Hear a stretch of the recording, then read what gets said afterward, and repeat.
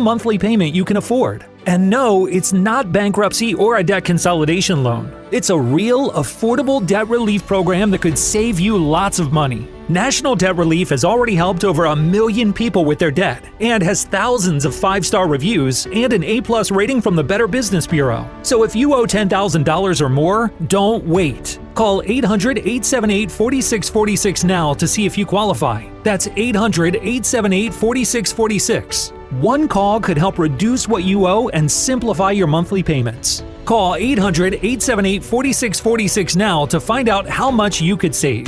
Everybody loves a win, and with the New Jersey Lottery, the next winner could be you. Play today at a New Jersey Lottery retailer near you, because anything can happen in Jersey. Talk sports with Evan and Tiki. Middays 10 to 2. WFAN. WFAN FM. WFAN FM HD1 New York. An Odyssey sports station. Hassel inbound. Fox gets it. Bridges on in. 4 seconds. Fox to Wembanyama. Pulls up. Jumper. Won't go. Rebound taken by Vassell. It's over. It's over. The Knicks survive. This magic carpet ride continues. 13 straight victories, and they lead 2-0 here in these NBA Finals. Tony Gallo. Sports Radio 101.9 FM, The Fan, WFAN. Oh, that's right. Anthony Gallo on The Fan. A fantastic Saturday afternoon.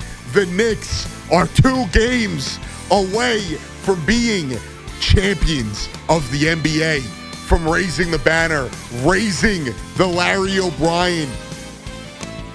An amazing parade. The city is buzzing, and we sit here on June 6th, and the vision is there. It's not over. The job is not done, but they are 2 games away. And for this series, I don't know if it'll be a sweep, but this series is over.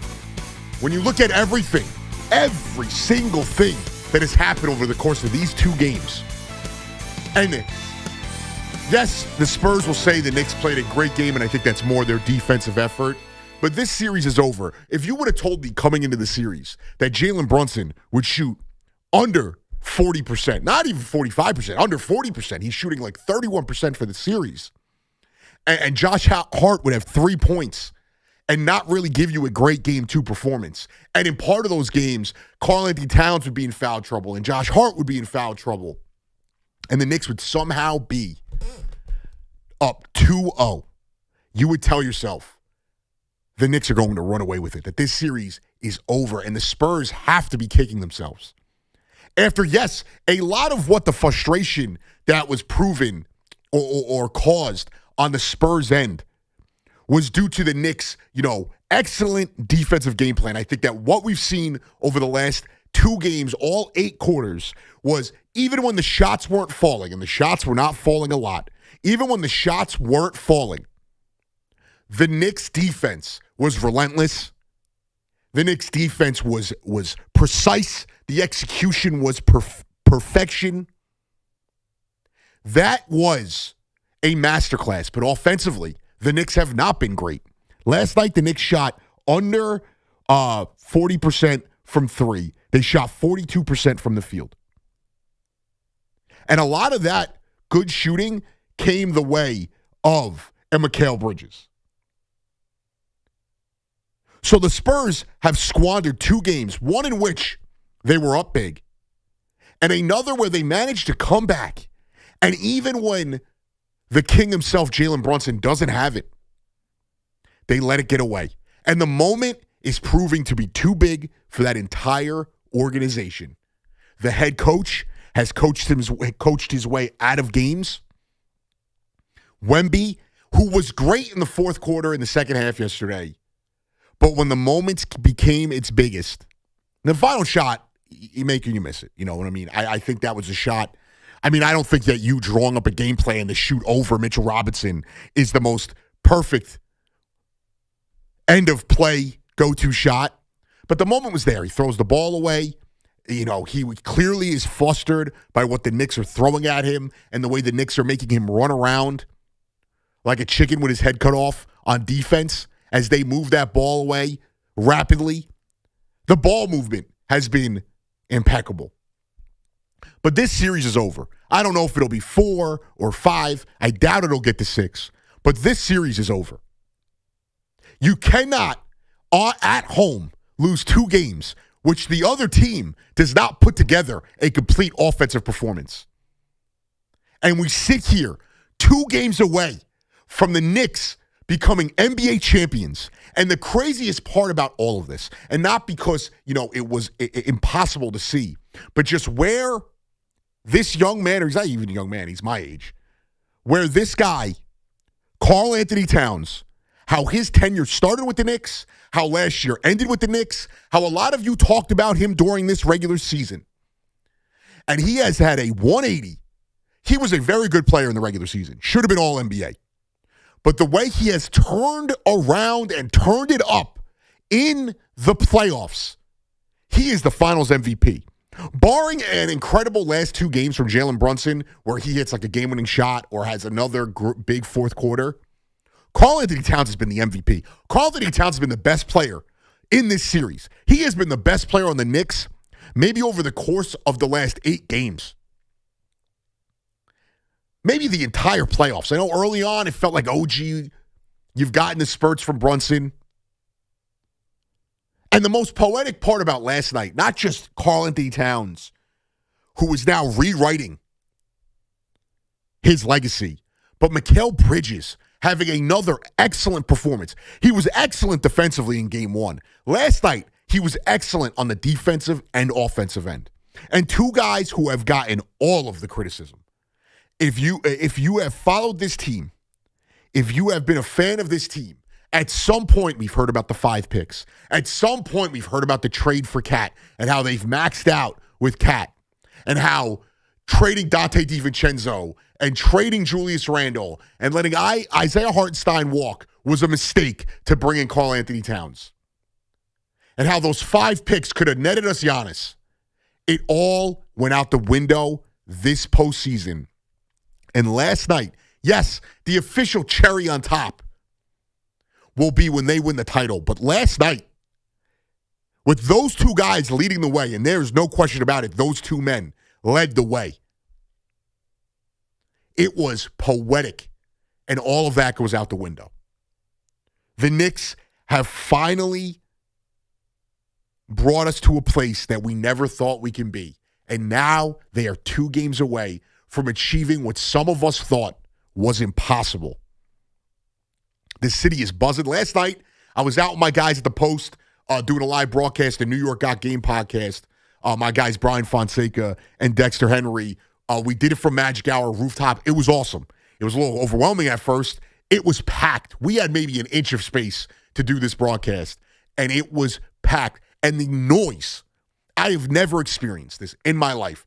I've seen it in other places. I've seen it in, my soccer fandom where I see social media clips, and you hear that initial pop. And being outside close to 7th and 33rd, hearing that pop when Wemby missed that shot was incredible. It gave me chills. I'm getting chills thinking about it right now. But the Knicks are 2 games away, and every single guy on this roster, rotationally, has impacted this team, has all put in the effort, a complete effort. Everybody on the coaching staff, everybody on this roster has contributed to this. But last night, the 2 guys who contributed the most were the 2 guys who have been criticized the most in this city and in a lot in the national media. Cat has taken a lot of flack. And I thought it was also poetic in game 1. After the game, the Knicks come back and they win in epic fashion. And hearing Shaq praise Cat after he's been getting on him, and he's gotten on him in interviews, telling him he needs to take over. And not only has he taken over offensively at times, his defense has been elite. What he's doing to Wembanyama, what he's doing to a guy who many people think was unstoppable, has been awesome. He has impacted not just that one-on-one matchup, but the entire defense has, anchored by him at times. Obviously, OG has been great. Mikhail has been great. Josh Hart, when he's not in foul trouble, has been great defensively. Jose Alvarado, in his extended minutes, has been great. He also, I thought it was hilarious. I mean, Wemby got away. I didn't think the officials were as bad as a lot of you made it out to be. If the Knicks had lost last night, I'm not pointing to the officials. But it is funny to see how much they let Wemby get away with, where little Alvarado, frustrated him to the point that he was putting him in a headlock in the post and crying about it. He has impacted the game. Deuce's shot selection last night was awful, but defensively, Deuce was great. Landry Shamet, how much can you say about him? And I know Clarkson didn't play last night, but he has been very good this postseason as well. But it is all coming together. But their best player it was a bad game. I think it's okay to say that. He wasn't terrible. He obviously hit a big shot when it mattered. That's a big shot that he hits at the end of that game. And last night just felt like nothing could fall for him. There was, the open three-pointer that rattled out, and the two missed floaters that I was shocked. We were all shocked at this bar that they didn't go in. It's also a part of where my nerves were turning, and I was like, this might feel like the one they're not turning out. They found a way to overcome. They found a way to get big buckets. And the Spurs have no answer for a team that has not played very well offensively. The series is over. It's very hard for me to envision them winning 2 games, let alone 4. Now, I do think I am not at the sweep level yet. I do think they're going to take one of these next 2. I think it's inevitable. But this series is over. If they lose Monday night, it doesn't matter what happens in Game 4, but they're going to be defeated. And we've seen what this Knicks team does. When they smell blood in the water, they rip that carcass to shreds. They don't play with their food. And last night was another thing, the difference between these two teams, the experience on one end and a very young, naive team on the other end. A Knicks team that has, experienced failures and chokes, last year, Game 1 of the Eastern Conference Finals, and has experienced letdowns. They choke away that lead last night, and they find a way to pull it out. And that is where your experience, your toughness, your mental fortitude comes in. Mike Brown, everyone on that coaching staff, Mo Cheeks, Rick Brunson, everybody. Mike Brown has done a fantastic job. Also, Mike Brown, I said this last night, and it's something I'm starting to pick up on. For a guy that wears glasses, he squints a lot. Not to get off on a tangent here. He does. I don't know if it's just a facial expression he's making at the officials, but what they did, everything, the entire team has been executed perfectly. And I think what Kat said in Game 1 to the huddle about how we have to trust our defense and the shots are going to start falling, that's what we've been seeing in this run. That even when they struggle offensively, they haven't been getting away from the defensive game plan. To put it in a baseball analogy, they're not letting what they do at the plate affect what they do in the field. This team defensively has not let up. This team defensively has put their foot down and hasn't budged an inch. And they don't let poor offensive performances kill them. Brunson struggled offensively last night. He had 5 steals.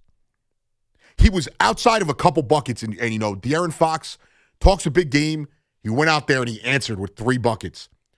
Outside of those 2 possessions before they switched him off, Brunson was good defensively last night. Everyone did their jobs.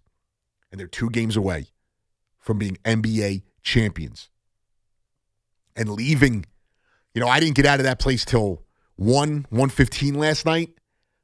And I walked because, I was beat. I sacrificed, basically a quarter of my paycheck to get home last night on an Uber. But I walked away from the Garden from 7th. I went to 5th, walked all the way down to 23rd, just to get away, hopefully avoiding surge pricing. But that walk was incredible to see the amount of people out. Bars that probably were watch parties that were now parties. But you look in and the blue and orange being everywhere. It has been incredible. This has been, as somebody who did not live through the 86 Mets, and I'm not a Yankee fan, but even to experience it from the outside looking in, I did not experience the 96 win. 07 with the Giants, It's different with the football teams. They don't play in the city, and it's a very split sport, not only with the two teams in the city, but also a lot of fans that are fans of teams outside of New York. This has been something I've never experienced. I didn't experience 94 with the Rangers. I was too young. The city has been taken over by this. This team feels it. Monday night is going to be a zoo. Monday night is going to be one of the great New York sports moments. Obviously, winning the championship is going to top that. But as far as what Monday night is going to mean, a home NBA Finals game up 2-0 with the chance to really put the pressure on this team. And if this Knicks team comes out hot, that is going to be one of the special moments in all of New York sports history. It is going to be loud. I am blessed enough that by the powers that be here, they have got me in the building. Obviously, I'll be working, but I am fired up. There might be a couple of tears that run down my eyes. That's how amazing that moment's going to be. This team is 2 wins away. The Spurs do not have an answer for a team that he's not even playing that well. They don't have an answer. I don't think the officials were that bad, but they don't have an answer when it felt like a lot of the calls were going their way. They don't have an answer for Cat. They don't have an answer for the Knicks' ancillary pieces. And they got away with Jalen Brunson missing a lot of shots that he normally hits. They can't bank on that. And this is a young team that is in the blender right now. And before I get to your calls, 888-808-1019, that was the other thing, too. There was a moment. And when you think about the moments, there's always going to be a moment. If late in that game where the Spurs are making the run, the Knicks still have the lead. I think they're up 2 at that point. If Brunson hits that shot, which I thought he was, over Wemby, that's a moment. That's the Nike commercial right there. If the Knicks win the championship, that's the commercial right there. The small guard hitting a shot over the alien. And the Knicks fans packing the building again. Yes, it wasn't like Cleveland or Philadelphia, but I was shocked how many Knicks fans there are. And it's orange and blue skies all around the city. And we're not talking about the Mets. It has been incredible. The buzz is everywhere, even coming in today. My fiance's here today. We'll hear from her later. We'll try to get her to, renounce her Celtic fandom live on the air. But coming in today, you saw it, you felt it. Leaving last night, it was incredible. The vibes are immaculate. The Knicks are 2 wins away from say that again, New York. The Knicks are 2 wins away from the NBA title, from the Larry O'Brien Trophy, from raising a banner that we don't need to argue about raising. In soccer, we would call this the double. The NBA Cup and then the NBA Finals. 888-808-1019, kicking us off. My guy, JR in Somerville. What up, JR? What's going on, Gallo? I have never felt better as a sports fan. Ever. I've never felt this way. Exactly. So let me ask you a question. So when you combine the rise of AI and the ingenuity of bootleggers, why don't we have some fashionable, wearable Knicks 2025-26 NBA championship T-shirts on every street corner today? Today. This is over. I felt like there's been a dropped moment because it's all the same T-shirt I see on every corner. The fake T-shirts, which is probably the T-shirt I'm going to end up buying because it's going to be $30 cheaper than the actual one. It's all the same one. Whoever's dishing these shirts out, we do have AI. If there's ever a time to embrace AI, it's the scalping, T-shirt market. Let's take a crap on the Spurs right now. When that bus comes in, just let them see the championship shirts on the street, okay? They're already mentally beaten. I'm not worried about them. I'm not worried about touching the money. I've been humping the money since about midway through the first game 1 against Philly, okay? This thing is over. The possession that told me that this is a team of destiny, one of the best teams in history, was just under 4:30 in the second quarter when Brunson hit Shamet. He went to Bridges, back to Brunson, to OG, back to Bridges for the 3. Are you kidding me? Yep. So, This is that team, and as far as your monologue is concerned, this team is one of the best teams I've ever seen play. They ended as a 3 seed, so they really did underachieve during the regular season. They Okay, did. They definitely did. Guys, yeah, and let me ask you this: I got some statements for you. I'm going to do a little true and false.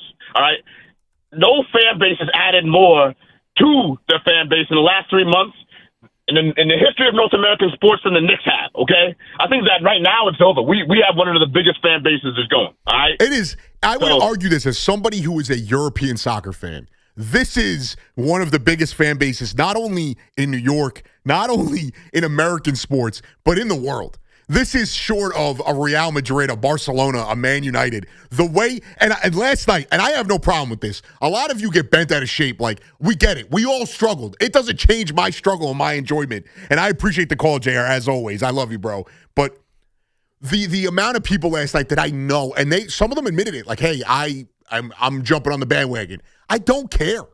Let's have fun together. It doesn't change my experience, okay? Those tickets aren't going to be any cheaper if the bandwagon fans don't show up. We're in New York. It was destined to be that way. But for JR's point of view, yes, we have gained more fans than any fan base has, maybe in the history of sports, in a 4-week span. That's what happens. You think Cowboy fans in the 90s were all in Arlington? That's why your cousin who lives in Brooklyn or your uncle from Jersey is a Cowboys fan. The Steelers fan. I got to be honest, I'm a Broncos fan. You think I did it because I loved Jay Cutler? They won 2 Super Bowls when I was a kid. I was 8 years old. I wasn't a grown man switching teams. Paul Rosenberg's a Bulls fan. It is what it is. And it's okay. But the vibes are immaculate. And to what his original point was, they are beaten. And that, the play specifically JR was talking about, where the ball is moving around. Watch Wemby as they have done this thing, and I get it. A lot of their defense is built off of letting Wemby be on an island and cover his man while also helping everyone on the court. What the Knicks have done is they said, okay, you're going to chase. When we get the guys rotated and there's a man open, that next pass, we may be passing up a great shot, but that next pass is going to be an equally great shot that's making Wemby running even more. And that specific one, where the ball bounced around the entire court and hits Bridges in the corner. Wemby is like all over the place, and he is fantastic at what he does.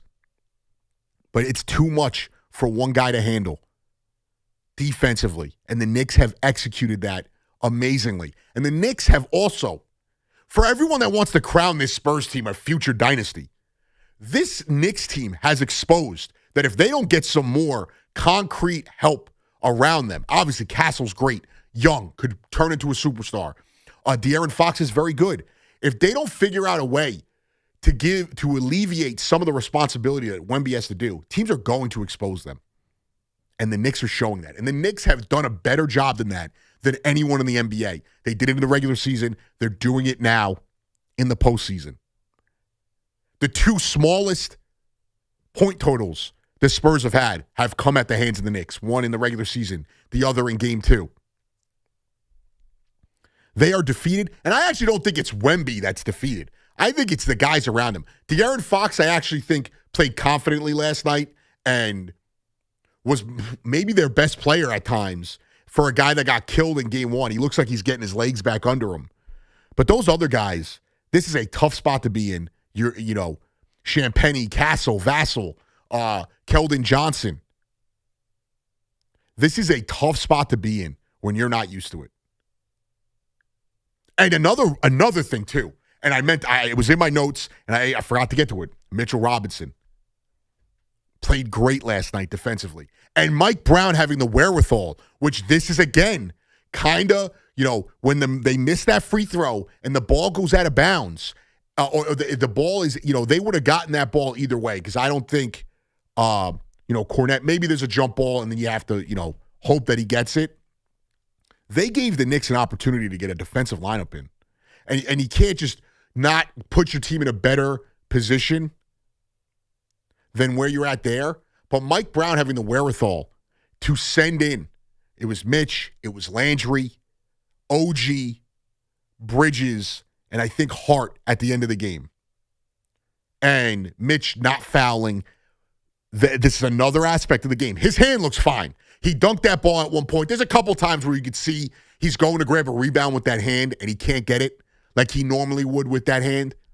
Obviously, the left hand fine. But Mitchell Robinson presents, and Kat said this last night, that they don't have a comparison to him in the league. Because it's Rudy Gobert is the closest comparison you have to Mitchell Robinson when it comes to, and it's not, I'm not talking about talent-wise. I'm talking about the ability to be an elite defender, but with that size. He's athletic. He is long. He is strong. Like, to be able to, like, Chet is a great defender. He does not have the mass that Mitchell Robinson has. There's, go across the league. There are small, undersized guys. Bam Adebayo, who is one of the elite defenders in the league. He doesn't have the height that Mitchell Robinson has to go along with his strength and his athleticism. Mitch, and again, I'm not talking about just being talent-wise. I'm talking about the entire package. When Wemby is being covered by him, and he has the IQ not to foul Wemby, even when the refs are giving Wemby every call, and his physicality does not suffer as he's sliding his feet, you see Wemby thinking about if he wants to drive at him or not. And then that last shot, the hand in his face, not, being, lazy and committing the foul. That was amazing. Everybody, I could go down the line and tell you somebody on this team that has done something at some moment to impact this team in a way. That is how champions are made. And you can argue with your mom. I don't care if you don't think they would beat the 78 Bucks or whatever you want to say. I don't even know if the Bucks won in 78. I'm just throwing random teams out there. This is going to go down as one of the most dominant runs. If they sweep this team, it is going to be one of the most dominant runs. And a team playing at this level, at the clip they have. I get it. Jordan fans who love, that is their wet dream at night. Is Michael Jordan, everything. You can never say anything. But this is a team that will go up there with the greats. I don't care where you rank them. It'll be one of the dominant teams. I'm not talking about in a run. We're talking singular year. If they sweep this team, and they blow them out in any one of these next two games, they will be one of the great teams ever to win an NBA title. Statistically, what we've seen on the court, from man 9 to man 1, whatever you want to say, this will be, I don't care if you think they can't beat somebody. I hate comparing the errors like that. It is what it is. 4 teams. They have the third, I think it's the third or the second longest win streak. And if they win these next 2 games and get to 15 without losing, I think it'll tie the 2017 Warriors for the longest win streak in NBA history in the playoffs. And their margin of defeat was 2 points. Eat 2 games by a point. It's been incredible. And we're celebrating this all day. We're having fun. The vibes are immaculate. Back to the calls we go. 888-808-1019. Steve in Rockland, what's going on, Steve? Okay, Anthony, you got to let me run with this. So first of all, I don't want to compare eras. I don't want to do that. But you know what? When you have a guy who scores however few points Josh Hart scored, right, and he can impose his will, yes, on the game to determine the outcome the way he did, that is a performance. That is a performance that goes down as one of the great performances in NBA Finals history. Now, I am going to flash back now because no one really says their names and no one talks about them. When Willis got hurt, okay, the Knicks rolled out. They had a guy named Dave Stallworth, okay, who you never hear his name. Nate the Snake Bowman, Bill Hoskett, and Don May. These guys leaned on Wilt, all right, and. They held it down. They held it down. Yes. And the rest is history. That is also legendary. Right. You know? And Steve, that's like the point in saying, like, when you want to win a championship, and I think we always think in the NBA, and I know a lot of you guys that got to see those early 70s teams know what this means. But when you have to win in the NBA, it's not just the Steph Currys and the Klay Thompsons or the LeBron James and Dwayne Wade that are winning. How many big shots did Robert Horry hit in multiple different championship teams? Like, that is what's been so special. And even last night, and I got to let you go just because there's a little bit of noise in the background there, but great call, Steve. Last night, Josh Hart did not have a great game. He still found ways to impact the performance when he was in there. He played good defense. He had a big block shot. The rebound, I forget if it was the second or it was the third or second to last possession for the Spurs. There was a loose ball, and Josh Hart was the one who kind of set the ball free. And I don't know if he ended up with the rebound, but he was the guy who dictated it and got it to the Knicks. Those things matter. Now, he's got to be better. And I thought his first 2 fouls were stupid. The tripping call was, I'm sorry, that's the rule. Like, it doesn't matter if it's incidental. He pulled back, he grabbed it. I'm okay with that. I wasn't losing my mind. And then it becomes a clear path call. And I can't blame him. I don't think he did it dirtily. Like, I don't think he was being dirty. That's not even a word. I don't think he was being dirty. I think he just swung his hand back, and that's what happened.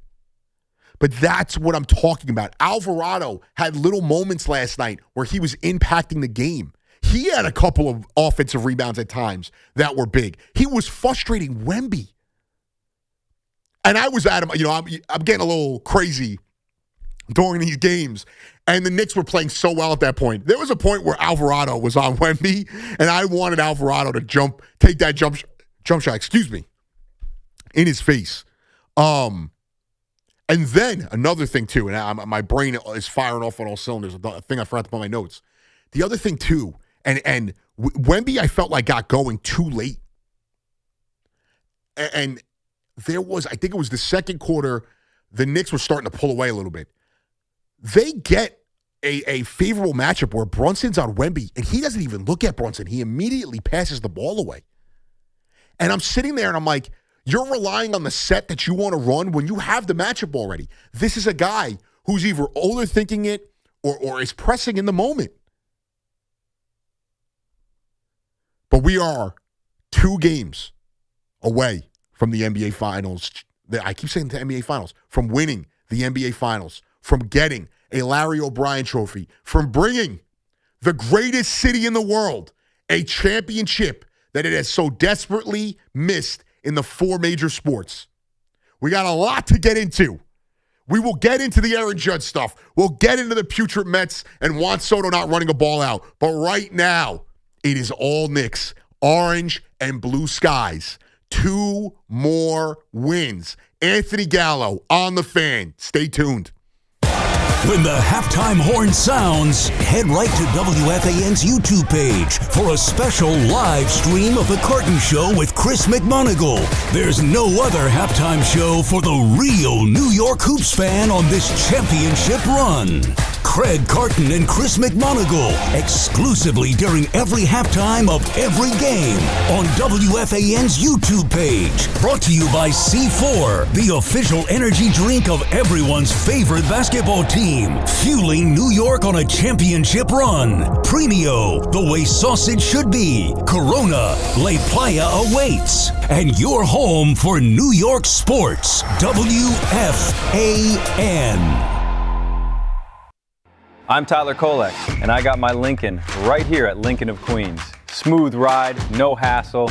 They even delivered it right to my door. When it's time to save, it's time to go to Lincoln of Queens. It's our employee pricing sale. You pay what we pay. Lease a 26 Nautilus for $563 a month. 36-month lease requires $58.20 due at signing. Excludes tax, title, and MV fees. See dealer for details. Expires July 6th. Lincoln of Queens, where Queens goes. Go New York, go New York, go. Total Orthopedics is expanding across Long Island and New Jersey with offices coming to Babylon, West Babylon, Comac, and West Orange. From sprains and broken bones to complex sports injuries, they're the experts at getting you back to being you. Visit TotalOrthoSportsMed.com today. This ain't pop. This ain't pretty. This is Southern hospitality. The Black Crowes, Whiskey Myers, blues-soaked guitars, outlaw swagger. Rock and roll the way it was meant to be. Loud, raw, and real. The Southern Hospitality Tour. The Black Crowes. Whiskey Myers. Saturday, June 20th, Prudential Center. Tickets on sale now at Ticketmaster.com. Everybody knows Town Fair Tire is New England's largest name brand discount tire dealer, beating all the local competitors with our guaranteed lowest prices. And now, with over 120 stores throughout New England, we beat all the competition, including the warehouse clubs, the online sites, and the local dealers. Yes, we beat them all with the absolute guaranteed lowest price on name brand tires. Nobody beats Town Fair Tire. Nobody. Name brands at discount prices. Town Fair Tire. Hey, it's Tiki Barber. Looking for a great deal to stay connected? Now, for a limited time, new Verizon mobile and home customers can get Fios and a line of mobile for just $69.99 a month with AutoPay. Get Fios 300 megabit per second for $20 a month and unlimited welcome for $50 a month plus taxes and fees when you bring your own phone. Visit a Verizon store today to learn more and switch. For new Fios, internet, and mobile customers, discounts applied over 36 months. Mobile and home discount enrollment required. Additional terms apply. In times of congestion, unlimited 5G and 4G LTE may be temporarily slower than other traffic. Domestic data roaming at 2G speeds. Staples presents Celebrations Made Easy. I was throwing a party for the twins and had custom invites and a banner printed at Staples. And that's when I saw Party City is now at Staples. Party City? No way! Yep. So now Staples has all your printing needs and everything you need for a party. Everything times 2. Yeah, and now at Staples, save 40% on custom cards, photo gifts, wrapping paper, banners, and more. Big news! Party City is now at Staples. That was easy. Shop Staples in-store, online, or on the app. In 613. Exclusions apply. I'm Piera Palazzolo, VP of Digital Marketing for the American Management Association, a company focused on the management training skills needed to enhance the careers of business professionals. We did our research when it came to the best companies for website development and chose AmericanEagle.com. And we couldn't be happier. AmericanEagle.com worked closely with us to understand the front and back end requirements needed to launch an e-commerce website that could handle the complexities of running thousands of seminars nationwide. Our robust new website and improved SEO saw immediate increases in site traffic and web revenue. If you're in need of managerial effectiveness and success, visit our website at amanet.org. If you're in need of a website that provides an unparalleled consumer experience, I highly recommend AmericanEagle.com. Transform your business today. Dial 877-WEBNOW1 for a free digital consultation with AmericanEagle.com. Hey Yankees fans, join us at Yankee Stadium on Thursday, June 18th as the Yankees take on the White Sox. And come early for a special giveaway. It's Yankee Soccer Jersey Night. The first 18,000 guests will receive a Yankee soccer jersey presented by Bank of America. Don't miss Yankees and White Sox on Thursday, June 18th, Yankee Soccer Jersey Night. Get your tickets now at Yankees.com/tickets. Long Island is more exciting than ever at Jake's 58 Casino Hotel. This June, don't miss our midweek Money Rush drawing and your chance to win your share of $50,000. Be here on Wednesday, June 10th and 24th from 3 till 6 p.m. when one lucky winner will be drawn every hour to win $5,000 cash. Then at 7 p.m., one winner will take home $5,000 cash plus any unclaimed cash from the previous drawings. Come to where Long Island wins at Jake's 58 Casino Hotel. If gambling is a problem for you or someone you care about, please call the 24-hour toll-free helpline at 1-877-8-HOPE-NY or text HOPE-NY. Craving amazing quality meats and seafood without the crazy high price tag? Wild Fork Foods has you covered. With over 600 meat and seafood options, Wild Fork Foods delivers high-quality proteins at unbeatable prices. Stock up on everyday favorites like sausages starting at just $3 a pound and chicken leg quarters for only $1.84 a pound. Looking for something extraordinary? They've got globally sourced and exotic selections too. Shop at one of their Long Island, New York, and New Jersey locations or visit wildforkfoods.com today. Sal Licata here for CertaPro Painters. You know, my home is a happy place, and that's not always an easy thing for me to achieve, but my friends at CertaPro Painters, they had no such problems. Big jobs or small, the good folks at CertaPro Painters are at your service. If you've been putting off a painting project, give them a call now at 1-800-GO-CERTA. That's CERTA with a C. Celebrate America's 250th anniversary with CertaPro Painters and get $250 off projects of $2,500 or more. Schedule by July 10th and let freedom and fresh paint ring. Each CertaPro Painters business is independently owned and operated right here in our community. Schedule your free estimate online at CertaPro.com. Get connected with WFAN to talk about your favorite teams. The Fan on the Odyssey, iHeart, and TuneIn apps. 808-1019. Last night I was in the city. Well, Anthony Gallo on the Fan. I should probably do that first. Yes, Paul. I'm still learning. Only 2 years into this. But I was in the city last night. I did a watch party with my guys at the Post. Dexter Henry, who used to do updates here, and my guy Brian Fonseca. They do a great job on the New York Got Game podcast. But we're in the city at Magic Hour, which is, I didn't know what it was until last night. I'm not hip.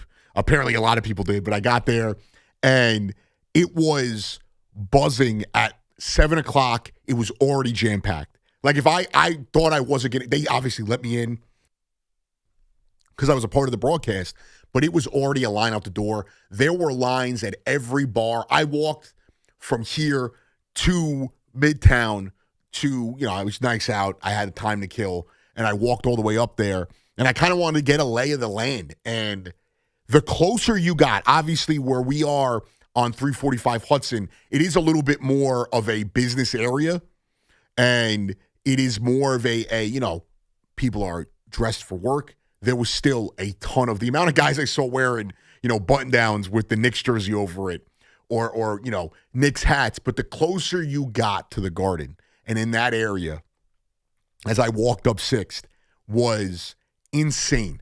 Each bar packed. And, you could tell they were like, we're charging extra tonight. It was an awesome vibe. At Magic Hour was crazy. But then leaving, the game ended, 11:30-ish? The game ended. I didn't leave Magic Hour till about 1. We did a post game. So I'm walking, and I wanted to get away because I was going to Uber home and get from the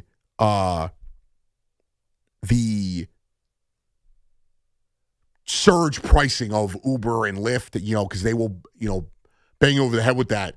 And I get to walk all the way down 5th to 23rd to 21st, and the amount of people still out. And it was fun. It did not feel crazy. Honestly, I didn't see any of the craziness by the Garden by the time I left. And it was pretty dispersed by then. There was more cops than people at that point.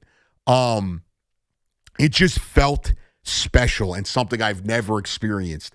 And it was just a crazy vibe to be around. And even on game 1, when, it was louder being in the city when that final whistle buzzed, and the loud roar I heard from just around us. We're on a rooftop. You could hear everything around you on the street. The loud roar, obviously most of it coming from the watch party outside of MSG.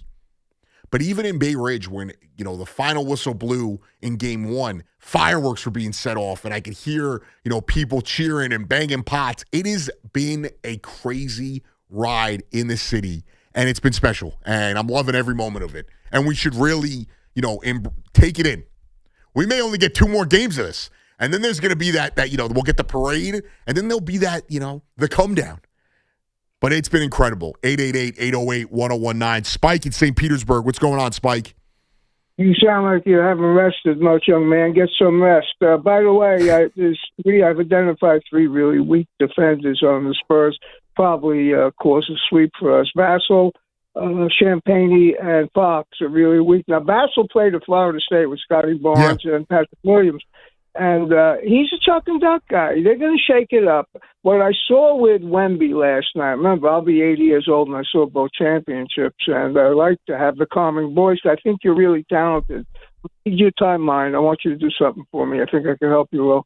The bottom line is the Spurs were exposed, but you saw Wemby for that run of 5 or 6 minutes. Remember, he's time sensitive. He's been watched since he's 15, and they watch him minutes on. He showed big stuff, and he showed, obviously, we're poised, we're deep, and this is everything fell into place when they knocked Detroit out. And I think the Bridges and Cat. Cat's been playing great for 40 games. You forget the well, I mean, at the end of the regular season, he had changed his defensive effort.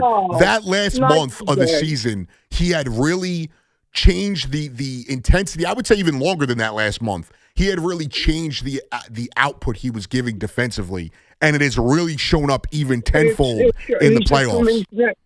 Next to Jokic, he's the best center passer in the league. He went over, the story I got is he went over to Chris Gent who's been the number one guy for Brown, and said, let's do this, let's do that. Look, Cat's had a bad rap on him. He's getting all those accolades, or as you kids call it, flowers now.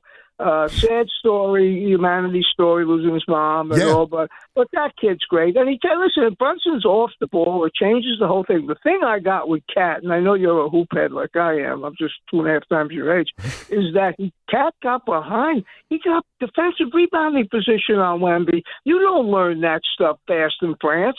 You learn the basic stuff. Wemby's going to be the face of the league, barring injury. He'll win a couple of chips.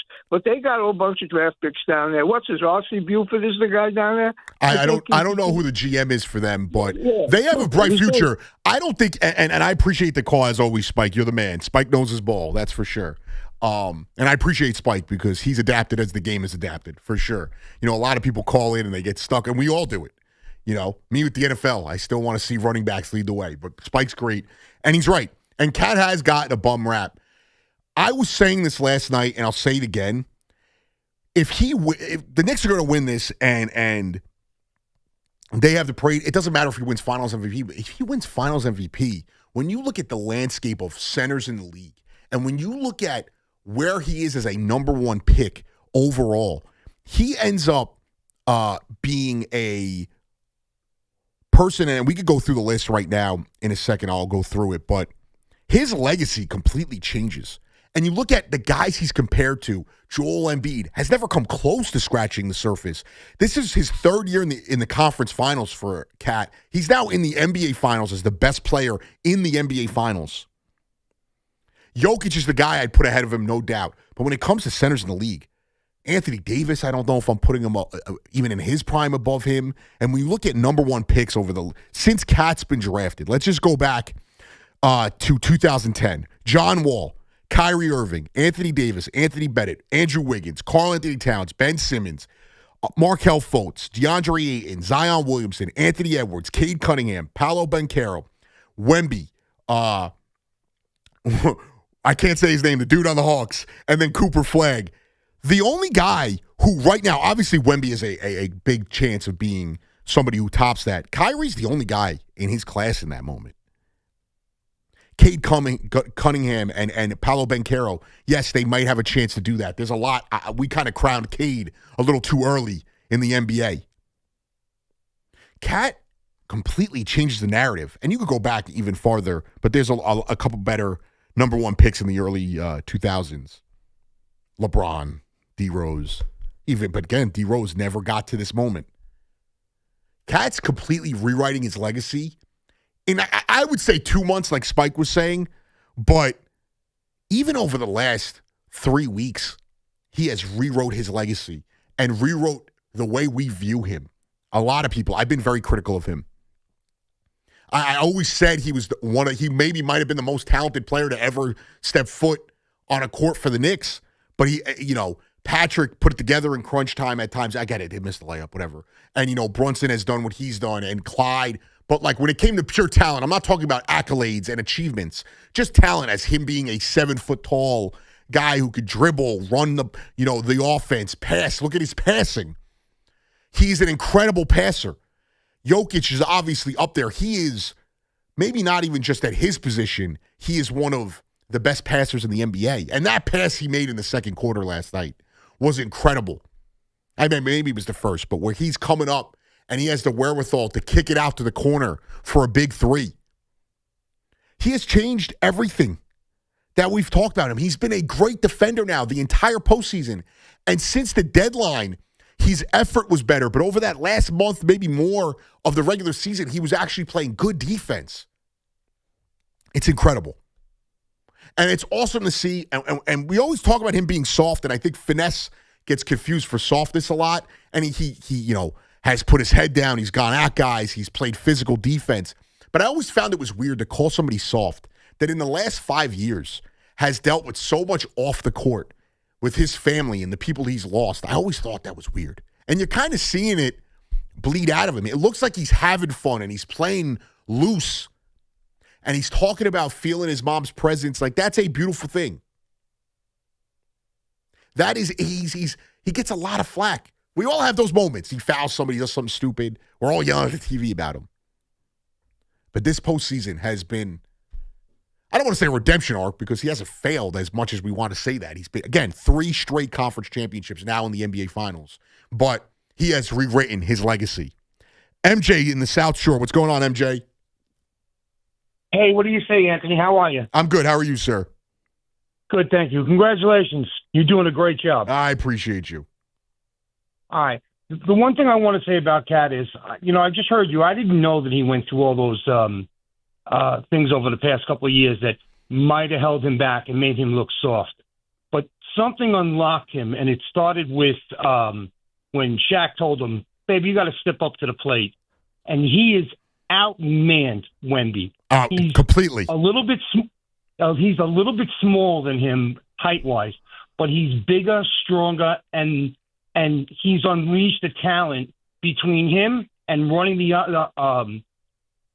offense, having him, Brunson Sr. step up and making him a big part, and waking him up between him and Jalen. There's no stopping them. Right. And he's been great. And it's funny, and I appreciate the call, MJ.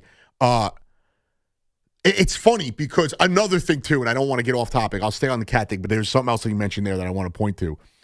I think part of it was Shaq. I also think that this team has held themselves accountable at times. There was always this narrative that they somehow didn't like Cat, which I always thought was stupid. They're very together. You could see it. I think that also Jose Alvarado, as funny as it is, if you watch him, he's getting in everybody's, rear end. He's yelling at Cat, he's getting on Brunson, he's getting on these guys. And I get it, he's not a star, but sometimes you need that guy to kind of check you back into reality. And I think they hold themselves accountable. I think Josh Hart holds guys accountable. He does it even sometimes in the media. I think that Shaq thing probably played into it. I think at some point, he got his confidence back. He was so talented that even when he plays tight or unconfident, he's still such a great player. I think Cat got his confidence back, and you see it. And I don't think it's disrespectful. I think it's the heat of the moment. It's the NBA. He's yelling in guys' faces. He's dunking on dudes, staring them down. He's got, what the kids today would say, an aura about him that is just unseen in his career. And another thing that's funny to me, we're 2 games away from seeing Cat win a title. Jimmy Butler hasn't gotten there. Andrew Wiggins, obviously as an ancillary piece, got there, but didn't get there as a star. Anthony Edwards hasn't gotten there. Rudy Gobert hasn't gotten there. So all these guys that he had played with, that we talked about, were so much better than him, or that were better winners than him, where are they now? And if he walks away with this title, there is a lot of people that the ripple effect from Cat winning this title that will have on, Jimmy Butler, a guy that I like to point to as somebody who he was this dog. All of it was performative with Jimmy Butler. But you go out there, and what this win for Cat will do is going to be legendary. And it's crazy because it's really rewritten his story. 888-808-1019. Tim in Atlanta. What's going on, Tim? Hey, Anthony. Love the show. I appreciate you. What's going on, dude? Well, I called you last week before the Cleveland game, and I was I was optimistic, but just take one game at a time. Let's not rush it. I'm still at that point. I will not calm down or relax until double zeros. I understand. I understand. 100%. But the thing I caught last night in the telecast was the facial expressions on Wembanyama. They did several shots where he was just totally flustered. You could see his face. Several times he was shaking his head like he couldn't believe it. Even at halftime, Barkley and Kenny Smith were basically saying Wembanyama was in shock, and O'Neal was defending him, saying he wasn't. By the post-game, Shaq agreed with the other two that Wembanyama is totally in shock and doesn't know how to do this. Doesn't know how to combat them at all. I think, and Wemby said it, and we'll play it next break or next segment, and I appreciate the call, Tim. Wemby said it. He kind of took a shot at Chet in saying it, but that this is a different thing. And I think this Spurs team thought they were going to steamroll this Knicks team. I think this Spurs team, after they beat the Thunder, they thought Wemby was going to dominate Cat, and they thought that Brunson was going to be an easy defensive matchup, and they weren't going to struggle with the looks that the Knicks have thrown at them. And the Knicks have consistently, they've been a hybrid, whether it's running the offense through Cat, running the offense through Brunson. Last night, they were running the offense through Bridges and OG at times in that fourth quarter because they knew they couldn't get Brunson going, so they were trying to run a two-man action with them. They throw so many looks at these teams. They throw so many different looks offensively. These teams don't know how to do it. And I think part of that's on Mitch Johnson. I think part of that is on the Spurs not knowing how to respond to what's going on.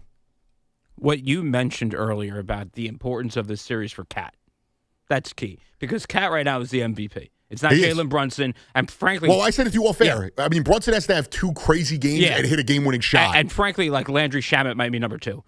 But the importance of Karl Anthony Towns to this team, because if they get 2 more wins, in Knicks lore, he surpasses Patrick Ewing for big men, legendary big men, only because what he is doing. And if you want to say it's a championship culture, that's fine. It is what it is. If they win 2 more games, he becomes a more important and a more legendary Knick than Patrick Ewing. That is the run that Karl Anthony Towns has been on right now. Well, I think it's a point that we'll get to. You know, we're going to have a lot of content to fill this summer, obviously, you know, with the Mets being irrelevant in the next 2 weeks. But to that point, it's more, I thought about it last night as I was walking home, just, you know, all we heard about is how soft this guy was, Jimmy Butler, that whole infamous practice. Where's that ended up for Jimmy? And then Anthony Edwards, the face of the league. Where's that ended up for Anthony Edwards? And how, again, it was in Minnesota, and how that they felt like he's holding them back, and they thought they could make a move, and then he's holding the Knicks back. And look at where we are.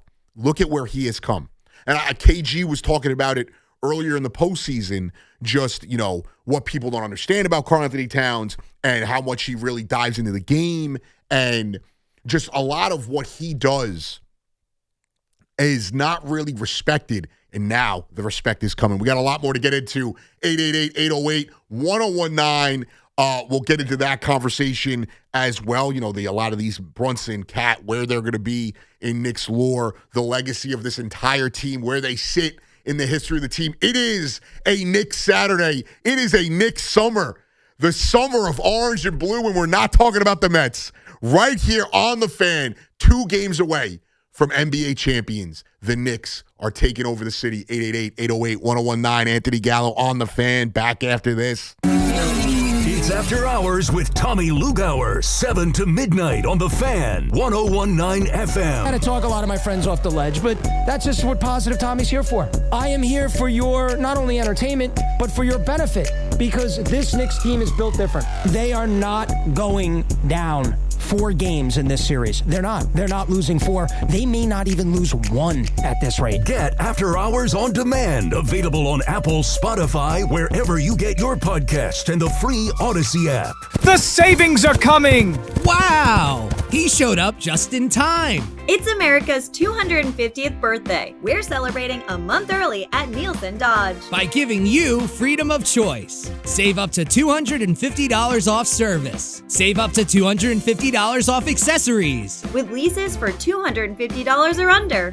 Lease a new 2026 Jeep Wrangler Sport S 4-door 4x4, just $249 a month. Leased with loyalty for just $229 a month. There's always 0 down payment. The credit help you need. More savings with your trade-in. And of course, great deals. For leases $250 or under, hurry to Route 10 in East Hanover. Online at NielsenDodge.com. At Nielsen Dodge. In the driver's seat.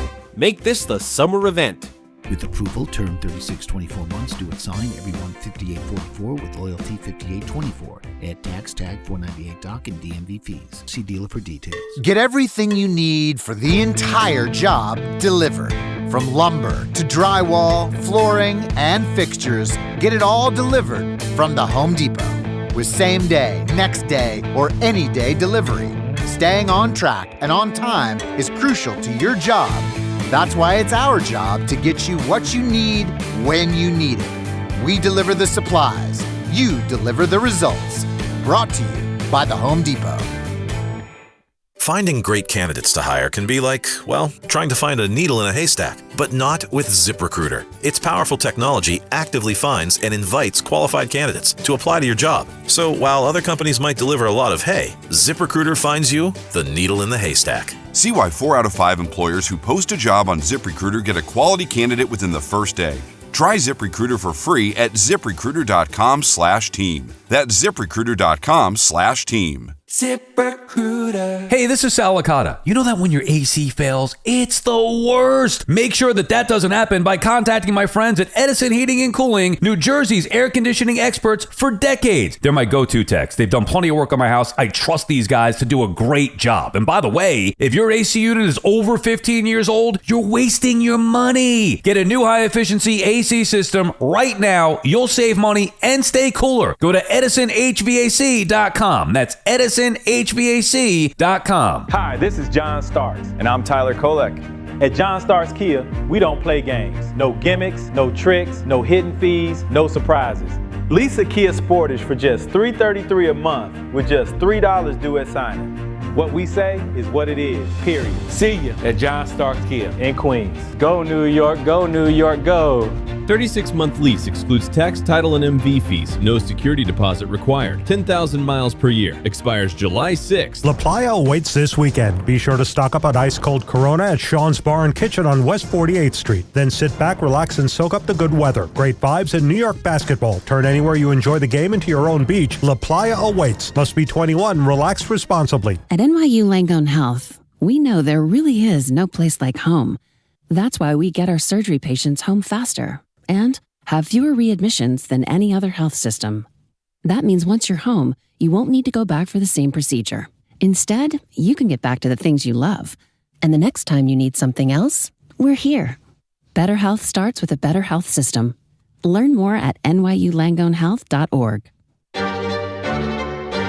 Town Fair Tire honors any valid rebates, manufacturers or competitors' rebates. Yes, even any competitors' rebates. And we give you the guaranteed lowest price. Nobody beats Town Fair Tire. Nobody. Town Fair Tire. We all hear the radio ads about the IRS. They tell you to be afraid, to be scared, and they try to frighten you into calling. I'm not here to do that. Tax Relief Advocates is different. TRA is here to tell you that if you owe money to the IRS, whether it's $5,000, $50,000, or $500,000, we have a solution. It doesn't matter if you're sitting in your car, at work, or with your kids. No matter where you are, call now. 800-575-4094. Don't lose hope. TRA can eliminate or reduce what you owe to the IRS. Generous programs are now available that can give you a fresh start. Our passion is taxes and helping individuals fix their IRS problems. We have over 1,000 5-star reviews on Google and an A+ with the Better Business Bureau. You don't need to be afraid of the IRS any longer. End your tax nightmare today by visiting us online at TRA.com or call 800-575-4094. That's 800-575-4094. Tax Relief Advocates. Real solutions for real people. This is the story of the one. As a maintenance engineer at a beverage manufacturing plant, he starts his day knowing every line is ready to run because Grainger delivers the industrial-grade products he needs to keep mixers, conveyors, and packaging equipment moving. With Grainger's vast selection of bearings, belts, and motors, he keeps operations running smoothly, so nothing grinds to a halt. Call 1-800-GRAINGER, click Grainger.com, or just stop by. Grainger, for the ones who get it done. Pump up the volume. Business moves fast. Orders roll in, deadlines close in. When you ship with USPS Ground Advantage, you can keep up with confidence. Every package stays in our secure network from dock to door. And with nationwide reach, dependable tracking, and upfront affordable pricing, you get built-in peace of mind. You run the business. We run the routes. Visit USPS.com/groundadvantage to learn more. Talk sports with Craig Carton and Chris McMonagle on The Carton Show. Afternoons from 2 to 7 on WFAN, WFAN FM, WFAN FM HD1 New York, and Odyssey Sports Station. 3 o'clock, WFAN, Anthony Gallo on The Fan, the greatest radio station on the planet, in the greatest city in the world, New York City, on the precipice of its first NBA championship in over 50 years. And you know, going into the break, we were singing Cat's praises, and I talked about how Wemby, spoke about it post-game, kind of taking, in my opinion, a little jab at Chet, but also to give credit to Cat and what he's done and how different it's been for Wemby to adjust to that. So here's Wembanyama after the game last night. Through 2 games, what your impressions are of your matchup with Cat? I know he's a lot different of a center than you guys have played this playoffs. What do I think of it? It's very different from the previous series. It's bringing us into difficult areas because they're good players. He's a good player. So we just need to figure it out. We need to keep working on it. How many points did they score tonight? 1 on 5 is. We can do a little bit better. We can do better. I think he's clearly frustrated, and I think if you saw last night, it was a small thing. They understand what the benefit is of removing removing Wemby from the paint, making him travel around. Not just, obviously, like I said earlier, where they're passing the ball around and making him run, gassing him out, but in the second quarter, whenever, maybe it was the first quarter, when Mitch was in late and they started the Hack-a-Mitch thing, right before they took Wemby out, they were making Mitch run to the corner, one, to avoid getting the foul called on him, and they didn't want him anywhere near the ball, but they were also trying to drag Wemby away from where the ball was to make him move as much as possible. You saw it with Cat a lot. Even when Cat didn't have the ball, I know a lot of you get frustrated when he's not down low. If you watched last night, when Wemby was on him, they dragged him away from the rim, and when Wemby wasn't on him, he moved closer to the basket. And that play where he took Wemby to the rack, and you saw OG do it as well, that's where you demoralize somebody. That's where a guy who's had his way with the NBA, specifically in the postseason, that's where you demoralize somebody. You demoralize a fan base. You demoralize a team. I mean, the Cat one was electric, and it was early in the game, but even OG, I think it had to be in the second half, where OG takes the ball from the corner, goes baseline, and Wemby gives him an inch. OG takes it, and Wemby kind of played almost like he knew he was going to block the shot, and he did it because he's facing a stronger player. And the faces that not only his teammates made, but the crowd made when OG rose up, much smaller than Wemby, and dunked on him. That was more of a dunk on somebody than John Starks dunking on Jordan. You could see the life get sucked out of them. And this is tough.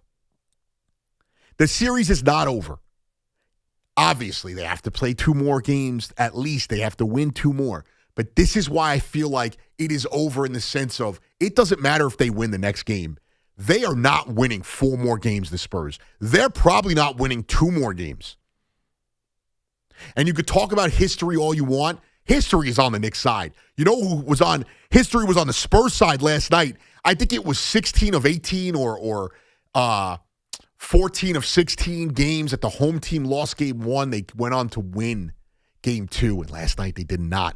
The Knicks played awful offensively at times last night. Brunson was not good. Josh Hart had 0 points. OG had 17.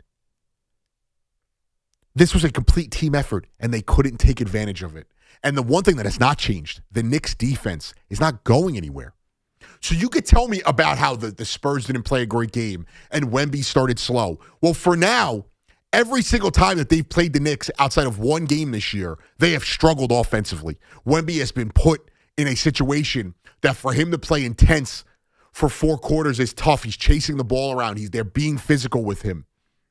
The other guys on the team have not adjusted well to the Knicks' physicality, to the Knicks' ability to come up in tough moments. And I know Josh Hart said that the Spurs played physical and the Knicks could, deal with that better in the fourth quarter and at moments.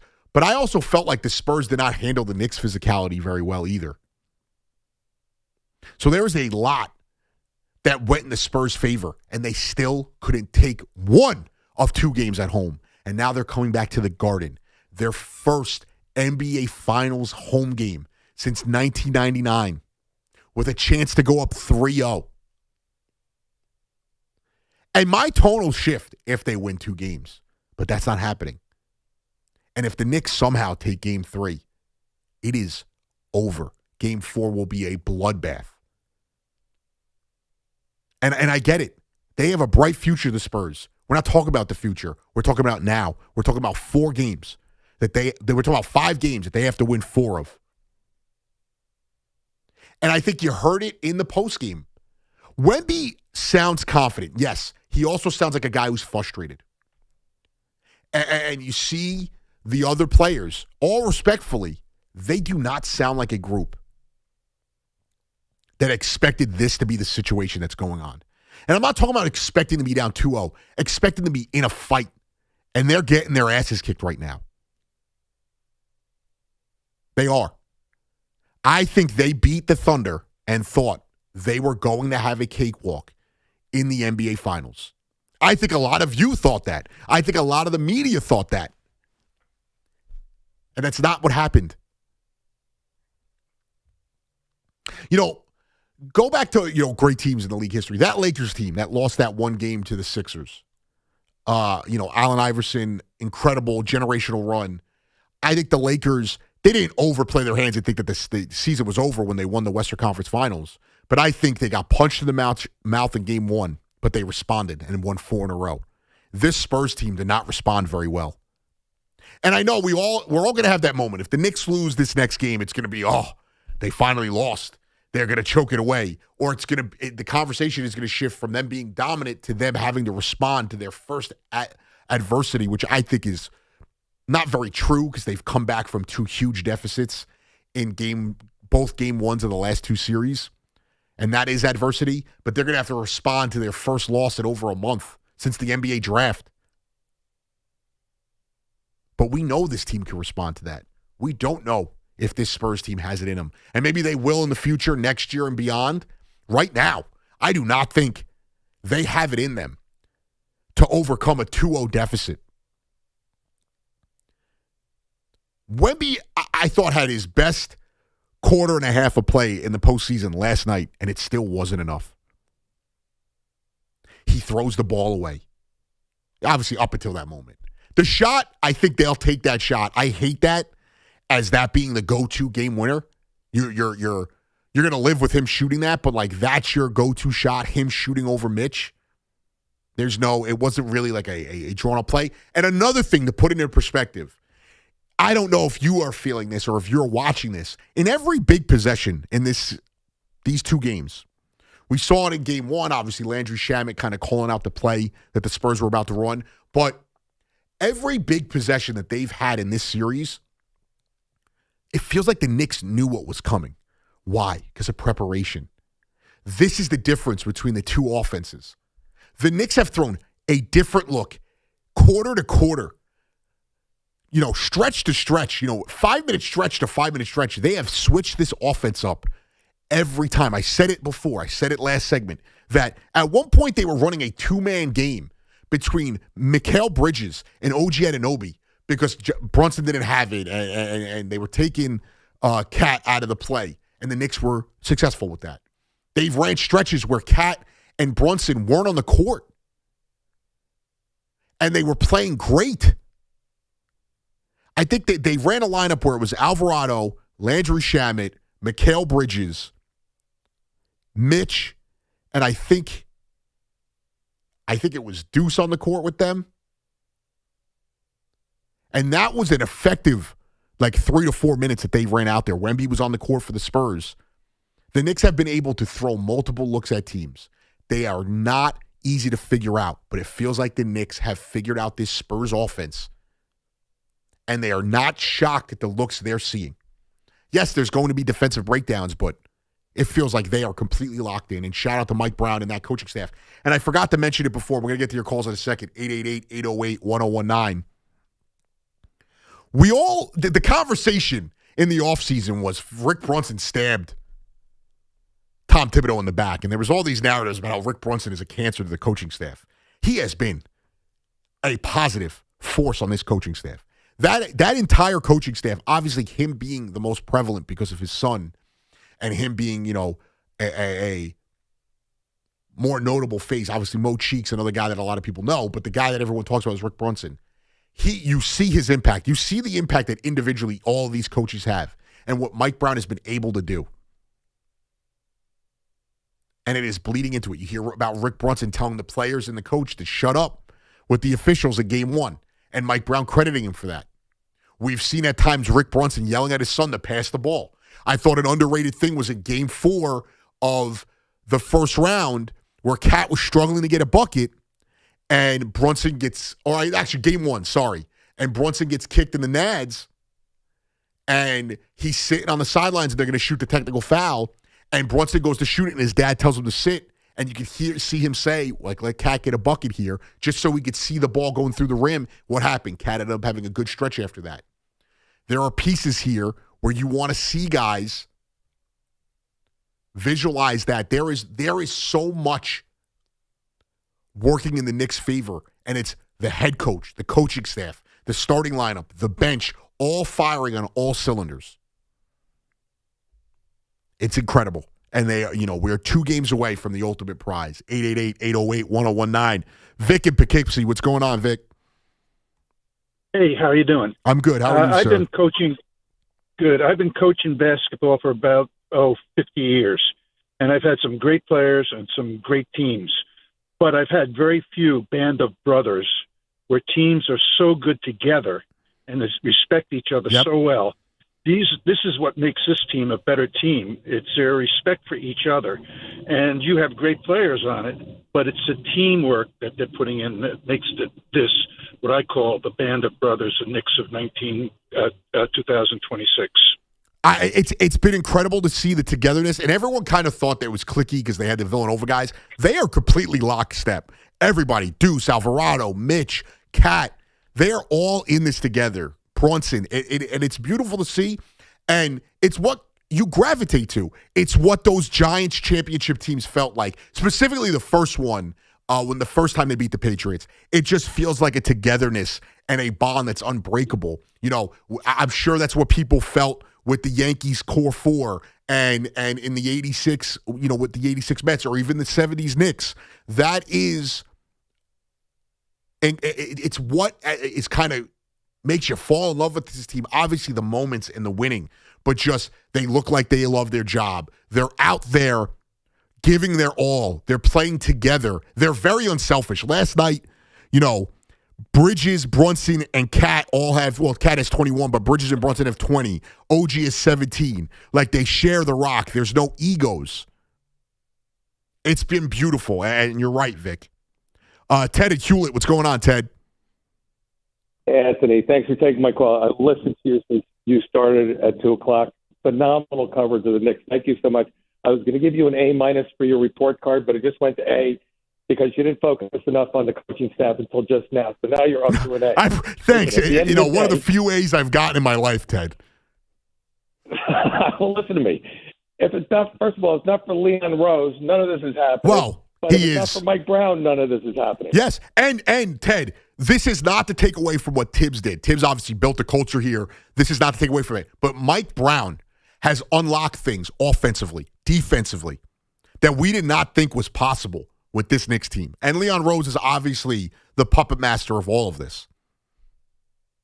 So let me just throw out really quick, just a couple of things that jump out at me. You want to say Cat's MVP?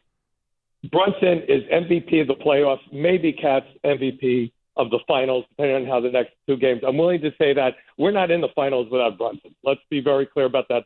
So let's not forget about that. And one other thing I want to say before I know they're going to cut you off. I think the key to the whole season, it took a whole season for them to figure out how to do it. I love Mike Brown because he was coached by Popovich, Carlisle, and by Steve Kerr, so he learned offense, defense, tactics. It all came together in the Cleveland series, where in the middle of the series, all of a sudden, in the middle of the game, I would see Jalen Brunson with the ball wide open, and he was passing the ball anyway. And I was like, oh, my God, they finally got it, and they've been consistent ever since. They love running up and down the court.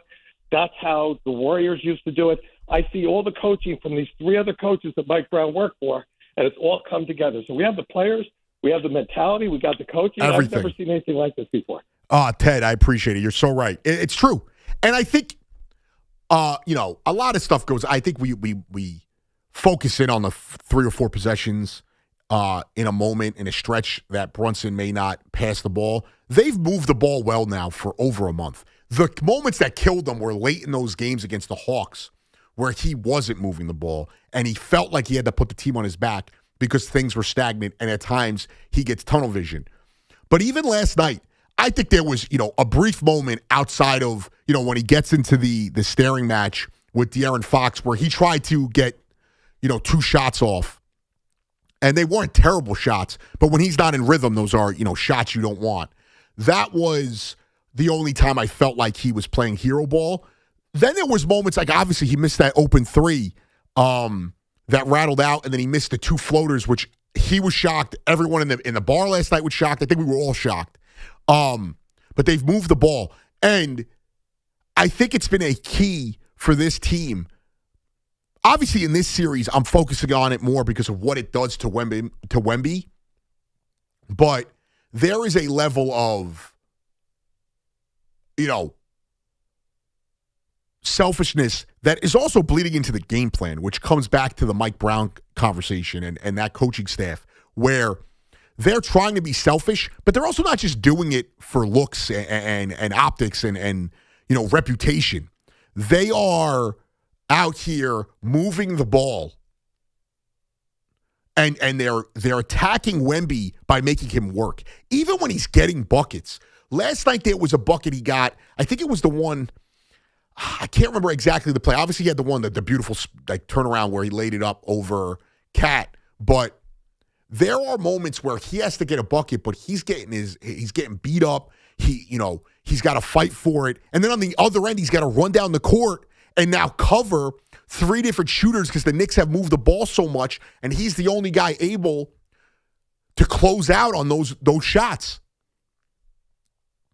And it's been awesome, and it's funny. You mentioned the Rick Carlisle thing. We always talk about Kerr and Pop when it comes to Mike Brown. He learned from Rick Carlisle, and Rick Carlisle is one of the great NBA coaches of the last 25, 30 years.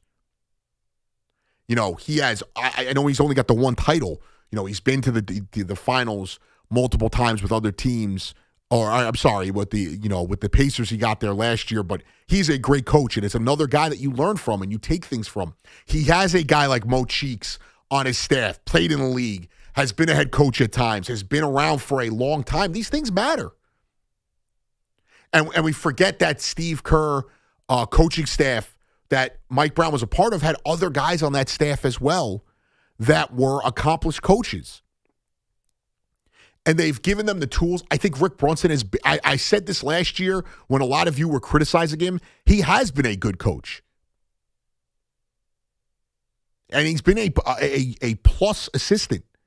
If his name wasn't Brunson, we wouldn't care. And he's also not afraid to get in on guys, specifically his son. And Mike Brown, you guys call him a player coach, but from all you hear, the adjustments, the way that they hold guys accountable, not just the players, but he has held guys accountable. He also has given people the ability to instill confidence.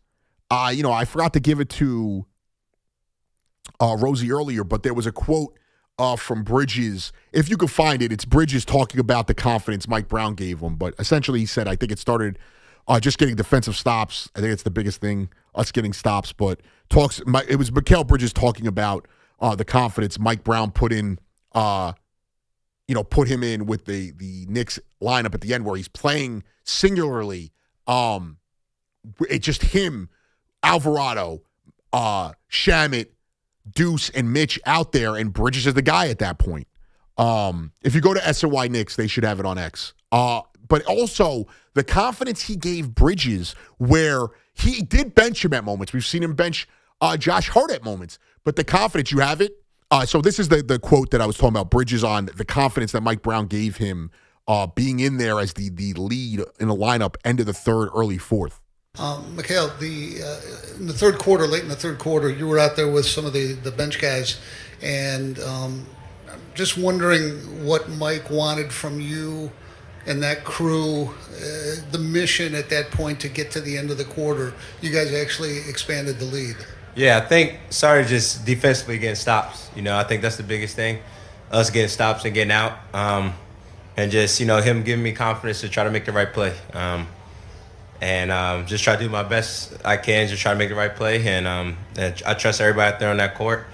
It's just try to do my best. And that's a singular moment last night. But then there is also the moments where Game 2, Game 3 of the first round, where fans, or I wasn't, but fans were demanding that Bridges be taken out of the starting lineup. And he stuck with them. Yes, he limited his minutes at times. He took him out of moments. But he still gave him the confidence to say, like, hey, I believe in you. You are part of the reason why we're here, and we're going to ride with you. And we may not like that in the moments, but there is a level of just trust and the ability to play loose, knowing that your job's not on the line in the postseason when you are a top 3 seed in the NBA and you get to this moment. It's beautiful.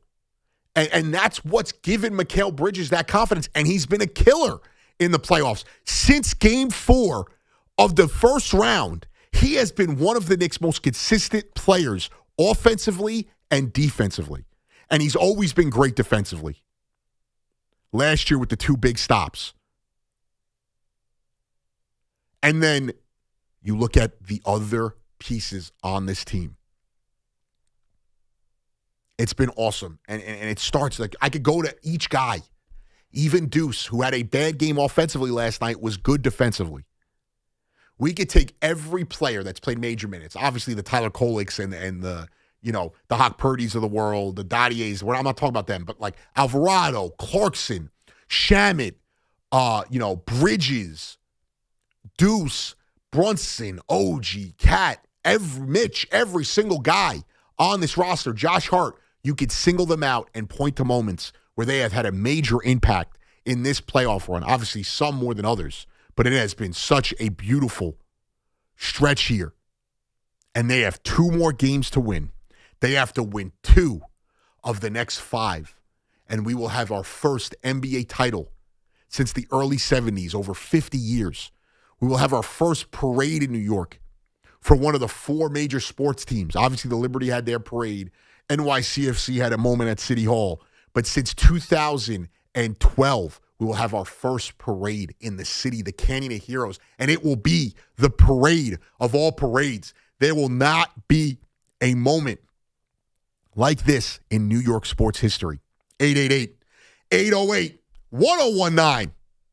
Anthony Gallo and the Fan. We got a lot to get to. It is a beautiful, I know the rain is coming, but right now it is a beautiful Saturday in New York City, in Knicks country.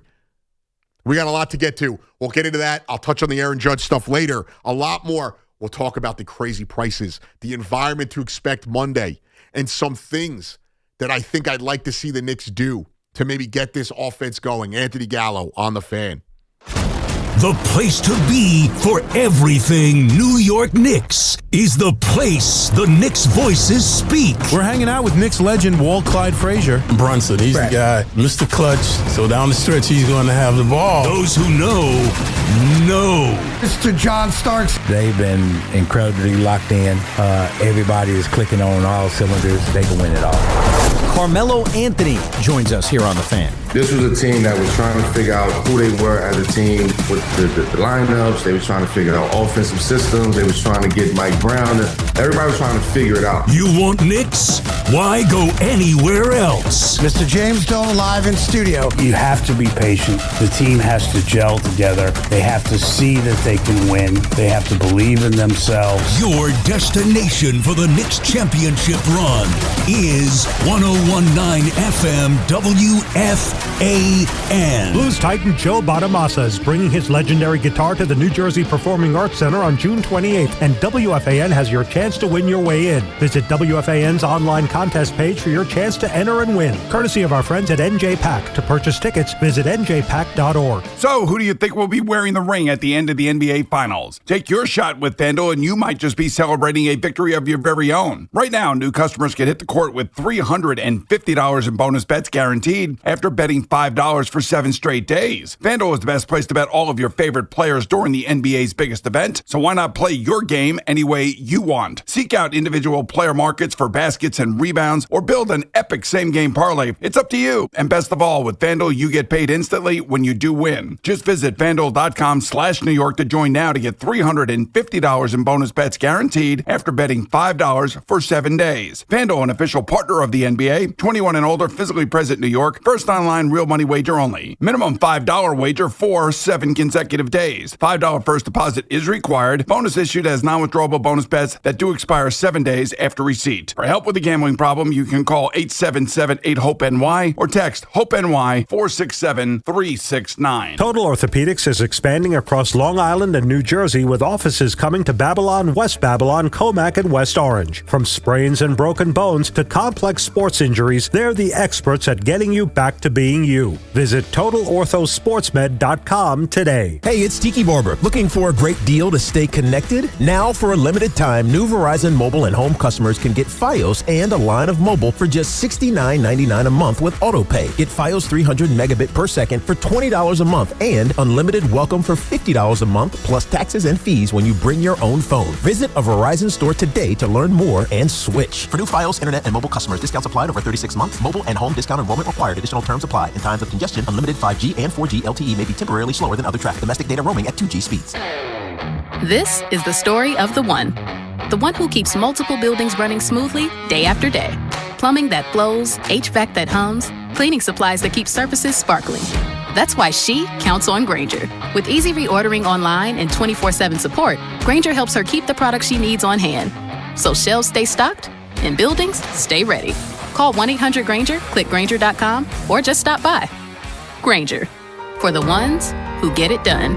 At Town Fair Tire, New England's largest name brand discount tire dealer, you get it all. The guaranteed lowest price, the most free services, and we accept all valid rebates from any manufacturer and from our competition. Yes, we accept them all, even competitor rebates. Town Fair Tire, New England's largest discount tire dealer, now with over 120 stores from Connecticut to Maine. Nobody beats Town Fair Tire. Nobody.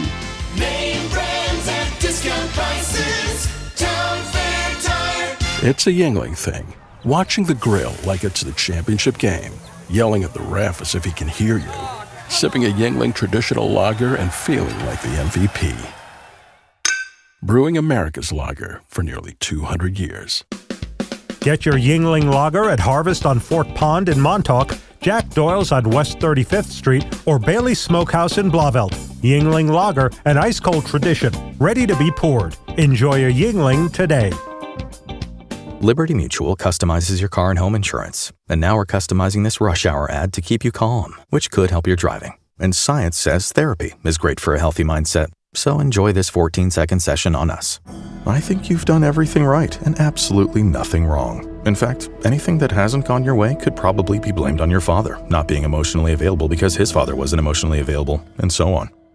And now that you're calm and healing, you're probably driving better too. Liberty, liberty, liberty, liberty. While the world watches the stars at the FIFA World Cup this summer, Hyundai has its eyes on the next generation of talent. The future stars who are already turning heads at age 14. Because next doesn't wait for an invitation.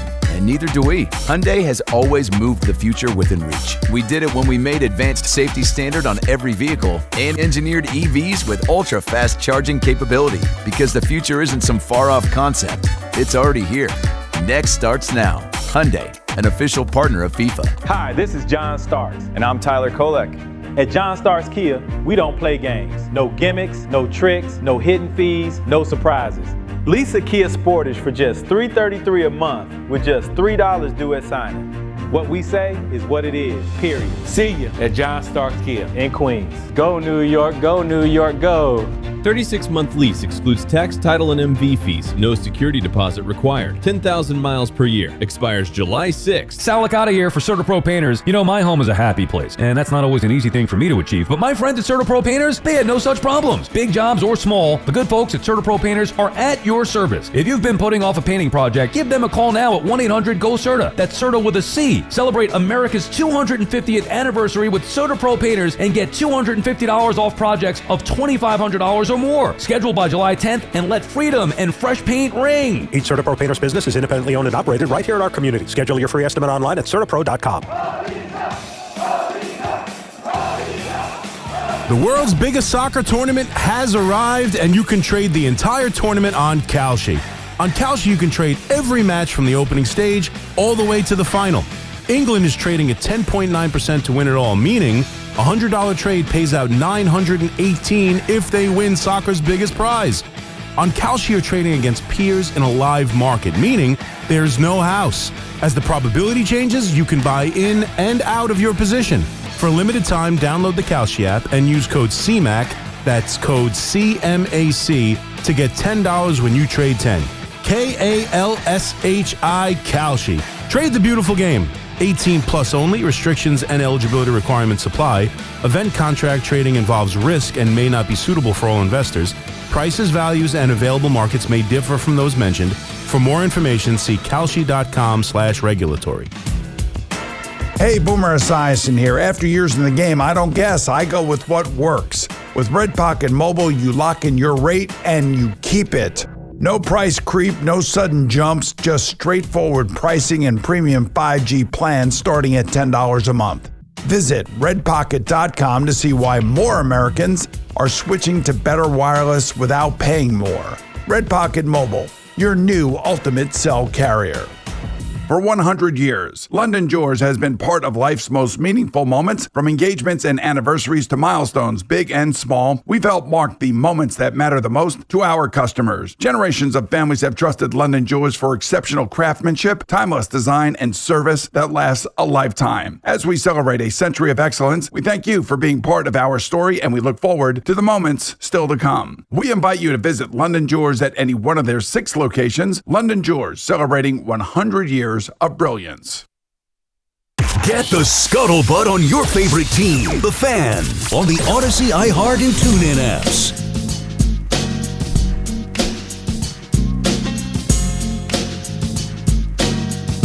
Oh, we are back. Anthony Gallo on the Fan, 888-808-1019. If you're watching on YouTube, what is up? We got a chat up right now, or a poll in the chat. Will the Knicks sweep? 74% says yes right now. But, before we jump back into the basketball and the important conversations, I am a foodie. I love food. The fiance's here, so we can't peel back the curtain too much about what I like about food. But anyway, the Astros AAA team. And for those of you that don't know what a glizzy is a hot dog. It's what the kids say today. But the Astros AAA team posts a Galactic Glizzy concession item, and it is I want to get the exact breakdown, exactly what it is. It is the Sugarland Space Cowboys have a Galactic Glizzy, a sliced open Twinkie bun, chopped Twix bars, sesame seeds, unnecessary, and drizzled with red and yellow icing. So it is a Twinkie split in half with chopped up Twix bars, a underrated candy, by the way, and red and yellow icing. Obviously, the sesame seeds just to give it the bun look. I'm telling you right now, I would develop diabetes at one game eating that. It sounds delicious. Twinkies, I never crave a Twinkie, but when you have a Twinkie, it's great. It felt more like a thing that I cared more about when I was younger. But that, I might try to make that at home. I'm sure they charge like $10, $15 for that. But I might try to make that at home. That is an awesome item. You always get these crazy promotions. Minor League Baseball, special, unique part of Americana. And that is a perfect encapsulation of America. That is what makes me proud to be an American. A Twinkie cut open with a Twix bar in the middle and red and yellow icing. Delicious. Maybe I'll try it. Well, I'll stream it myself, and we'll go through this adventure together. But that I saw that. I literally saw it right as we were coming back from break. As Rosenberg's blowing my mind that Frankie Muniz is a truck driver in NASCAR's Truck Series. So another thing that I had no idea about. 888-808-1019. The Knicks 2 wins away from being crowned champions of the NBA. And it feels like this series is over. Not saying they're going to sweep, even if a lot of you feel that way, but it feels like the series is over. You look at what the Spurs have done in games 1 and 2, and everyone keeps pointing to they haven't played very well. But a lot of that has to do with the Knicks defense. But the Knicks offense, which may have to do with the Spurs defense, to be fair, has not been great either. Jalen Brunson has shot in the 30s when it comes to percentage-wise. Josh Hart has 3 points in this series. And yet they're up 2-0. Coming back to the Mecca, to the Garden, to New York City, as the entire city is buzzing. You know, last night, obviously, the crime is reported as down. Obviously, that's always the story. When there's a big historical sporting run for a city or a country, the crime's always down. So the crime is down, obviously, despite what social media shows you for those 40 minutes after the game where everyone gets their content in. But it was funny because my fiance pointed me to this story this morning. At the watch party, the cops were watching on their phone. But, you know, part of it, I'm sure they're watching to make sure they're ready for when the game ends. But everyone's into this right now. You see NYPD officers celebrating, too, before they got to kick into action and you know, keep things in order. But the city is buzzing. You know, the Chinese food spot I go to, they got Knicks stuff all over the place. They're loving the Brunson jersey on Monday. Everybody in the city is in. It's electric. It's beautiful. Or Tuesday, sorry, not Monday. And Monday night, I'll be in the building. Obviously, I'll be grabbing content there, but I will be in the building. And it is lining up to be one of the great moments, maybe the best moment we've had in over a decade in New York sports. Obviously, winning the championship is going to crown all that.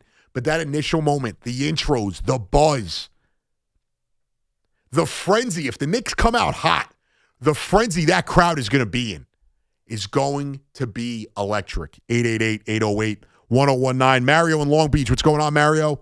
What's going on? How you doing? I'm good. What's going on, sir? Yeah, great show. My prediction is that the Knicks will, in Game 3, they'll win by 20. Brunson scoring 40+. I love it. If we put it, and he's due for a 40-point game, by the way. Yes, like you were saying. And if they do that, then they're going to fold in Game 4. Well, I think San Antonio. I think Mario, if they blow them out in Game 3, yes, I think you could bet the over for the Knicks and the spread, whatever you want to do. But I also think if the Knicks win Game 3, it's hard for me to see at home or on the road the Spurs putting up a fight. And this Knicks team, when they've smelt blood, they've taken advantage of it and they haven't played with their food. Yeah, well, nobody won a series 3-0 in basketball, down 3-0. I don't think. No, besides hockey and baseball, I don't think it's obviously baseball. It happened. Baseball, it's happened. Hockey, it's happened a couple times. But I appreciate the call, Mario. The only time we got close, and I might be wrong about this, but the only time we got close was the Celtics Heat series from that would have been 4 postseasons ago. So the Knicks had lost to the Heat, and the Heat played the Celtics that year. The Heat went up 3-0, and I think they got that to a Game 7. I don't know if it was 3-1 or 3-0.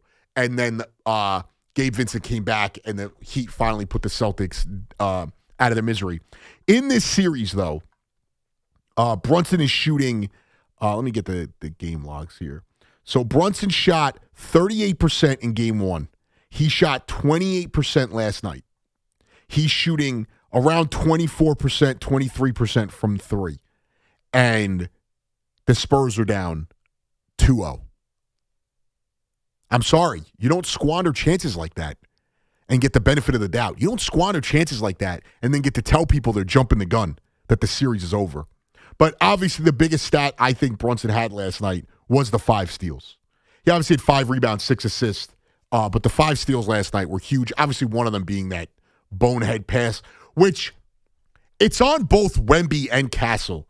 Castle was looking at Wemby early, and I think Wemby should have given him the ball right away. And I think Castle thought Wemby was taking the ball up the court. And when he turned his head, that's when Wemby – but you got to both be in lockstep there. You can't make that pass. He hesitated, and Wemby hesitated a lot last night, and that was the result of it. Serge and Yonkers, what's going on, Serge? Hey, how you doing, Anthony? I'm good. How are you, dude? I'm great. I'm excited. I'm pumped up. You should I got be. two things for you. One comment, and I got a question for you. I'm going to need your wisdom here. Okay, I'm waiting. All right. So, first comment. If you look at the way Mikal Bridges' interview at the end of the game. Oh, he was gassed.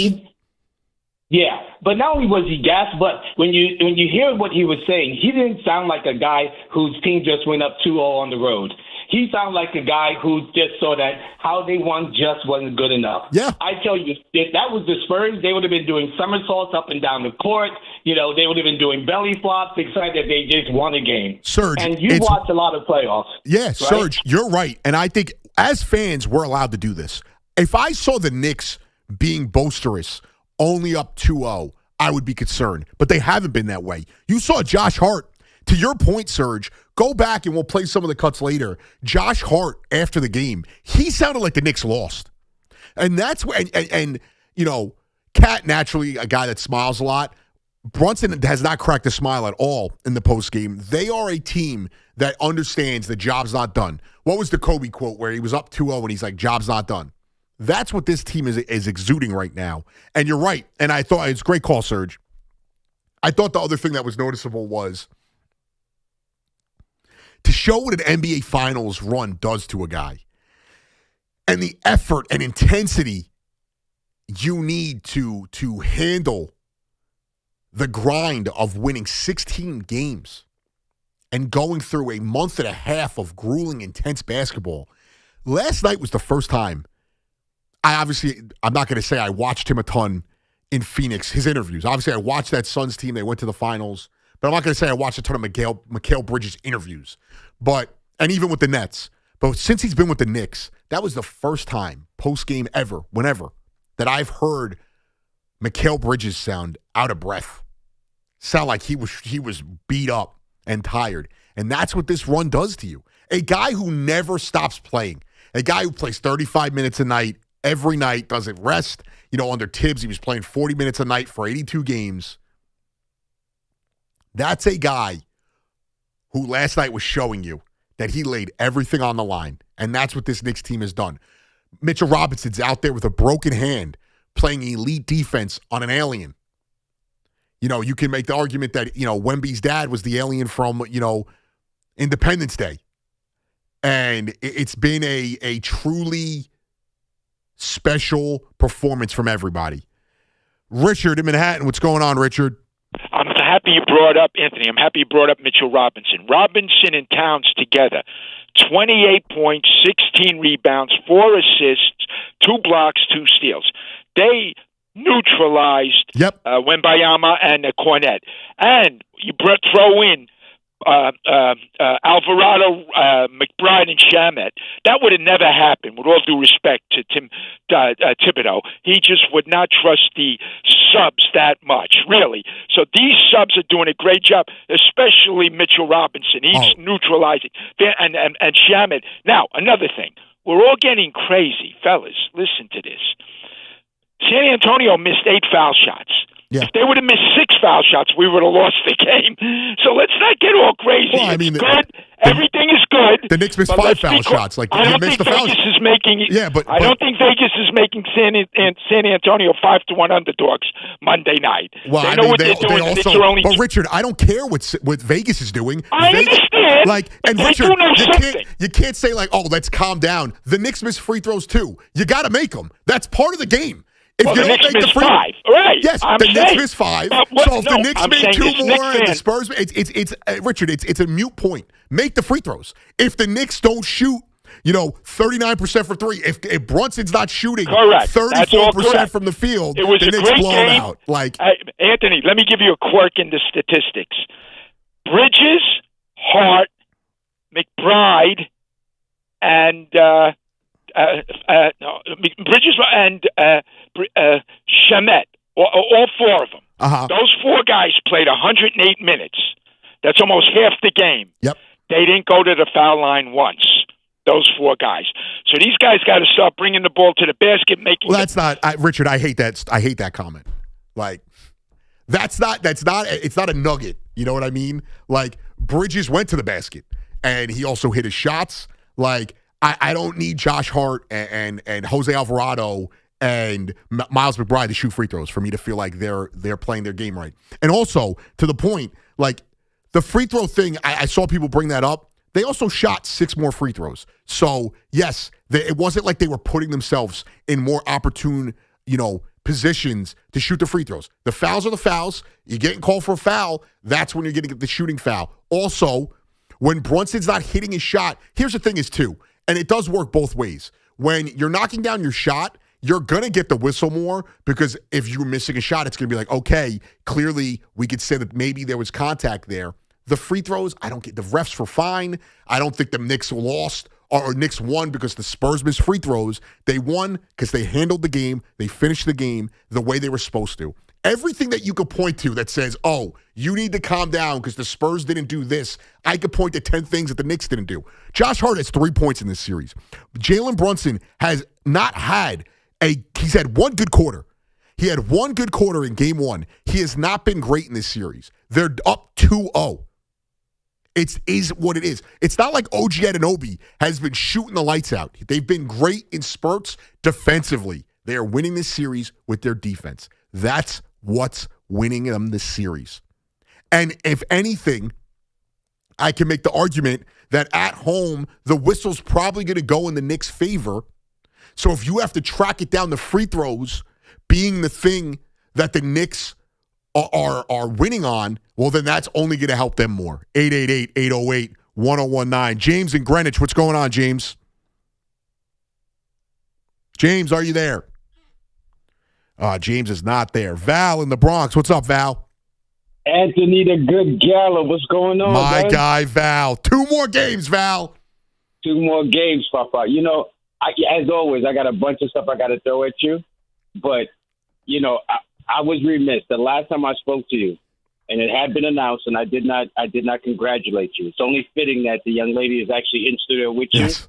Let me just say to you, my man, congratulations. I appreciate you. Congratulations. You're a good guy. If anybody needs somebody else in life, or deserves, rather, the right person in life to go along with them, it's you, my man. Thank you. Congratulations, Val, I appreciate you, bro. Now let's get down to the conversation. All right? So I want to talk to you about Cat, but let me just say 2 things really quickly.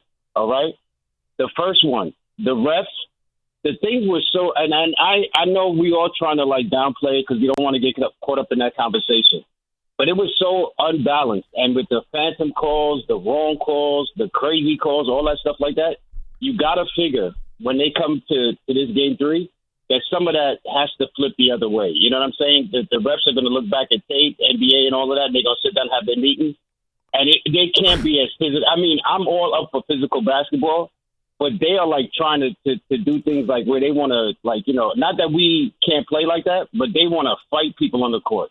Well, You know what I mean? think And the that refs- last the night refs gotta was do something to get that under control. I think last night the one thing that was definitely obvious where the Spurs were trying to escalate things, and it's a tactic. Listen, They you could say- definitely were. Like They even definitely with were. even with the Mitch thing, where it was my issues were. I actually didn't think the refs were. And I'm not trying to downplay it. I truly didn't think they were as bad as a lot of you are making it. I think the headlock toss of Alvarado by Wemby should have been a foul, and then I also think that them calling a tech only on Mitch and not a double tech, because Wemby started that physicality, was where I had an issue. But in that moment, it was just playoff basketball. They're just pushing each other. The way the Spurs bench reacted and the way their players reacted, they wanted to escalate it. The way De'Aaron Fox was trying to escalate things with Brunson, that is a team searching for answers that doesn't have them, and now they're trying to get the Knicks off rhythm. This is a veteran team. That's not going to happen. Like I said, I'm not going to sweat it too much because I know in the next game it's got to flip the other way. It might not, though. Was just some of that stuff was just too egregious. You could see it where if they look back at tape, and the refs do that. The NBA and the refs sit down after each game and they go over the same way they can give you the scorecard on how they ref the game. They're going to look at that. So I got to feel that somehow along the line it's going to flip the other way. The other quick point I wanted to make as well, too, you said it, and there was a caller that called earlier. Shout out to the guy that mentioned the band of brothers, because you were talking about it, and maybe we're not seeing the Koliks and the Diawaras like these last few games, but if they do what they need to do and we get what we want, in the end, every single player on that team is going to feel like they contributed something to this run, because in the regular season, that is a case. Like Diawara contributed, Tyler Kolik contributed, Hawk Purdy contributed. Sure. But let me say this, though, Gallo.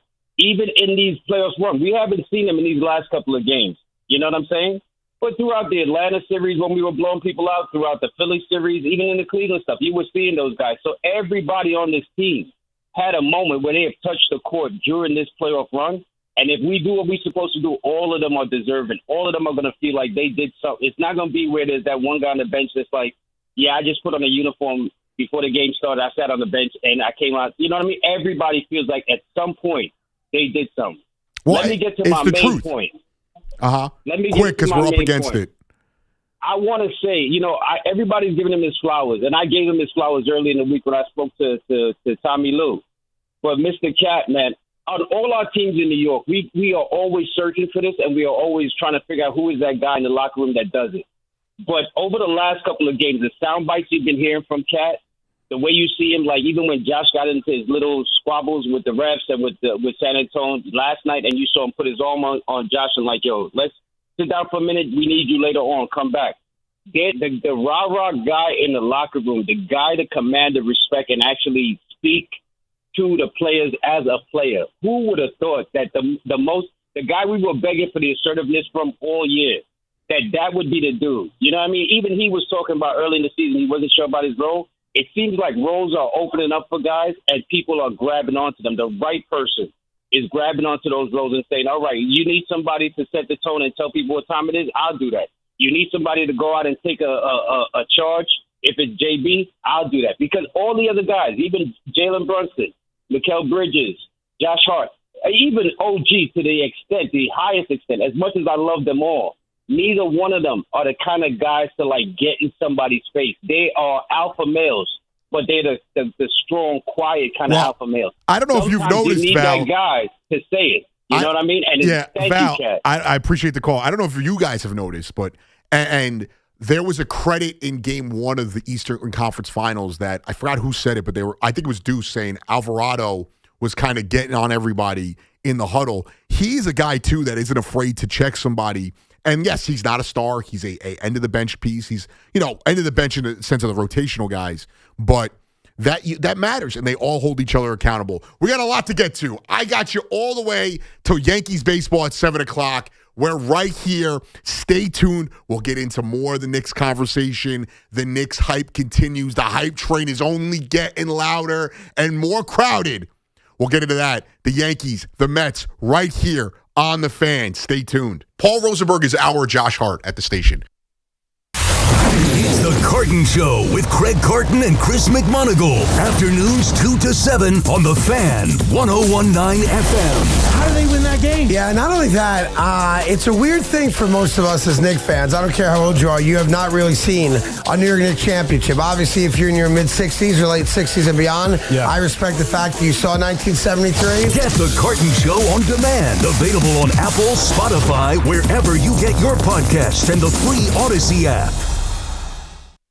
Staples presents Celebrations Made Easy. I went to Staples for a custom printed graduation banner and invites and saw that Party City is now at Staples. Wait, what? Party City is now at Staples. So now Staples has balloons? Yep. Decorations? Yes. Streamers, cups, table covers? Yep, Staples has everything for a party. And now buy two, get one free on select foil balloons. Holy confetti! So the best party started at Staples.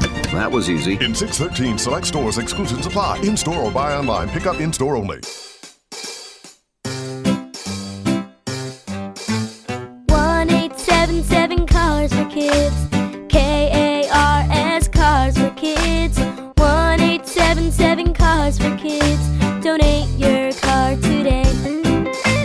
1877 Cars for Kids. KARS Cars for Kids. 1877 Cars for Kids.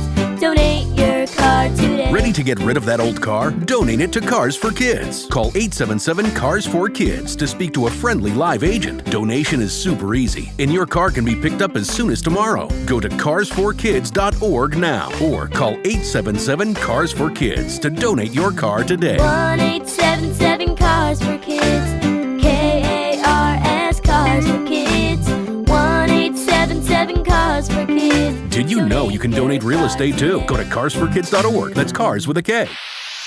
Pump up the volume. Business moves fast. Orders roll in, deadlines close in. When you ship with USPS Ground Advantage, you can keep up with confidence. Every package stays in our secure network from dock to door. And with nationwide reach, dependable tracking, and upfront affordable pricing, you get built-in peace of mind.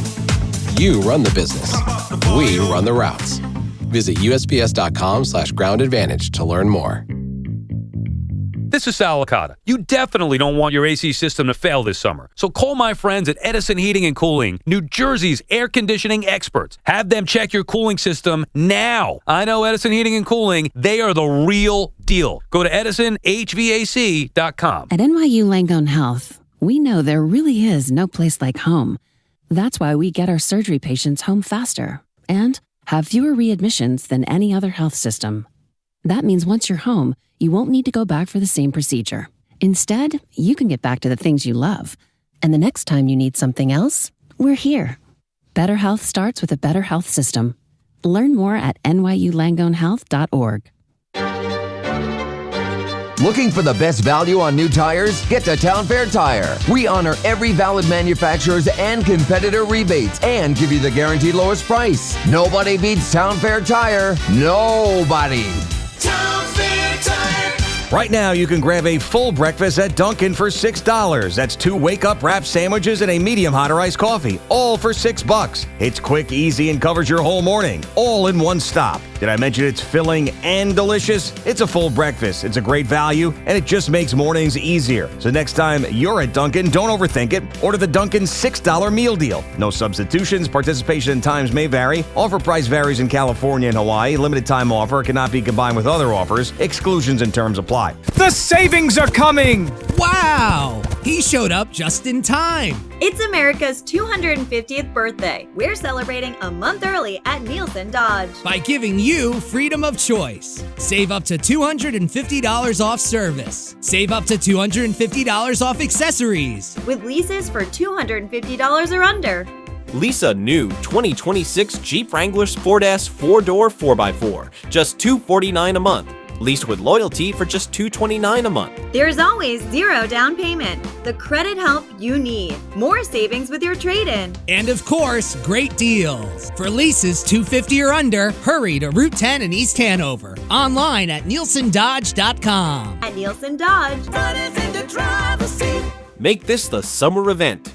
With approval, term 36-24 months, due at sign, every month $58.44 with loyalty $58.24. Add tax tag $498 dock and DMV fees. See dealer for details. Hey Yankees fans, join us at Yankee Stadium on Saturday, June 20th as we celebrate Aaron Judge winning the 2025 American League Most Valuable Player Award.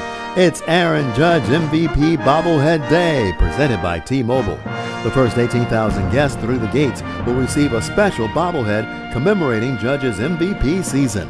The Yankees take on the Cincinnati Reds Saturday, June 20th. Get your tickets now at Yankees.com/tickets. This is the story of the one who keeps multiple buildings running smoothly day after day. Plumbing that flows, HVAC that hums, cleaning supplies that keep surfaces sparkling. That's why she counts on Grainger. With easy reordering online and 24/7 support, Grainger helps her keep the products she needs on hand. So shelves stay stocked and buildings stay ready. Call 1-800-GRAINGER, click Grainger.com, or just stop by. Grainger, for the ones who get it done. Finding great candidates to hire can be like, well, trying to find a needle in a haystack, but not with ZipRecruiter. Its powerful technology actively finds and invites qualified candidates to apply to your job. So while other companies might deliver a lot of hay, ZipRecruiter finds you the needle in the haystack. See why 4 out of 5 employers who post a job on ZipRecruiter get a quality candidate within the first day. Try ZipRecruiter for free at ZipRecruiter.com/team. That's ZipRecruiter.com/team. ZipRecruiter. Talk sports after hours with Tommy Lugauer, 7 to midnight. WFAN, WFAN FM, WFAN FM HD1 New York, and Odyssey Sports Station.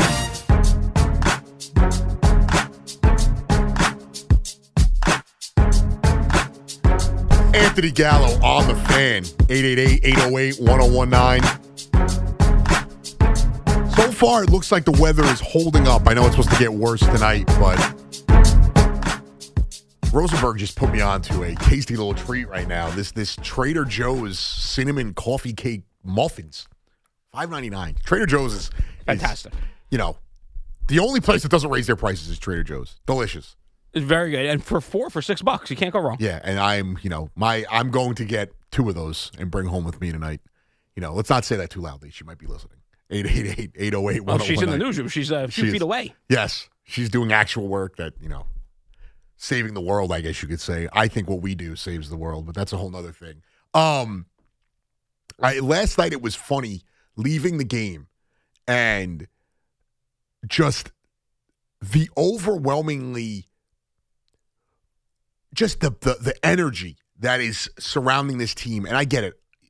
Most of these people probably don't watch the Knicks on a regular basis. I don't really care. It's fun. It's exciting. That's what happens. It's why you see everyone wearing, the Yankee hat obviously has transcended sports, and it's a fashion symbol, and, it's a major staple in the, hip-hop community, specifically in New York. But seeing this run has been, something I never thought we'd get in New York, even with the Knicks, partially because out of all the teams in the city, the Knicks were the one that it always felt the farthest away because how hard it is to win in the NBA, sustain success in the NBA as a true contender.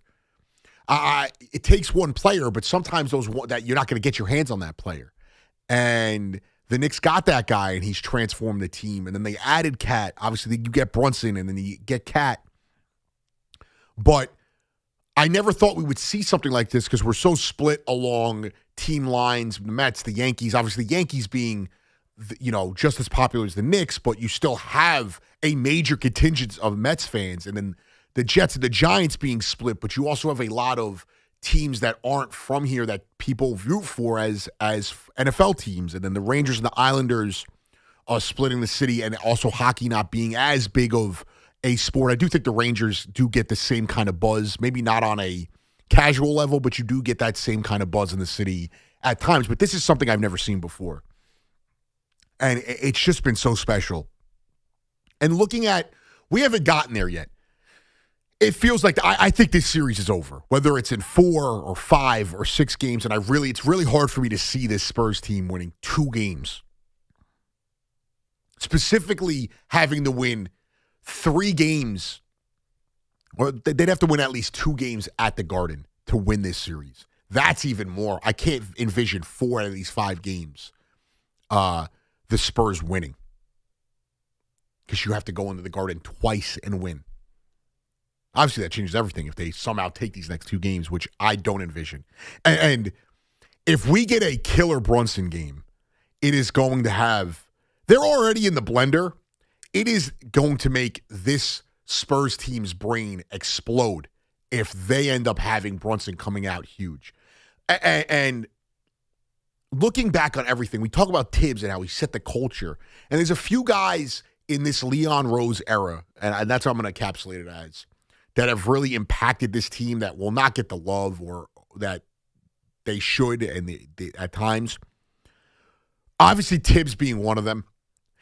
He set the culture for this team, but they needed to make that change to Mike Brown for this to happen. And I sat here and I told you why I was defending the man and defending the hire last year, and how Knicks fans, at the time felt like they weren't cut out for the expectations of chasing an NBA title.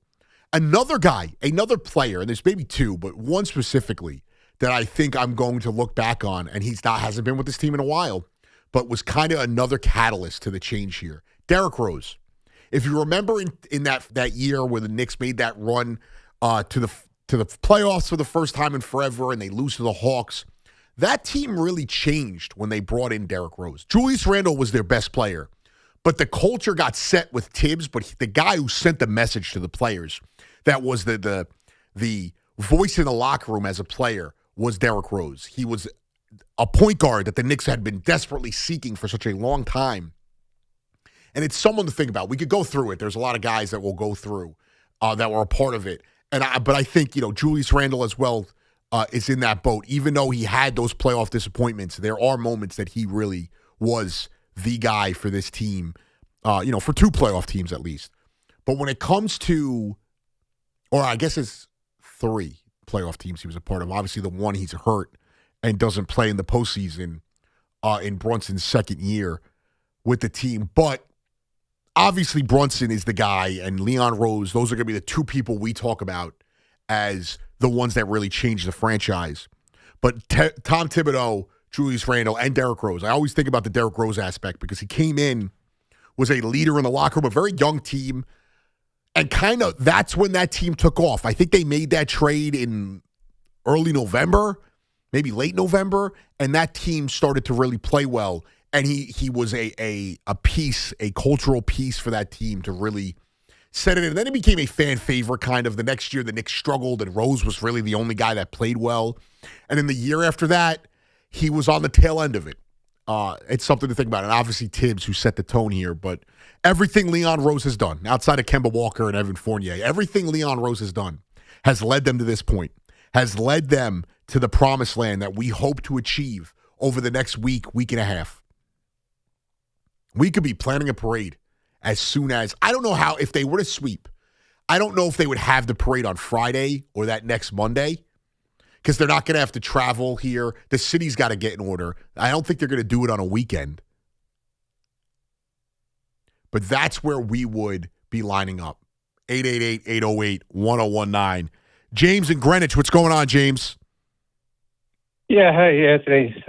I like a lot of stuff you said, especially the Knicks defense. They've been the best defensive team in the playoffs. Yeah, and they've been the best defensive team. I think they've been one of the 2 best defensive teams since the end of March.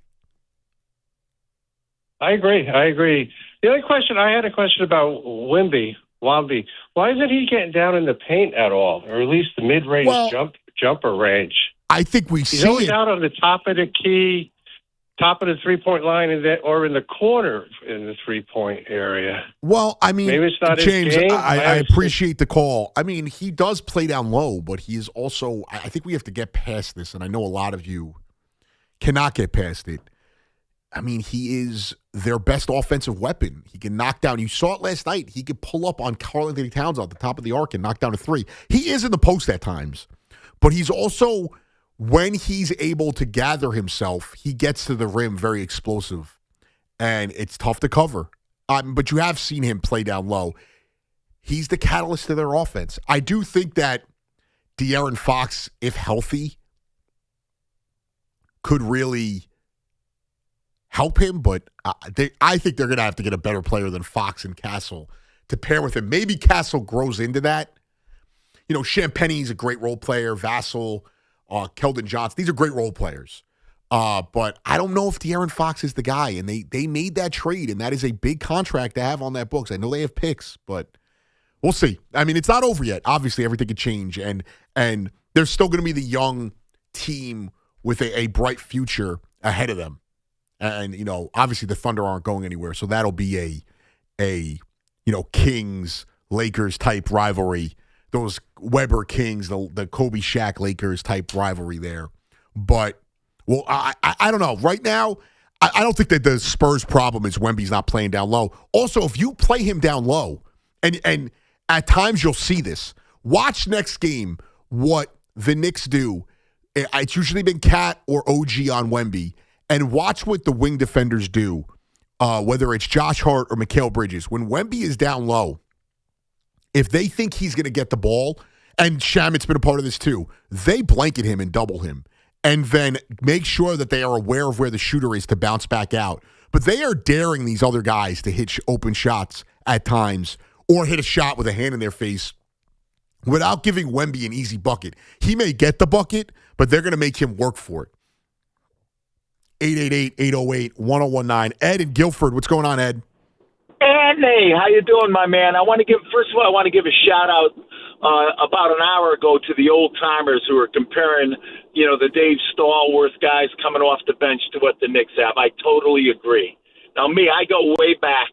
As a matter of fact, I was on the boat from the Netherlands, the Dutch, that named the Knickerbockers. That's how far I go back. I go through Knickerbocker beer. I go through the whole deal. But here's one thing I want to say, and I must admit, because I'm not a hypocrite. I was so disgusted earlier in the year with Mike Brown and Big Cat, and I have to turn, man. Cat is the MVP, man. This kid is playing. I mean, I'm sorry, lights out. I mean, the transformation has been unbelievable. And Mike Brown, whatever he's doing, I don't know if he learned from the Atlanta game. I don't know what it was. But I got to tell you, man, he's doing a splendid job. Splendid. And you're allowed to have those opinions, and it's a lot. It's okay. This is the funny thing is, it's way better to be wrong about the team being good than be wrong about the team being bad. So, if you think they're good and they end up being bad. So, we all had our moments. I've killed Cat at times. I have not really had an issue, and I appreciate the call. And I appreciate the honesty. I appreciate the call. And all of these are forgiven. But I also think it's fair to say, too, and Pat Riley, it was different when Pat was coaching full-time, but Pat Riley used to do this a lot. And you see with Spoelstra, obviously a disciple of Pat Riley, where the regular season is a teaching moment for these guys, where they're trying to work things out. They're trying to find out what works for them. They also are not showing you everything.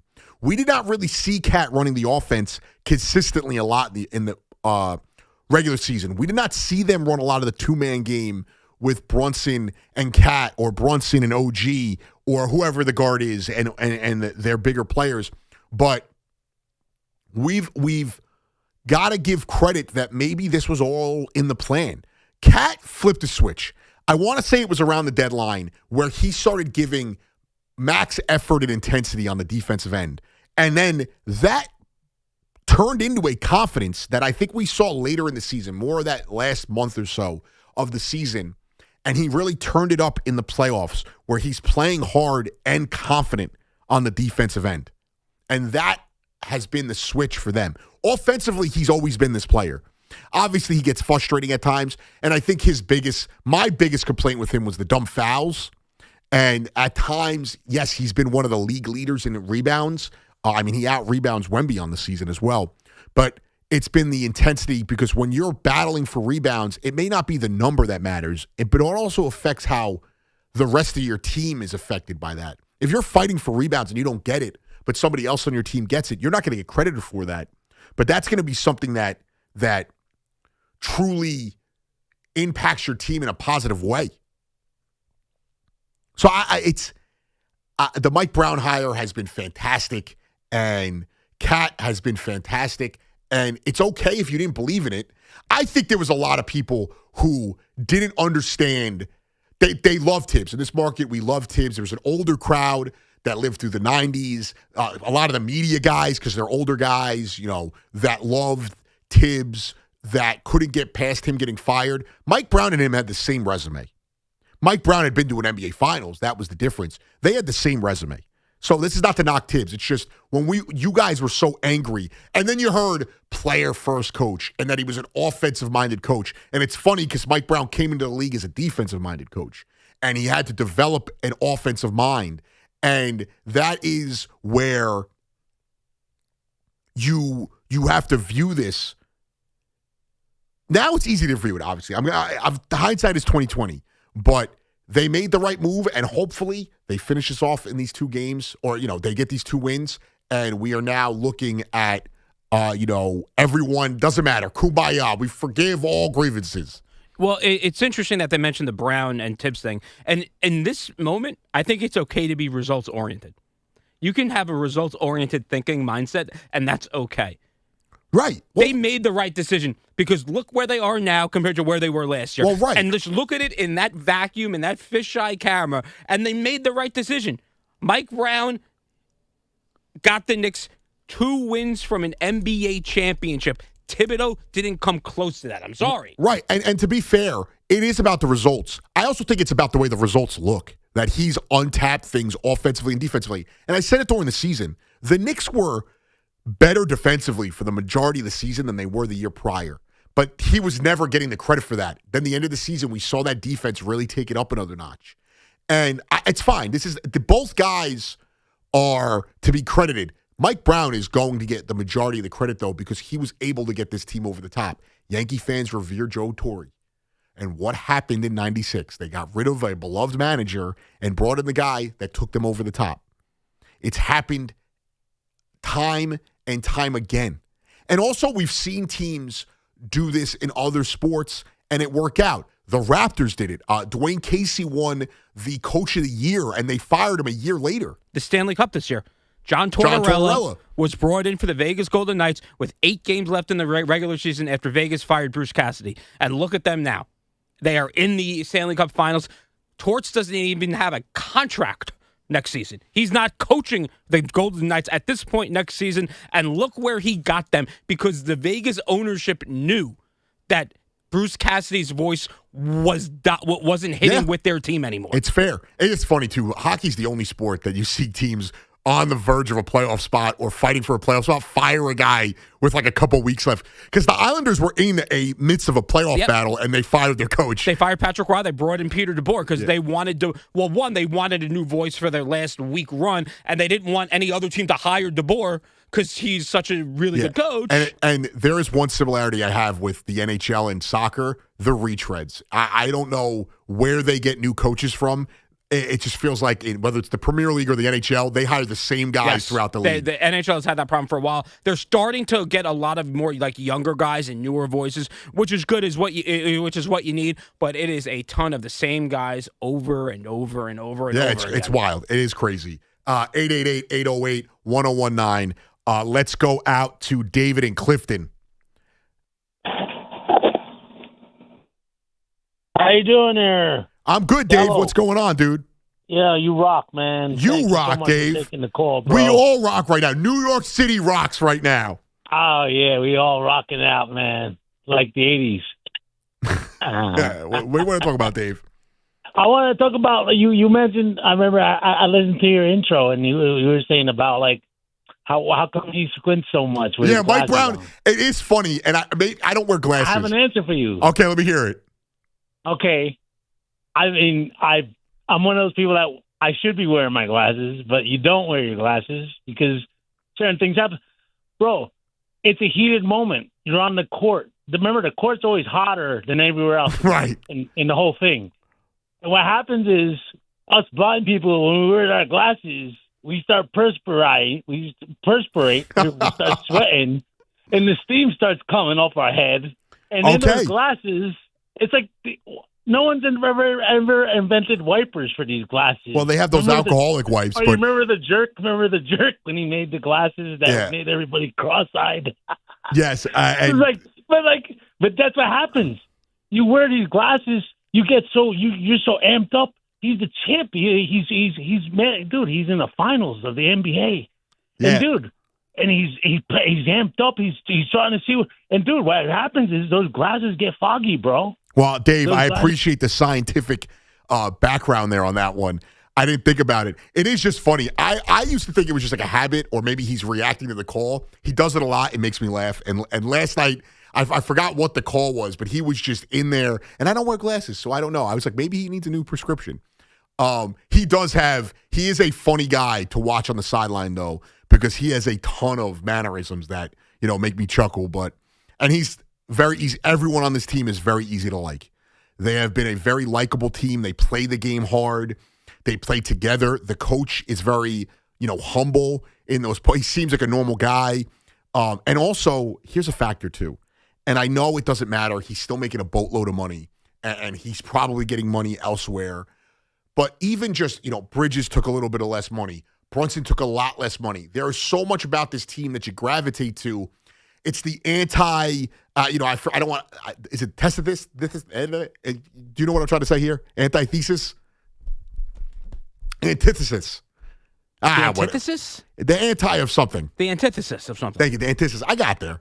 Still can't say it. The antithesis. Evan could, rack that for idiots and idioms. Anyway, the Knicks have gone counter to the narrative of so much of the NBA. They haven't tanked.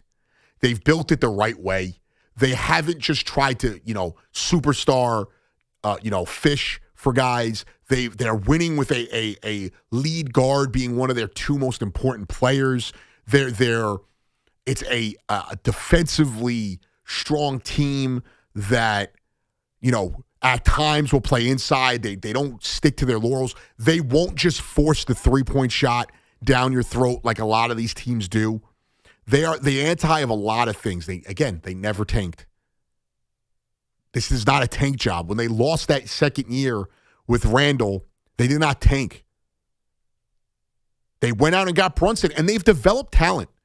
A lot of people do not give them coverage. If this was the Miami Heat, we'd be talking about Heat culture this and Heat culture that, and how the Knicks can go and develop talent. Mitchell Robinson has developed under them. Deuce McBride has developed under them. Look at the leaps that Jalen Brunson has taken with them. I think OG was this guy, and the Knicks, you just get more of a spotlight. The spotlight, but there is a lot of counterculture to what this Knicks team has done, counter to what the NBA is. And I also think that what the Western Conference Finals brought and what this Knicks run has brought has been an excitement and a hype around the NBA that we have not seen. It's been an excitement and a hype that we aren't used to, because the NBA gets criticized a lot, and I always have to push back on that narrative. Everyone's loving the NBA right now. Everyone's, enjoying the games they're watching. It's been a good finals. Both games have been good.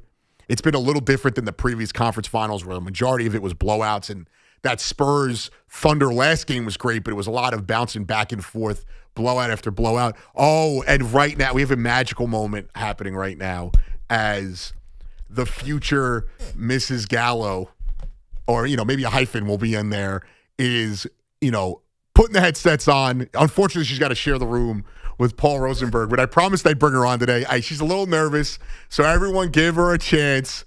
But my fiance, who we're just going to call her fiance because she doesn't like, her information shared too much. I know, it's very embarrassing being associated with me as Rosenberg coaches her up. My dear, are you there? Can you hear me? Yeah, I'm on. Oh! Her New York sports radio debut. First and foremost, because there is a conversation I want to get into with Rosenberg and you. You are a Celtics fan. Is this true or not true? Yes, you can talk. I'm talking to you right now. Yes, I hear you. Oh, the headphones are right there. Oh, she can't hear it. See, we're learning on the fly here. I had the headphones all set up. The crack producer right here, Paul Rosenberg. Can you hear me now? You got the headphones on? You hear me? Yes? All right. One more time, because we're going to do something special here that I've been waiting to do. Are you a Celtics fan, yes or no? I feel like I'm going to get attacked for this on air, so can I just not answer this question? Yeah, so she's a Celtics fan. Are you prepared? It's the summer of forgiveness for sports fandom. A lot of people are jumping on the Knicks bandwagon. I know you do like to root for the Knicks when they're not playing the Celtics. I think it's time for you to give up your Celtics fandom right here for all of New York City to hear. And for me, your love, your boo-boo, as you like to call me.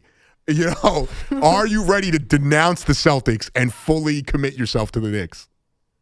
I think I could do that. Yes. Thank you. This is my lovely fiance. I love it. True love right there. True love. Yes. Well, I've your own team. I've had to denounce pasta and, carbs. So this is where we're at now. So the other question I wanted to bring up as you're on air here, and say hi to the people. I didn't even let you say hi. Hi, everyone. Say hi, New York City. Hi, New York City. She's extremely nervous right now. She's bubbly and a huge personality when no one's listening. So Rosenberg, after we got engaged, he made a joke. He's like, you don't need to force the fiance thing. And I was like, you don't get it. He's like, well, she's technically still your girlfriend. What do you feel about me calling you your girlfriend? Like this morning when I slipped up and I said it to you this morning. How does it make you feel when I don't call you my fiance? It feels a little weird because I'm a fiance now. You are a fiance. Fiance. But in theory, you're also still his girlfriend, correct? Yeah, we've upgraded though. The upgrade is fine. So I'm cool with the upgrade, but I don't think in practice you don't have to do my fiance all the time. I think you can just say, "Hey, my girlfriend, who I will be getting married to, who I'm engaged to." I think that's perfectly fine. Yes, and Rosenberg has a girlfriend, and when he proposes, we're going to revisit this topic when she's his fiance. Oh, she's not going to be happy. Yeah. She will not be happy at all. Well, and you've enjoyed this Knicks run, right? I have. It's been like really exciting to watch. So in my house, I have been, we hope to start a family one day, and I've really floated the name out there, Jalen Brunson Gallo, and she has pushed back. She's rolling her eyes as I say this right now. But to peel back the curtain, when Jalen Brunson hit a couple of those shots in Game 1, she whispered, thinking I couldn't hear her, maybe we do have to name our son Jalen. I don't remember saying that. No. Well, how does it feel? You're on New York City radio for the first time. It feels amazing. A Brooklyn really girl cool. born and bred. Yeah? You want to say, hi, Mom? Hi, Mom. And she has friends at her job. We won't peel back the curtain too much. They listen. They think I am a celebrity now. So, this is and now you're famous. You are Anthony Gallo's fiance. Wow. Well, or Tony Gallo, as Chris would like to call me. By the way, the ego on your boyfriend now. Fiance. The ego on the boyfriend, since he has started hosting all this, his head can't fit through the door these days. Well, he does have a big head, so. So some people in the chat said Gallo about to be single. Hank also said in the chat, she's a ride or die. You got to lock it in like Brunson during this marriage. I mean, well, that was the goal of giving the ring. And we had we actually got engaged about 10 blocks away from Madison Square Garden at a very swanky Plaza Hotel, which has put me into massive debt. This is very true. It was a very nice proposal. Yes. Unforgettable. Very memorable. Yes. And I helped Anthony craft this. I want you to know that. Did you really? I helped Anthony craft everything about the proposal. I will be center table with you guys. Don't worry. Okay, Table awesome. Rosenberg will be there, yes. Well, I did hear you're his work girlfriend. That's what yeah. You know why? Because he nags me just like you do. Oh, really? Yes. Only difference is Rosenberg gives me sweets and you don't let me eat sweets. You have enough sweets. We're gonna go out. We're gonna go out for a nice dinner tonight, and maybe go see a movie. And we're not gonna count the calories, and it's gonna be beautiful. The Knicks are in the finals, as you know. I've let her know 27 years it's been since they've been in the finals. But I appreciate you very much. I love you very much. I love you too. You still feel nervous? I feel like I'm getting less nervous. Yeah, you could do this full time now? No, I can't. No, she's locked in. She knows her Knicks. I do. She hates basketball. I mean, she hates baseball. She knows her Knicks, loves the Knicks now, and it's official. My fiance has given up her Celtics fandom and has officially become a Knicks fan. I'm a Knicks fan. That's right. The love of my life. The love of my beautiful fiance, now a Knicks fan. I love you very much. And, we have to go to break, but I know you're nervous right now and you have some actual work to do. But, say bye to the people. Bye, guys. Say bye, New York City. Bye, New York City. Say go, New York, go, New York, go. Go, New York, go, New York, go. All right, we'll be right back. Boo. 888-808-1019. Anthony Gallo on the Fan. We'll be right back. When the halftime horn sounds, head right to WFAN's YouTube page for a special live stream of The Carton Show with Chris McMonagle. There's no other halftime show for the real New York Hoops fan on this championship run. Craig Carton and Chris McMonagle, exclusively during every halftime of every game on WFAN's YouTube page. Brought to you by C4, the official energy drink of the New York Knicks, fueling the Knicks through the finals. Premio, the way sausage should be. Corona, La Playa awaits. And your home for New York sports, WFAN. As the official bank of FIFA World Cup 2026, Bank of America knows how much hard work it takes to achieve a dream. So when it comes to owning a home, we're here to help. Get guidance and resources to buy a home you love, including up to $17,500 in select markets when combining down payment and closing cost grants. Visit BofA.com/home team. What would you like the power to do? Bank of America N.A. Equal Housing Lender. Credit and collateral is subject to approval. Restrictions apply. This is not a commitment to lend. Join the circle of life at the Lion King on Broadway. Breathtaking artistry and an epic story take you on a wondrous adventure you'll never forget. Experience Broadway beyond your imagination at the world's #1 musical. Get tickets today at lionking.com. Summer's a gift. The gift of days that last a little longer. A brighter state of mind. So gift yourself a new Kia at the Kia Summer Sticker Sales Event. With specially tagged vehicles including the Sorrento, Sportage, Carnival, as well as the Niro Hybrid. All backed by a 10-year, 100,000-mile limited powertrain warranty. So the gift of summer can keep on giving for summers to come. Kia, movement that inspires. Call 800-333-4KIA for details. How's Drive Safely? Event ends 7/6/26. See dealer for warranty details. Town Fair Tires, New England's largest volume discount tire dealer with over 125 locations. So we sell name brand tires for the guaranteed lowest price, like Michelin tires, with all-season capabilities and maximum performance. Plus, Town Fair will give you more free services for life on your Michelin tires, for longer tread life and reliable traction in both wet and dry conditions. For the guaranteed lowest price on Michelin tires, nobody beats Town Fair Tire. Nobody! Name brands at discount prices. Town Fair Tire. Hey, Mom, now that I have an after-school job, I think I want to buy a drum kit. Okay, Rockstar. Let's look at your account. When kids start making money, Chase has easy-to-use tools and expert bankers to help them learn how to manage it. And next month, I'll buy the bass drum and the cymbals. Oh, and maybe some noise-canceling headphones for you. Aw, you've thought of everything. Help kids save, budget, and build financial independence, all with Chase. That's good for kids and good for parents. Visit your local Chase branch and get started. Account subject to approval. JP Morgan Chase Bank, N.A. member FDIC. Now at Lowe's, faster quotes start at the Lowe's Pro Desk. Got a material list handwritten on a sticky note or saved as a photo? Perfect. Bring it to us and get a quote in minutes. And if you don't see what you need on the shelf, we'll help you get it. You can access thousands of products beyond what's available in-store or on Lowe's.com, right from the Lowe's Pro Desk. Build quotes faster and source the materials you need to keep your jobs moving. Just like that, at Lowe's. Ready to get rid of that old car? Donate it today to carsforkids.org. Donation is super easy, and your car can be picked up as soon as tomorrow. Call 1-877-CARS-FOR-KIDS. That's cars with a K. Hi, this is John Starks, and I'm Tyler Kolek. At John Starks Kia, we don't play games. No gimmicks, no tricks, no hidden fees, no surprises.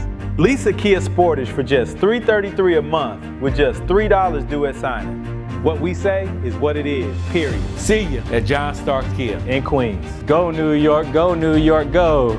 36-month lease excludes tax, title, and MV fees. No security deposit required. 10,000 miles per year. Expires July 6. Hey, it's Tiki Barber. Looking for a great deal to stay connected? Now, for a limited time, new Verizon mobile and home customers can get Fios and a line of mobile for just $69.99 a month with AutoPay. Get Fios 300 megabit per second for $20 a month and unlimited welcome for $50 a month plus taxes and fees when you bring your own phone. Visit a Verizon store today to learn more and switch. For new Fios, internet, and mobile customers, discounts applied over 36 months. Mobile and home discount enrollment required. Additional terms apply. In times of congestion, unlimited 5G and 4G LTE may be temporarily slower than other traffic. Domestic data roaming at 2G speeds.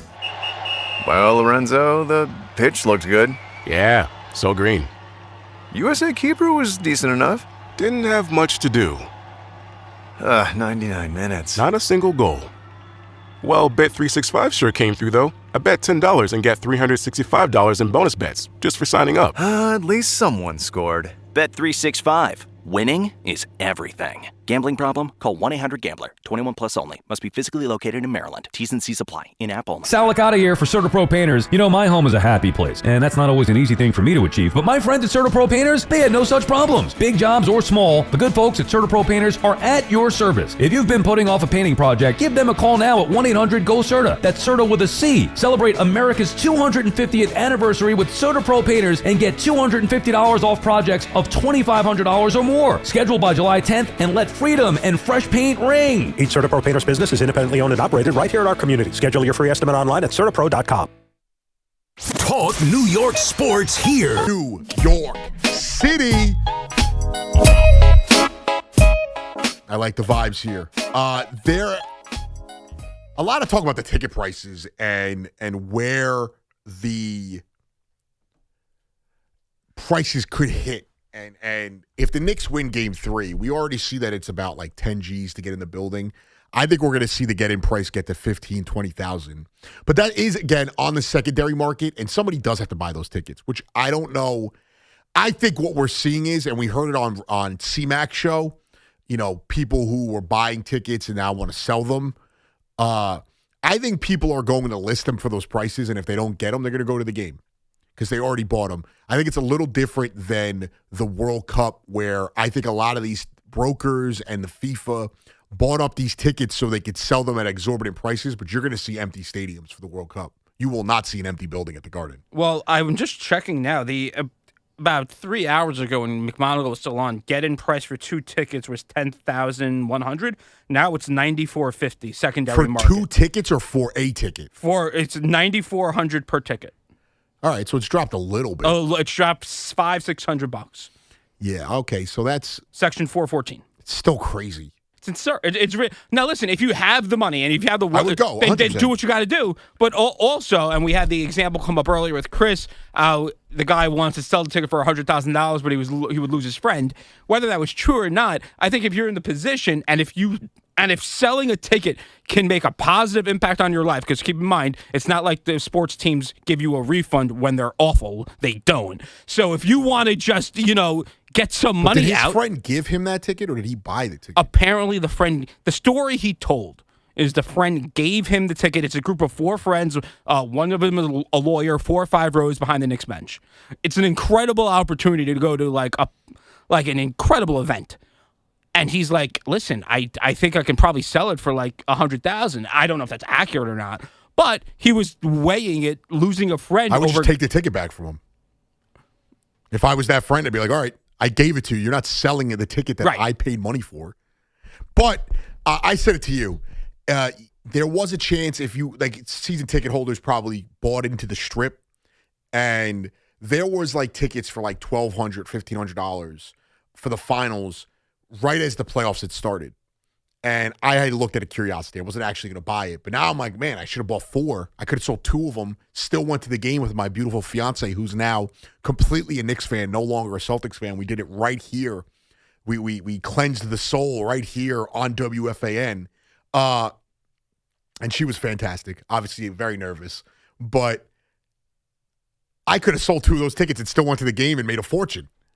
But it is what it is. And I actually, it's funny because to go back to the whole conversation of the ticket prices, I had started a savings account when they announced the U.S., Mexico, and Canada were having this joint World Cup. That, I think it was 8 years ago, I think.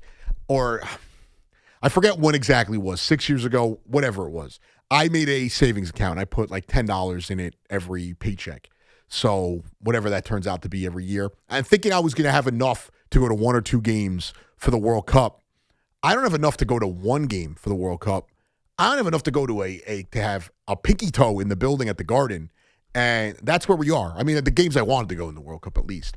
But that's the way of the world. And with the secondary market, these teams are never going to control what the prices are going to be. It just is what it is. Welcome to capitalism. In Europe, they do a thing. There is no secondary market. A lot of the times when you pay for tickets, you have to be verified through the team, and they don't want visiting teams buying tickets to their games, and they want to keep the prices low. I mean, you could do that as well, but it's going to cap how much teams can make. It's never going to happen. So, get used to this. I mean, the next time the Knicks make the finals, I don't think it's going to be this absorbent. I think if the Knicks, let's say next year, if they win, they have to win. If the Knicks win this year and then next year the finals come along, the tickets are still going to be expensive. Yeah. It's not going to be $9,000 to get in the building. No, I agree with that. Are you surprised that a lot of Knicks fans just think they're going to sweep? I think most Knicks fans think that they think they're going to win. I was surprised that the amount of Knicks fans who just think the Spurs are going to lay down the next 2 games and this is going to be over by Wednesday and a parade on Friday. I think that is surprising to me. I think prior to last night, I think Knicks fans were just having fun with the Knicks in 4 thing. I think after last night and the way this team has put teams out to pasture, is the best way to say it. When they've kind of, stolen their souls, as some people have said. Craig said it on Friday. I think that's where the Knicks fan confidence got to a point that they were going to sweep. I always felt 5 games, 6 games was where they were going to win this series. I felt good about this. This was the matchup I wanted. And a lot of the things that I thought were going to happen have been happening. I wouldn't be shocked, I said this to you off air, if the Knicks go out and lose this next game. But they're going to still win the series in my eyes. I truly believe they're going to win Game 5, and that's where the series is going to end. But I would not be shocked if next game they go out, the adrenaline's going to wear off early. That's the thing that we forget. This young team is not used to that. They had 2 home games. They started fast, and the adrenaline wore off, and it killed them. For the Knicks, they are a veteran team, so I don't expect it to hurt them as much. But if they go out and they're up 25-10 early, and the crowd is in a frenzy, and that adrenaline wears off, and that first run from the Spurs comes, I wouldn't be shocked. Now, if they win Game 3, I think it's over, and they are going to sweep. Right. Because I don't think the Spurs are going to come out Game 4 fighting. Well, I also think that it's probably good for the Spurs that they get away from San Antonio or on the road now. I think sometimes that's a case for a lot of teams. And again, I think the pressure, weirdly enough, there's more pressure on the Knicks in Game 3. Weirdly enough, because they have been talking about 100%. all of this, and they're up 2 games to nothing. Jalen Brunson, who's clearly ailing right now, he has been awful in the first 2 games. He has not been good except for one quarter, like you said, in the fourth quarter. And the fact that the Knicks have won, they are up 2 games to love, and their star player Jalen Brunson, everybody loves, has been awful. Well, you're right. And it's a credit to Cat. It's a credit to Shamet and I would Bridges. say overall in the series, the pressure's on the Spurs. But Game 3, the Knicks are up 2-0. There's pressure that they need to come out and put this game out of hand. They're also home. It's the first home game the Knicks have had in the finals since 1999. So it's a fair point. Yeah. It's a fair point. But I think overall, even with a win, the pressure is still on the Spurs for the series. 888-808-1019. Sydney in Watertown. What's going on, Sydney? How you doing? Long time. First time, long time. What's up, bud? Been following the Knicks since 1964. I was 13 years old when they won their first championship, so it's been a long awesome struggle. But I give Mike Brown so much credit.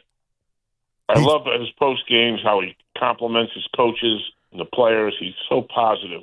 He's very positive, and it's a very, he's very selfless in the way this is not, again, Tibbs was the same way, but he wants to credit everyone.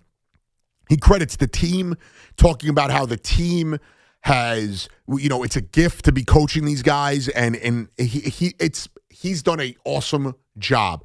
And similar to Torrey, and I appreciate the call, Sydney, obviously the NBA, the Knicks, let's get one first. First and foremost, let's get the first one. But if the Knicks next year they're going to come into the year, if they win this one, they're going to come into the year, I think, as the favorites because they had just won. They're going to keep the entire roster together. I don't envision Landry Shamet and Mitchell Robinson leaving. I think a lot of the moves they made with Mikal Bridges and whatnot has been about, flexibility and keeping teams together and all of that. I truly believe that he's going to be able to go down. He's going to be in the history books in this state, in the city, because he's going to be the guy who had coached this team to a championship. But I think we're looking at a guy who can really cement himself as, one of the great coaches in New York history if this team has any kind of sustained success. I'm not talking about multiple championships because it's just a different beast in the NBA. And it's just similar to Joe Torre, though, where he came in. I don't remember how the reception was. I'm assuming people didn't like the firing of Buck Showalter. I'm assuming. Obviously, I don't know because I was so young at the time. And you bring in Torre with a team that wasn't ready-made to win. They were going to be in the playoffs, but they weren't a World Series contender. They had a lot of young guys.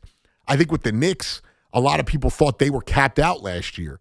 I think a lot of people thought that they weren't going to get better and that they weren't going to compete for a title. I think a lot of people thought that going into the playoffs, and it wasn't really till Game 2 of the Eastern Conference Finals that people started to really buy in. because they played the Hawks, and everyone thought the Hawks were going to give them trouble. And then people were picking against them when they played the Sixers. And then they were playing the Cavs, and it was, this is a terrible matchup for the Knicks.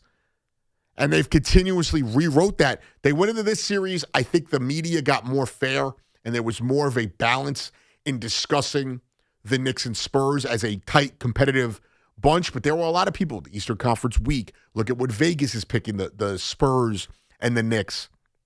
The Spurs and the series and the spreads. They were bigger favorites in Game 2, the Spurs, than they were in Game 1. And he's continually be able to find, he's pushing the buttons that need to be pushed. And it's really been a special ride, and he's been a big part of it. Steve in Long Island, what's going on, Steve? Anthony, what's happening? Thanks for taking my call. Thanks for calling, dude. If you can give me a minute, I'm a big Knicks fan, but I'm a bigger basketball. Steve, I got to let you go because you're choppy there. I think we need we need a blanket statement here. When you call in, I'm going to let you talk. You don't need to tell me. You got to give me a minute. I'm going to let you talk. If you bring it and you're good, I'm going to let you talk. I'm not going to cut you off. Even you disagree with me, I'm going to let you stay on longer because it's just, I want to hear what you got to say. Maybe you'll change your mind. You're probably not going to. But just tell me. You don't have to preface it with, I got a lot to say, or you got to let me talk, or give me a moment here. Just talk. Chris in Monmouth County. What's going on, Chris? Anthony, thanks for taking the call. Good luck on the nuptials coming up. Thank that was you, a great brother. segment Thank a little you. while ago. Listen, you know what? We were talking a few weeks ago. I'm Monmouth County, but I grew up in Hightstown, Mercer County. You said you're from Jamesburg. Well, Spotswood. Spotswood, James. You know the deal, right? The Yes. Breezies. You know the deal. Yes. Four boys. So listen, when the commercial went off, I'm in the car. I got the satellite radio. I flipped to the national radio, and they're talking Knicks. You got some guy on there, a pundit, young guy. Here's what he says. The question is, do you think the Garden is going to play into the Knicks, boosting them up to win Game 3? And then the pundit, the reporter goes, I may be the only guy to say this, but I think coming home, all the pressure's on the Knicks. I think he plays to the Spurs' favor. And right there, Anthony, they don't know the Garden. They don't realize it is going to be a place, and I'm 49, that you are never going to see in your life. I would love to go. I can't go. It's too expensive. Right, of course. But I'm going to tell you, Anthony, this national media with the Knicks, put respect on the Knicks, put respect on the Garden. That is the place to be. Regular season games at the Garden are phenomenal. The president's going to be there. The mayor's going to be there. The dignitaries, the celebrities, going to play into the Spurs' favor. Asinine, Anthony. Asinine, man. The Knicks are winning, sweeping. I am so pumped. Circle the And I wagons, love it. Chris. And- Let's go. and Anthony, one more thing. Brunson had a bad game yesterday. Brunson had a bad game. Forget numbers. Brunson had the little layup under the hoop. Yep. He had the other floater. Well, he had two big shots. That's the one thing I'll always say, Chris, and great call. I love the energy. I love the vibes, Chris. That's the one thing. And we were saying it last night, me, my guy Dexter, and Brian at the New York Got Game watch party. We were saying it last night, even when he struggles, I don't doubt this. He can miss as many shots as possible. He had two big shots at the end. He missed that last free throw, which was rough. And again, new Spurs miss free throws. He missed that last free throw, which was rough. I never doubt him. When I say that he had two bad games, it's because I'm trying to push back on the notion that only the Spurs had underachievements. The Knicks have had underachievements as well. And the notion, I don't think that the pressure is on the Knicks because of the Garden. I think the pressure is on the Knicks because they're coming home. They have a chance to really end the series like they do. If they go and they win that game, the series is over. It's over right now, and that's my feeling. But if they win that game, it's really over. They're not winning 4 in a row. They're certainly not winning 2 games in a row at the Garden. Obviously, they have to win Game 4, win at home, and Game 5, and then come back and win Game 6. So, I mean, Games 4 and Game 6. They're not doing that at the Garden. What I will say is, to the people that think playing at home it might be good for the Spurs to get away from San Antonio, yes. This is not last year's Knicks team. They feed into the crowd.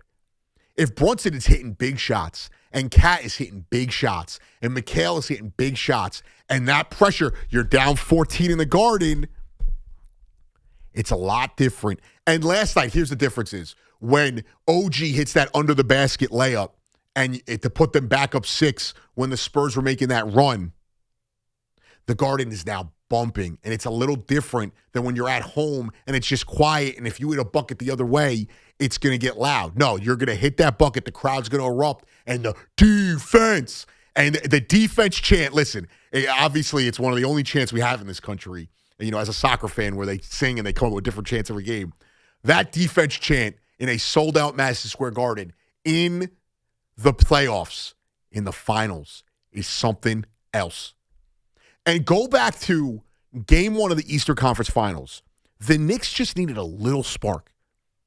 They were getting beat bad. And in that fourth quarter, they hit a couple shots, and the Garden started to buzz. And they started to get up, and every bucket, it got tenser and tenser for the Cavs because the Garden got crazier and crazier. And then Brunson hits the step back, and it goes bananas. And then the ball bounces in off the Landry Shamet shot, and it was an absolute zoo. This isn't San Antonio. It doesn't matter if you're paying big money. Oh, everyone's paying big money. Even the high-priced yuppies that go in there, the celebrities, the Wall Street guys, they're jumping up and down. It gets crazy. And you can see it. Go back to game 1 at the Garden where they're hitting those big shots, and it looks like a wave in the crowd as everyone's jumping up and down. It was a cool thing to see on TV, and then you see the social media clips. They're not ready for it. 888-808-1019. We got 2 more hours of jam-packed Knicks coverage. We'll get into the Aaron Judge conversation as well. Maybe we'll talk a little bit of the Mets. We'll see where the Yankees are at, how they could survive this Judge thing. But it is Knicks. It is Knicks fever. It is a Knicks city. It is orange and blue skies in New York City. 2 games away. 2 from being crowned NBA champions and bringing a title back to New York. And the Canyon of Heroes having a crazy parade. Stay tuned because we get into all of it right here on The Fan. It's Evan and Tiki middays on The Fan. 1019 FM. We haven't even mentioned the name OG Anunoby. Right. And if it wasn't for what he did in the first 3.5 to 4 minutes of the fourth quarter, I don't think we're having the discussion today. Get Evan and Tiki on demand. Available on Apple, Spotify, wherever you get your podcast, and the free Odyssey app. When you own your own business, you need to keep things moving. Need to book a last-minute flight? Earn a $300 travel credit to cover that. Need to take a meeting before takeoff? Do it from the comfort of the Chase Sapphire Lounge by the club. Need to catch your breath before you board? Done. Chase Sapphire Reserve for Business, the business card that gives back all you put in. Visit chase.com/reserve business to learn more. Cards issued by JP Morgan Chase Bank, N.A. member FDIC, subject to credit approval. Terms apply. New Jersey sets the global stage for FIFA World Cup 26. 8 epic matches, including the history-making final. Come for the games. Stay for the wow. New Jersey, where the world meets its match. Get in on the action at visitnj.org. You've probably heard all those ads for life insurance. Just a few dollars a day, apply online in minutes, no medical exam. Simple, easy, and cheap, right? Now you're thinking, maybe I should get a quote. Well, smart thinking. Everyone should have life insurance. But here's what they don't tell you. Those few dollars a day rates, they're for young people in perfect health. That's why everyone calls Big Lou the 50 to 60-year-old not-so-perfect candidate. Like you. You take prescription meds and you're overweight. Winner, winner, fried chicken dinner. Well, Big Lou works with life insurance companies that want people like you with no surprises after you apply. In fact, if you're a 50-year-old guy with a few health glitches, Lou could probably find you $1 million of term life coverage for about $200 a month. So yeah, you need life insurance. But unless you're young and healthy, you gotta call Big Lou because he's like you, older, heavier, and on meds too. Get a quote right now at 800-700-6898, 800-700-6898, or biglou.com. Diving for that grounder got you grounded? Oof. We've got specialists for that. Layup, take you down? We've got specialists for that. With nearly 50 Castle Connolly top doctors, Orland & Cohen specialists are considered among the best in the nation by their peers, which can mean a better outcome for you. From Staten Island to Southampton, our network is open 7 days a week, so you can feel better, faster. Visit OrlandCohen.com.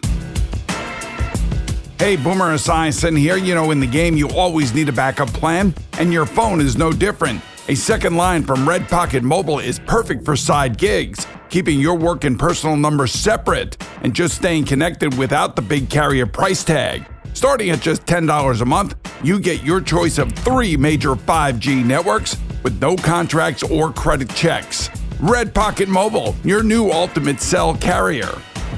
Looking for the lowest price on name brand tires? Get to Town Fair Tire and get the guaranteed lowest price on any name brand tire. Nobody beats a Town Fair Tire deal. Nobody. Name brands at discount prices. Town Fair Tire. It's a Yingling thing. Knowing you should never show up empty-handed, you bring something that fits the night. Like a case of Flight by Yingling, a premium light beer that's low-calorie, low-carb, and deliciously refreshing. It's a Yingling thing. Keep it light with Flight. Get your Yingling Lager at Cowfish in Hampton Bays, Pig and Whistle on West 48th and West 6th Streets, or the Candlelight Inn in Scarsdale. Yingling Lager, an ice-cold tradition, ready to be poured. Enjoy a Yingling today.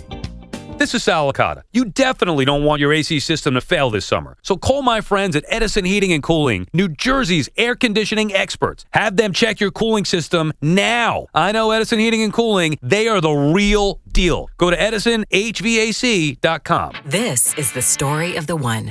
As a maintenance engineer at a beverage manufacturing plant, he starts his day knowing every line is ready to run because Grainger delivers the industrial-grade products he needs to keep mixers, conveyors, and packaging equipment moving. With Grainger's vast selection of bearings, belts, and motors, he keeps operations running smoothly, so nothing grinds to a halt. Call 1-800-GRAINGER, click Grainger.com, or just stop by. Grainger, for the ones who get it done. Finding great candidates to hire can be like, well, trying to find a needle in a haystack, but not with ZipRecruiter. Its powerful technology actively finds and invites qualified candidates to apply to your job. So while other companies might deliver a lot of hay, ZipRecruiter finds you the needle in the haystack. See why 4 out of 5 employers who post a job on ZipRecruiter get a quality candidate within the first day. Try ZipRecruiter for free at ZipRecruiter.com/team. That's ZipRecruiter.com/team. ZipRecruiter. Everybody loves a win. And with the New Jersey Lottery, the next winner could be you. Play today at a New Jersey Lottery retailer near you. Because anything can happen in Jersey. Hey, Mom, now that I have an after-school job, I think I want to buy a drum kit. Okay, Rockstar. Let's look at your account. When kids start making money, Chase has easy-to-use tools and expert bankers to help them learn how to manage it. And next month, I'll buy the bass drum and the cymbals. Oh, and maybe some noise-canceling headphones for you. Aw, you've thought of everything. Help kids save, budget, and build financial independence, all with Chase. That's good for kids and good for parents. Visit your local Chase branch and get started. Account subject to approval. JP Morgan Chase Bank, N.A. member FDIC. Now at Lowe's, faster quotes start at the Lowe's Pro Desk. Got a material list handwritten on a sticky note or saved as a photo? Perfect. Bring it to us and get a quote in minutes. And if you don't see what you need on the shelf, we'll help you get it.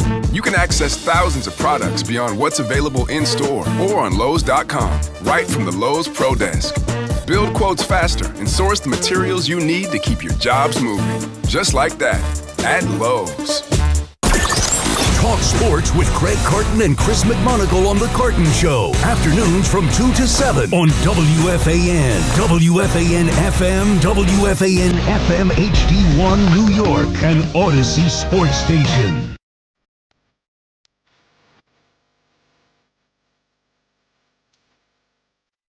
Eight 808-1019. Anthony Gallo on the Fan.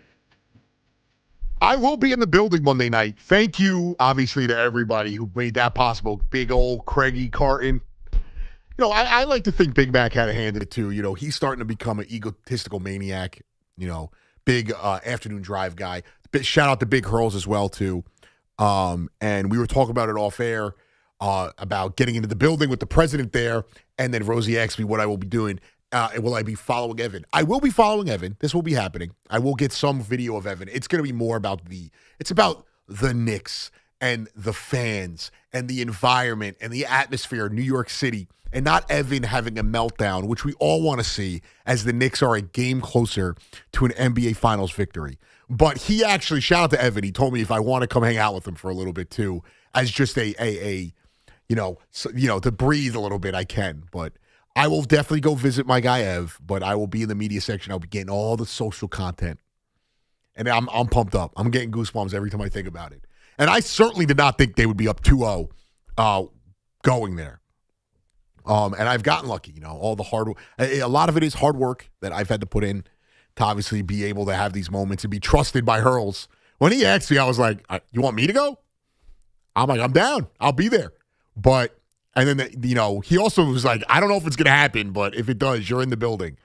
And then Chichester, the great Ryan Chichester, you guys don't get to see him as much.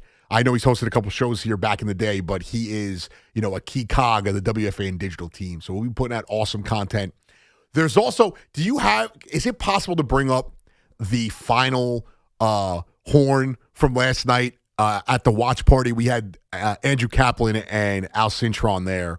And there is a noise that Al makes at the beginning of this video, which it is years of Knicks frustration leaving his body and just pure joy. It's also one of the funnier reactions I've heard. C-Mac had a very funny reaction game 1 of the Eastern Conference Finals, but it was a very funny reaction. It was a noise that I don't think a grown human man can ever make, but we'll get into that in a bit as Al and Cap did a great job last night. The man that keeps everything together. Paulie freaking Rosenberg. This guy it's all AI. No one actually said this. Rosenberg is just putting this in the Gemini and getting the content out of that.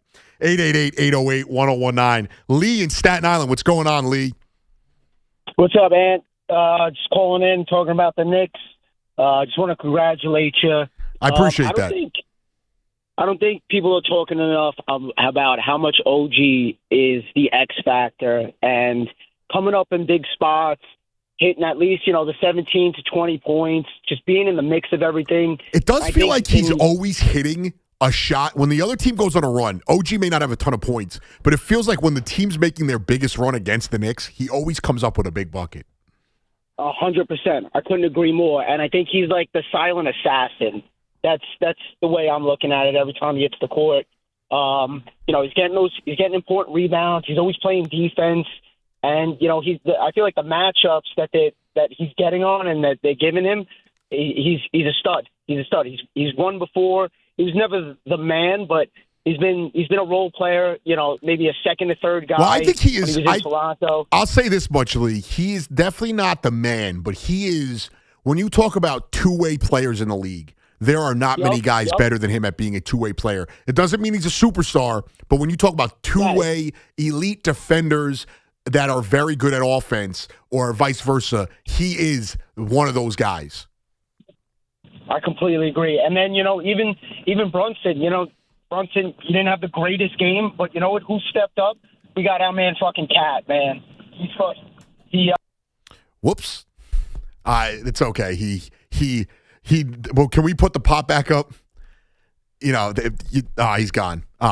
Is the pop back on, though? I had to dump him. Yeah, it was a positive curse word, but we can't let that on air. He wasn't being mean, but everyone's excited. We're all off the hinges right now. Everybody is getting delusional. I'm getting to the point that the Knicks are going to win this. I'm going to start to think the U.S. can win the World Cup. The Mets could come back and compete for a World Series. I'm going to get so delusional. I could get a six-pack. It's all coming together right now. My world is orange and blue skies all together. Joe Sack giving me the craziest look right now. As I said, I could have a six-pack. 888-808-1019. Jay in Brooklyn. What's going on, Jay?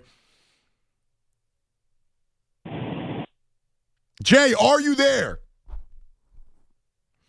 Jay is not there. Let's go out to Jake in Murray Hill. What's going on, Jake? Tony, thanks for taking the call. Congrats on the nuptials, everything. I appreciate all that you. you've accomplished here. Just real quick, a Knicks fan of 35 years, like everyone else, like the last caller, incredibly excited. I just want to point out one thing from last night that I think is not getting enough attention, and it's a good thing that it's not because they won, but something was up with Tony Brothers from the get-go last night. You know, I'm not a big blame the officials guy. I'm not a conspiracy guy. I don't think, look, they make mistakes in their jobs just like you and I do, but from the get-go last night, Tony Brothers seemed to have some sort of agenda. I mean, yes, both teams are allowed to be physical. I'm okay with that to an extent. But, I mean, the Mitchell Robinson technical, I mean, thank God. Well, that was bad. That was bad. Yeah, that for sure was bad. I think that we're getting a little too hung up on the officials in a win. Yeah.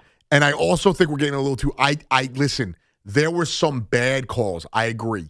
But I also think it was not impacting the game the way I think people think it was. I wasn't crazy about the tech on Mitch. If anything, it should have been a double tech or just a tech on Wemby. Right. I wasn't crazy about Wemby not getting called for manhandling Alvarado. I get it. He's also going to be protected. He's a star. Stars get whistles. And he's also a guy that they're hoping is going to be the face of the league. I don't think there's every time there's one of these things, it's this grand scheme to screw whatever team you're rooting for. Like, oh, my team is not getting the calls. They clearly don't want them to win. I don't think that was what was going on last night. Oh, I completely agree. I don't think it played a major factor in the result or anything like that. There was just a couple moments where you thought, the game was kind of getting away from the Spurs in the third quarter. Cat was taking over. And then there's two phantom calls on Cat. He goes to the bench. Spurs make their run. But, yeah, you're right. Neither here nor there. The next one, and I believe they're going to finish this thing pretty relatively soon. And then there's the other point I want. Oh, I'm sorry. You're good. What do you got? The other point I want to make, I was trying to think of a modern comparison for this Knicks team. And I often hear, the Jason Kidd, Dirk, Mavericks. But, I've been kind of leaning the last couple of days to some of those Spurs teams, during the Popovich prime, OG reminds me a little bit of Bruce Bowen, obviously a lot more explosive. Brunson's obviously a lot better than Tony Parker, but just the way they gel, the big man on the inside with Duncan and Cat. Obviously, Duncan's a Hall of Famer and all whatnot. But just curious your thoughts on maybe a modern comparison for this Knicks team. If they're able to, I mean, if you're talking I appreciate the call. If you're talking singular teams, it's tough for me to compare it to those. I mean, I guess you could compare it to those Spurs teams, but the ancillary pieces are not the same. When you look at, Tony Parker is a Hall of Famer, Manu, they're all Hall of Famers, but, OG is different than what Manu was, and Brunson's very different than what Parker was, and Cat and Duncan are not. And when we make these comparisons, it's not to say they're better or worse, it's just trying to comp it. I mean, listen, if you want to make a comparison, taking away Shaq's dominance, the makeup of the team is very similar to what the Lakers were with Shaq. Again, taking away the dominance of their star players, you had a awesome, actually, you know what? The better comp would probably be Paul Gasol, those Pau Gasol and Kobe Bryant Lakers, where you have the finesse big who's a decent defender and Brunson being the Kobe type. Obviously, you have Trevor Ariza and Lamar Odom, which could be like OG and McHale. It's tough. It's tough to make a comparison. And I'm not saying they're better or worse than these teams, but if we're talking about the makeup of a squad, I feel like you could go that way. They're the 2026 Knicks, though, and that's what's been so special about them. I probably, now that I'm thinking about it, it's probably the Paul Gasol, Kobe Bryant, Lakers, just because, and then you add in the Ron Artest Ripple and the Andrew Bynum, there's kind of similarities there. But it's tough to make these comparisons, and then people get upset because, God forbid, you upset a Michael Jordan fan or a fan that was a fan of the 80s hoops or, a Kobe fan. People are very sensitive about their basketball. I said it to Rosenberg. It's the biggest gatekeeping sport where if you're a fan of 90s hoops, you're never going to go against Jordan, and no one's ever going to be better than those Bulls teams. And if you love the 80s, no one can ever touch Magic and Bird. And then I'm sure if you were in the 70s, no one ever touched Oscar and Kareem or Clyde and Willis. So the NBA everyone's so sensitive when it comes to how you view things. You can't give any credit to anyone new. That's probably the best modern comparison. I don't know if I would use that Mavericks team because Jason Terry stepped up in the finals, but he was a role player. They had a bunch of role players and Dirk. Jason Kidd was kind of on the tail end. He wasn't a superstar still. It's a good question. I'm going to think about that and come back with you a better answer. Right now, I'll probably say those late 2000s Lakers teams with Kobe, Powell, Lamar Odom, Ariza, and Meta World Peace. Those are probably the ones I'd go with. Barry in Los Angeles. What's going on, Barry? Hey, Tony. Thanks for taking the call. Thanks for calling, dude. What's with Rosie saying that Brunson's awful? I mean, is he still watching like Bulls games or like what's he talking about? Well, I think he's just saying that he hasn't been very good in the first two games of this series. Really? I watched the fourth quarter. He put up, I think, like 19 and dismantled. In the first game, he's also Spurs. shooting 38 and 28% in the first two games, Barry. I we don't have to be sensitive about it. It's okay. No one's taking away anything from Brunson. I just think the guy. Listen, I get it. Like, do you want to talk to me or you want to talk to the producer? Barry, I appreciate the call, but we get it. He's trolling you. You took the bait, and yes, but he hasn't been great. He shot 28% and 38%. It's okay. He came up big when it mattered. He had two big shots last night. He had a great fourth quarter. It's okay. Stewart in Maplewood. What's going on, Stu? Oh, yes, I was at the 1973 final game where Will. You were at the game? Yeah, I'm 78, and it was the loudest thing I've ever felt. And to this day, I still have tinnitus. That's how loud it was. That's great. Well, so this was which game was this? My fault. I cut you off. This was the last game when Willis Reed walked out on the court and everybody went crazy. And Walt Frazier, I think, had he had the greatest Game 7 maybe in NBA history, 36. I forget what it was. I'm going to give you it right now. But that's incredible, dude. That is so awesome. I mean, I went to the Yankee game when Reggie Jackson had the 3 home runs. That wow, dude, you are blessed. You have no idea how blessed I am. And thank you very much for taking the call. It was my first time. Yeah, I appreciate it. I appreciate you, Stu. I appreciate the call. That's awesome. To Reggie. And so in 70, the Willis Reed game, Clyde had 36 points, 19 assists, 7 rebounds, 5 steals. 12 for 12 from the line, by the way, also. That's incredible. There was no three-point arc. Insane. Absolutely insane. It's that's crazy. And then Reggie, that happened what, in 73? 3 home run game was 77. Okay. So a decent amount of time apart. But that's still incredible. Cool. Dude, I'm jealous. Matt in the Bronx, what's going on, Matt? Hey, Gallo, what's going on, brother? What's going on, dude? I don't know if you remember me, but I spoke to you right after the Sixers beat Boston Celtics, and we were kind of breaking down the matchup. And the day off, right? Right after the Game 7, correct? Yeah, exactly.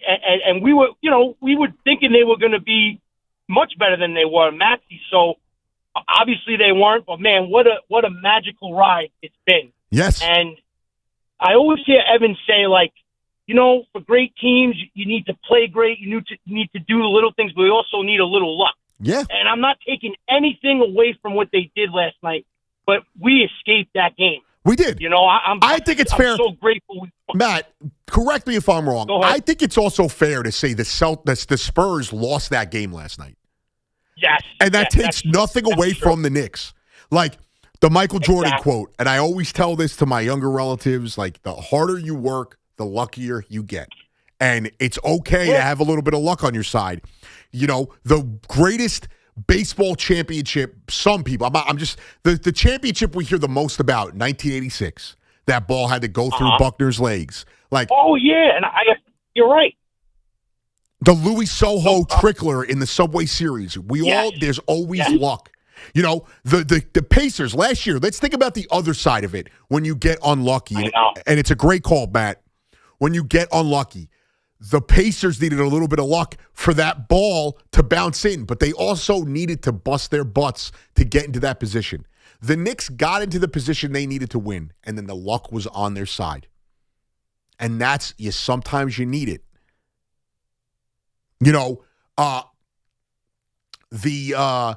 why am I forgetting the guy's name that robbed the home run from the Orioles that helped the Yankees win? Why am I forgetting his name? Tony Tarasco. Tony Tarasco, Jeffrey Mayer. Jeffrey Mayer. The Jeffrey, that we could say that's a little bit of luck. I mean, it's a little, helping from the fans, a little cheating, but that is that's luck. You always need luck. How many times do we just get the Allen Houston bounce? Like, there's a million times that you could point to luck being, a ball hitting the line by a centimeter to help you get to it's luck is a part of greatness. Like Michael Jordan, the harder you work, the luckier you get. Luck is where opportunity meets preparation, and it's as simple as that. Who said that? I did. It's as simple. Okay. It's as simple as that.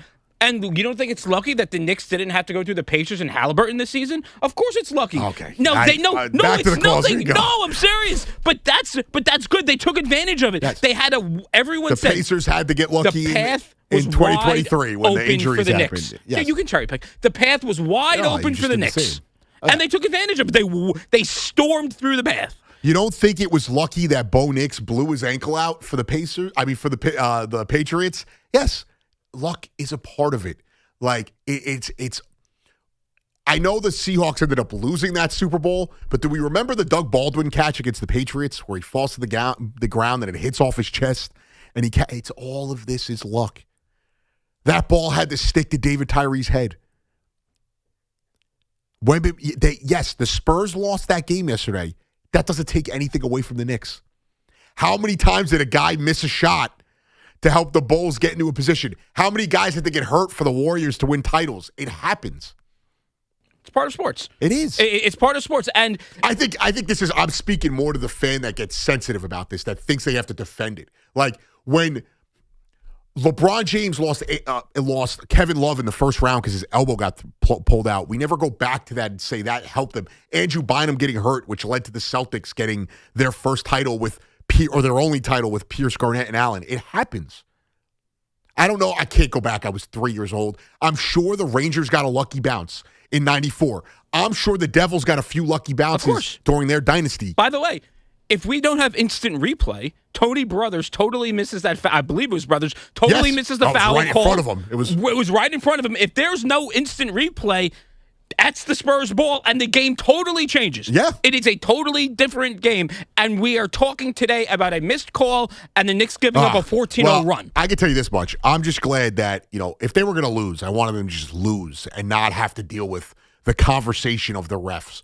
And I want to say this, and I know some of the calls were bad. We won the game. You got to let it go. And I do not think the officiating was as bad as people made it out to be. What do you think would have been officiating, or would it have been they gave up a 14-0 run? I think it would have been the refs and Brunson would have been the conversation. So nothing about giving up a 14-0 run? Well, I think part of it would have been Brunson was so bad in that first half. Or I guess Brunson hit two big shots at the end of the game. Yeah, and that's what we're talking about here when they went on the 14-0 run. Yeah, like he misses. And I also think that, the Spurs got away with something and still lost. Where like Brunson was open a couple of these times and missed shots that he doesn't normally miss. I said it to you the entire time. Brunson has been awful for his standards. He has been awful. I get what you're saying. And they have won both games. Yeah. They've won both games when their best player has not been up to the standard that we all expect him to be. Where I thought they were going to lose the game was that sequence, and I don't know what the order was, but Brunson misses that open three on the elbow. He misses a floater that he's hit all postseason, and then he misses that floater to his left. I was like, he's not hitting the shots he always hits. And these are good looks that he's taking good shots on. They're going to lose this game, and they were able to pull away. And then it wasn't a good look, but it was a good shot, meaning like he got it off good. Or it was a good look, not a good shot. That shot over Wemby, the NBA was praying that goes in. So when they make the ad and the DVD, that's the slow motion shot. Yep. That's the just do it. Like Nike was sitting there thinking, we just missed out on $1 billion shot. Wemby towering over Brunson as he shoots that ball over him. Like that was the moment. That would have been MJ switching hands on the layup. That would have been obviously if it's a game-winning shot, but that's the push-off. There's so many things. It wasn't a push-off. Wow, all right, whatever. I'm not taking away from the moment. I'm just trying to say. No, and another discussion from last night that we didn't get into today, the play that Johnson drew up at the end of the game with Wemby taking that elbow jumper. Which and I know the defense was there. I understand that. But yeah, you have 8 seconds. You're coming out of a timeout. You had to have a better play call than a elbow jumper for Wemby. I agree. I think they want that shot, though, which is confusing to me with Mitchell in the game. I would have thought you would have given Wemby the ball and hoping somebody gets open. And that's the thing is, too, and you look back on history in the NBA, Robert Horry hit big shots for the Lakers. He hit big shots for the Rockets. Iguodala hit big shots for the Warriors. Like, guys have hit shots for teams that, this is different. Kyrie's obviously a star, but Kyrie hitting that big shot for the Cavs, like, you don't always have to go through the number one. Like, if the game would have came down to a final shot for the Knicks, I think it was going to Brunson. I also wouldn't have been shocked if it had gone to Bridges or Cat in that moment either. 888-808-1019. Nathan in Manhattan. What's going on, Nathan? I just have, hi, thanks for my first time calling. I just had one strategy thing that I don't know why anyone's not noticing. Uh-huh. The thing about Mitchell Robinson is the earlier in the quarter he gets in, the better off the Knicks are, because if they don't have any team fouls, then in order to put him on the line, they have to put it's the fair. penalty. Nathan, it's a totally valid thing. Start him. Well, they're not going to, Nathan, I appreciate the call. They're not going to start him. They're not starting Mitchell Robinson. But you saw it yesterday. They went to him with like 4 minutes or a little under 4 minutes to go in the first. And I have my theory on, I get it. People don't like to see the offense get out of rhythm. I have my theory that if you are going to hack Mitch, and then they started doing it with Luke Cornett having 2 fouls. So now you're doing it knowing you're not going to use Cornett to get those fouls. And they had Carter Bryant in there, so he's a non-really relevant piece. I don't really think he's an impact player. But if they have to throw impact guys at you and you're let's say Keldon Johnson gets 2 fouls, their best bench piece, he gets 2 fouls, and now late in the game, he may have 3 at that point, 4. I kind of want to push the envelope on that and tell them, like, hey, you're going to keep fouling him. We'll take the, 2 out of 4, the 3 out of, 6 free throws or, the 3 out of 7 free throws he's going to hit, and you're going to put yourself in a position where you have less flexibility later in the game.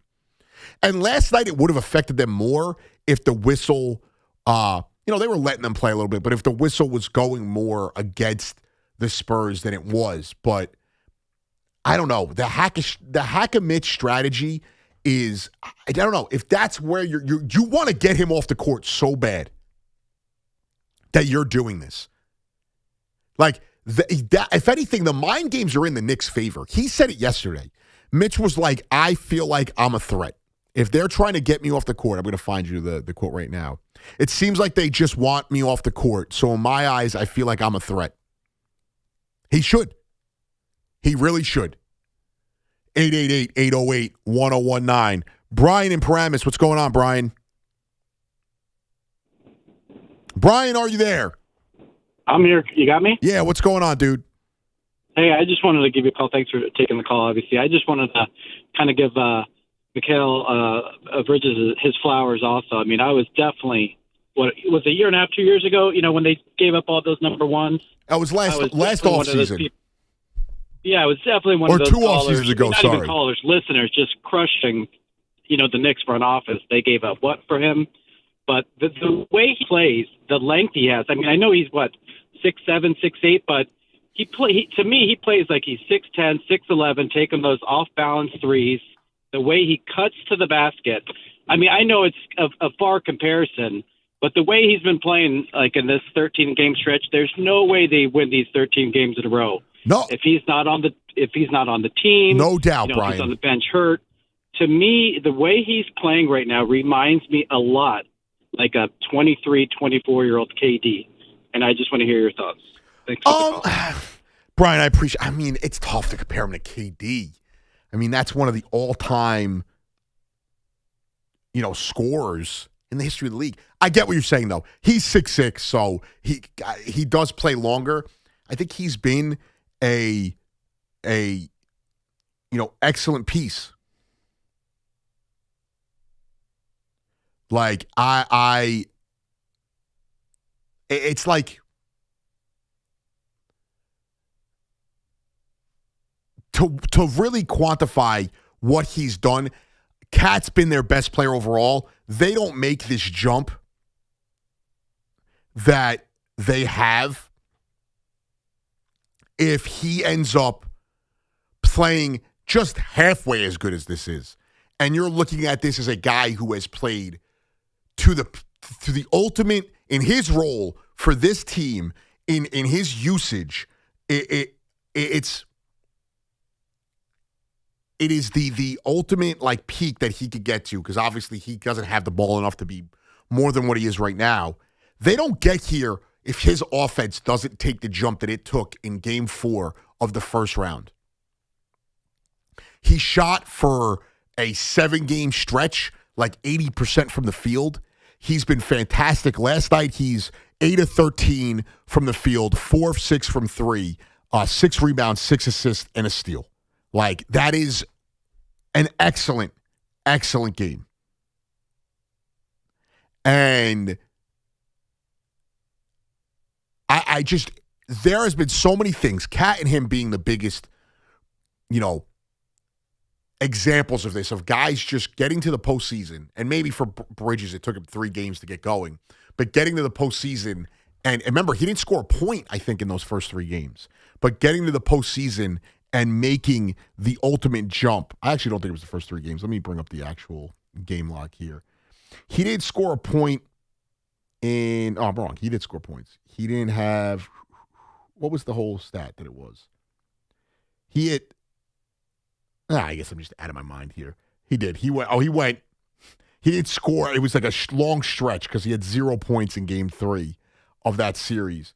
But he was struggling, obviously. And now he's being a factor no matter what he does. And last night, there was one shot that I thought was a bad shot, but I'll take it, where he clearly had the pass took him away from the rim, but he had enough time to get to the rim, but instead he settled for the turnaround jumper and he hit it. He's been awesome. I'm not going to compare him to KD like you just did, but he's bought into his role. He's learned. I thought going into the offseason after last year that he needed time to gel back into his role, because he went from being the man in Brooklyn to being the number 1 guy in Brooklyn to having to now take a lesser role and learn a new system. And obviously he had to learn a new system coming to this year as they get rid of Tibbs. But he then turns around and has a big postseason last year, obviously, with the 2 big steals in the Celtics game, some big stops in the Pistons game.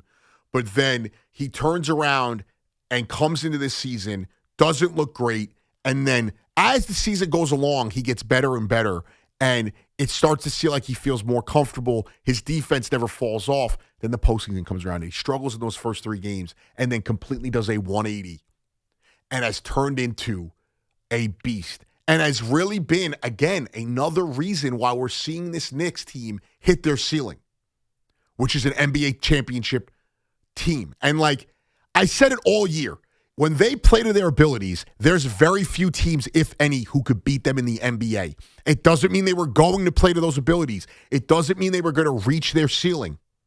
But when they got to this point, I felt they were one of the 3 best teams, 4 best teams in the NBA, and they have proved us all right.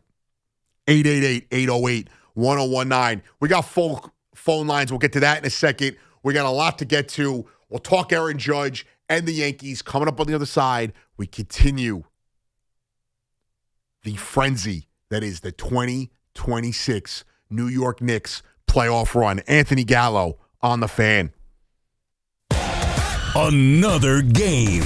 Another win. As the incredible postseason run continues for the Knicks as they head back home in the driver's seat on their journey to becoming New York legends. A 2-0 deficit is a huge hole to climb out of, but Wemby and the Spurs will do their damnedest as they saddle up and head to Broadway for Game 3 Monday night at the world's most famous arena. The latest breaking Knicks news, the biggest Knicks opinions, and the most trusted voices delivering them all live here. Your home for New York sports is 101.9 FM WFAN. Hi, this is John Starks, and I'm Tyler Kolek. At John Starks Kia, we don't play games. No gimmicks, no tricks, no hidden fees, no surprises. Lease a Kia Sportage for just $333 a month with just $3 due at signing.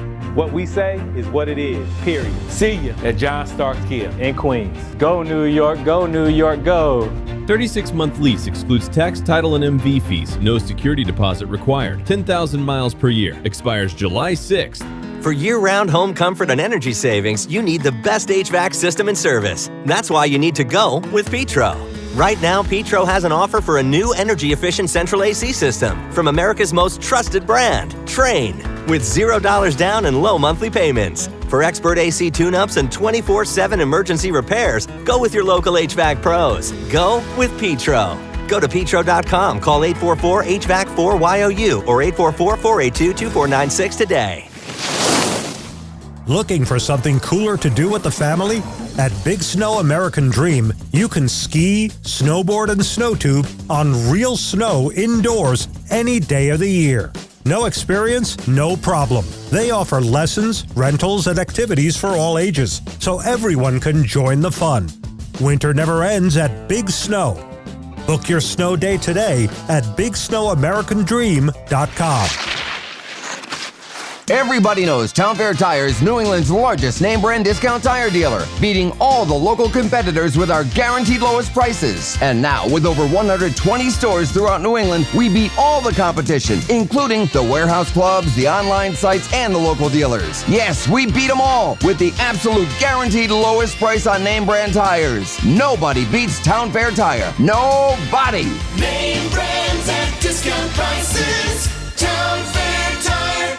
I'm Bob Burke, founder and chairman of Burke America Parts Group, a family of brands that includes RepairClinic.com, an appliance and HVAC parts solution company that's grown into an international brand. Before AmericanEagle.com, we partially launched a new technology platform developed by another firm. American Eagle helped take our technology to a whole new level with digital marketing, software development, and business insights into our key markets, appliances, HVAC, and outdoor power equipment, and did so both on time and on budget. AmericanEagle.com has the resources, experience, and talent needed to produce solutions. Our new technology platform, developed by AmericanEagle.com, has produced tremendous results with higher traffic, conversion, engagement, and online revenue. If you have any home repairs you need to take care of, check us out at RepairClinic.com. If you need a world-class website or technology project, then I would highly recommend AmericanEagle.com. Call AmericanEagle.com at 773-NETWORK. That's AmericanEagle.com, 773-NETWORK. The Rico Brogna podcast is proudly sponsored by Takara Fuji Apple Chew High, the sparkling cocktail that blends shochu spirits with delicious flavors of fruits from Japan. Whether it's Citi Field or your favorite spot, raise the apple. Summer's a gift. The gift of days that last a little longer. A brighter state of mind. So gift yourself a new Kia at the Kia Summer Sticker Sales Event. With specially tagged vehicles including the Sorrento, Sportage, Carnival, as well as the Niro Hybrid. All backed by a 10-year, 100,000-mile limited powertrain warranty. So the gift of summer can keep on giving for summers to come. Kia, movement that inspires. Call 800-333-4KIA for details. Always drive safely. Event ends 7/6/26. See dealer for warranty details. La Playa awaits this weekend. Be sure to stock up on ice-cold Corona at Blue Haven South and Fulton Street. Then sit back, relax, and soak up the good weather. Great vibes and New York basketball. Turn anywhere you enjoy the game into your own beach. La Playa awaits. Must be 21. Relax responsibly. Hey Yankees fans, join us at Yankee Stadium on Thursday, June 18th as the Yankees take on the White Sox. And come early for a special giveaway. It's Yankee Soccer Jersey Night. The first 18,000 guests will receive a Yankee soccer jersey presented by Bank of America. Don't miss Yankees and White Sox on Thursday, June 18th, Yankee Soccer Jersey Night. Get your tickets now at yankees.com/tickets.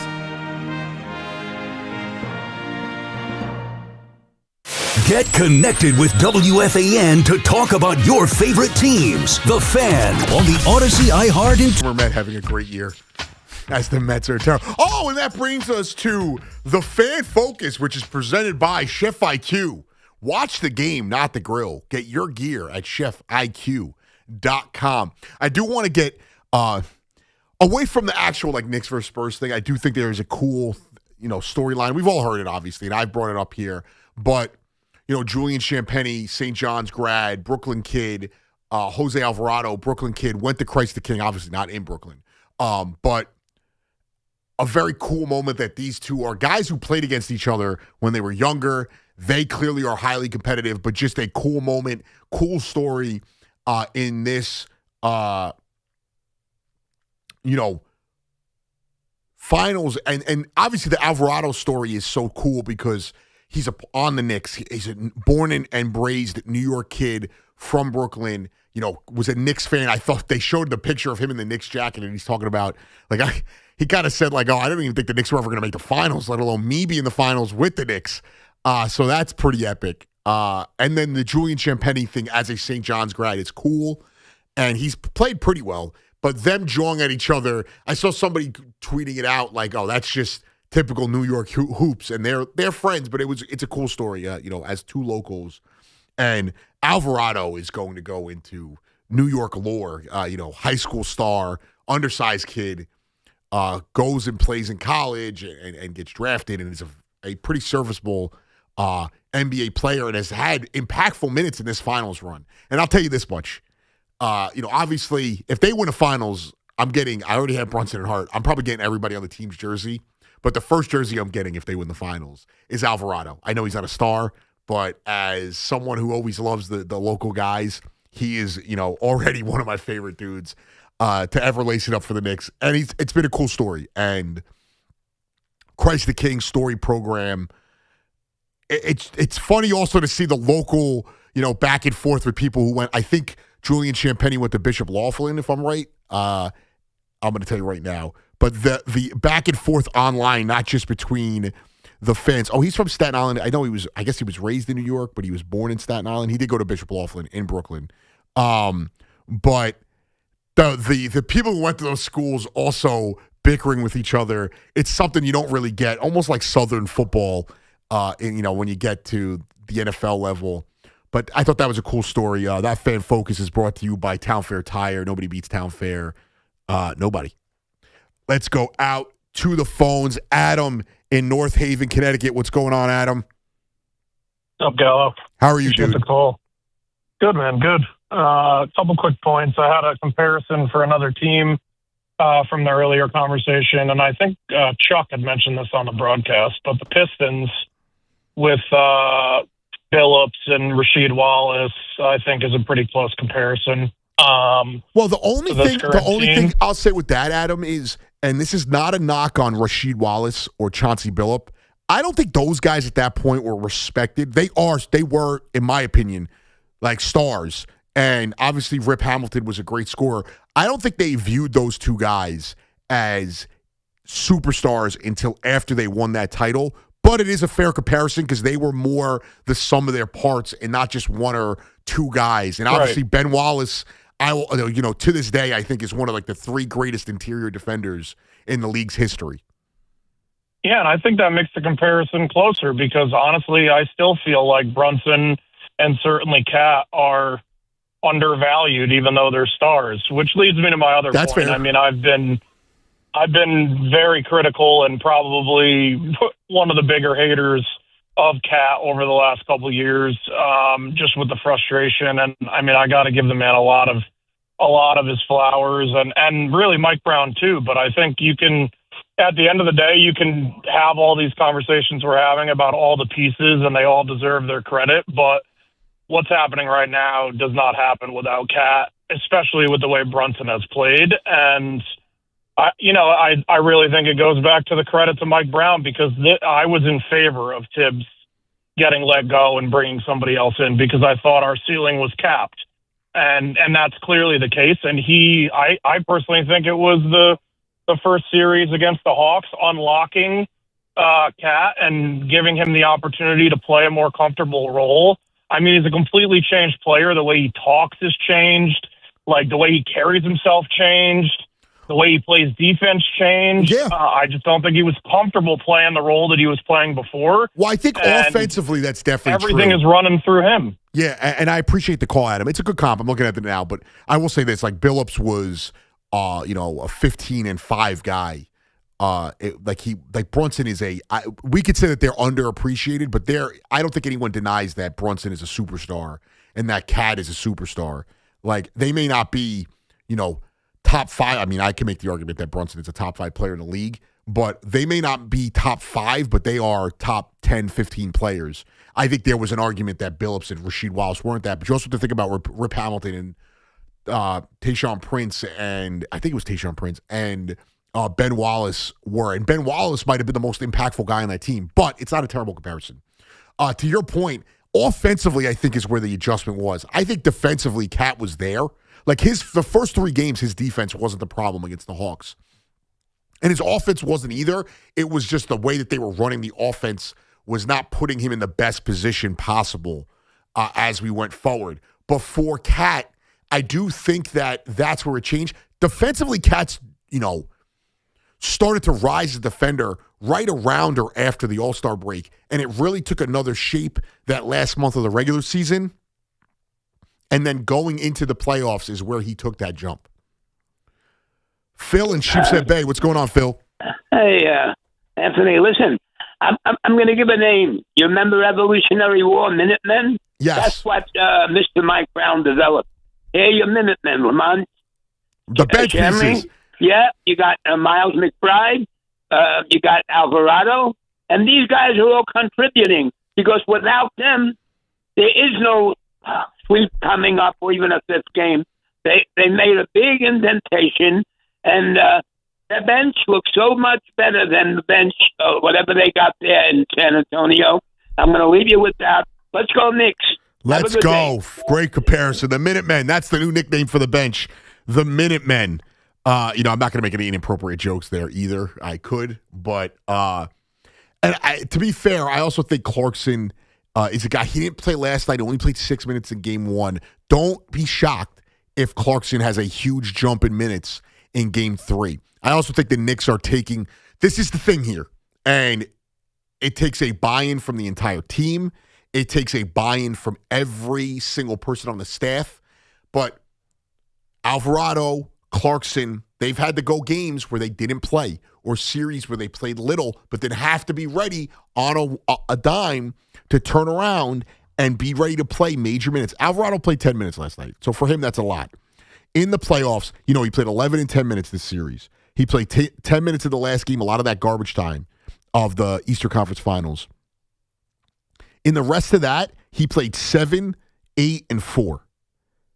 He's had to be ready at times. When you go to Clarkson, Clarkson's probably a better example of this. When you go to Jordan Clarkson, you look at his game log and you look at his minutes, he went from, the Hawks series playing major minutes to the Sixers series bouncing back and forth for playing about 15 minutes, which for him is bench player minutes. And then he plays Game 1 16 minutes, and he was huge against the Cavs in Game 1. And then doesn't play a lot the rest of the postseason, but that's kind of the buy-in you have to have for this team when you think about, where they've gotten to. And it's had times where Josh Hart's gotten benched. Last night he got benched because of foul trouble. But, Game 1 against the Cavs, they had to sit him down. But then in Game 2, he had, his best game of the postseason. I mean, you can make the argument that his last game against the Spurs, even though offensively he didn't do a lot, was his best game. 4 steals, a block, 6 assists, and 15 rebounds. But he's played 40 minutes one night, and then the next night he's playing 25 minutes. So that's part of the buy-in. That is part of what makes this team so special. Brian in Brooklyn, what's going on, Brian? Brian, are you there? Brian, going once, and Brian. No, yes, I'm here. I'm here. Oh, bro, he's there. He makes a bang. Yes. What's up, Brian? I got 2 things to say. First, the Yankees are not going to go anywhere if Judge is not in the lineup. It's not that we're the best team in the American League, but without Judge in the lineup, nobody have no fear of the Yankees. Well, even with the good pitching, nobody fears us. The Yankees are. I'm going to get into that. They know We don't have any any particular person that's going to beat us on a constant on the Yankees. Well, I think that I don't buy into that. I think, one, their pitching is good enough that their offense isn't going to have to do as much as people think. And they still have guys like Bellinger. I still believe in Jazz. Ben Rice is arguably the AL MVP right now. They have the guy on the Chicago White Sox. Because we have so much places to get into the wild card. If Judge is out 2 months, we're going to be a wild card team. Yeah, but let's just say worst case scenario, he's out. We're not going to win the division. Brian, I appreciate the call. Let's say Judge is out for 2 months and you don't win the division. That doesn't matter. It really doesn't matter. It does not matter. You know what matters? Performing in October. That's what matters. It helps to win a division. It does. If Judge goes out there, here's the thing is, too, I was saying this to Big Mac, and Big Mac kind of agreed with me, but like if they go over, a 50-game stretch, 30-20, that puts them at what? That would put them at 67-46. You're signing up for that. And they're good enough to go 10 games over 500 without Judge. And I know it hurts not to have him. Ben Rice is in the lineup. Cody Bellinger is in the lineup. Like, they still have guys that are producing and are good enough to keep this team. It's not even about keeping them afloat. The argument is, can they win the division or not? They're right now, I think they're a game and a half because they're 3 back in the loss column. I don't know how the number. I think it's 3.5. Or I think it's a game and a half that they're back. But I'm not worried about this Yankees team right now. I'm just not. And they, let's see if I can bring up the overall. So right now, when you look at their offense, Bellinger is hitting 269. I know that's not amazing. He's only got 8 homers and 40 RBIs. Ben Rice is hitting 305 with 1,000 OPS. A one-dotter, as Big Mac likes to call him. 18 home runs, 45 RBIs. Trent Grisham hasn't been great. He's got 19 extra base hits. Like, they're going to be fine. I promise you they're going to be fine. I think Jazz may actually, maybe if Jazz plays to more like the back of his baseball card, they're going to be fine. Volpe's been good. I mean, he hasn't been great, but he's been better. I envision them getting Stanton back at some point. Let's see if we get an injury report on that one.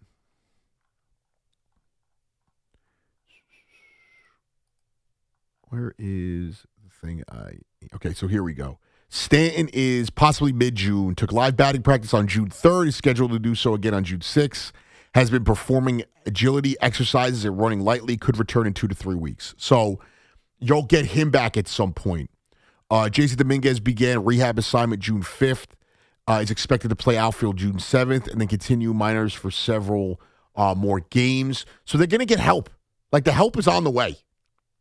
Max Fried he threw June 1st and second from 75 feet and seems to be responding to everything, manager Aaron Boone said.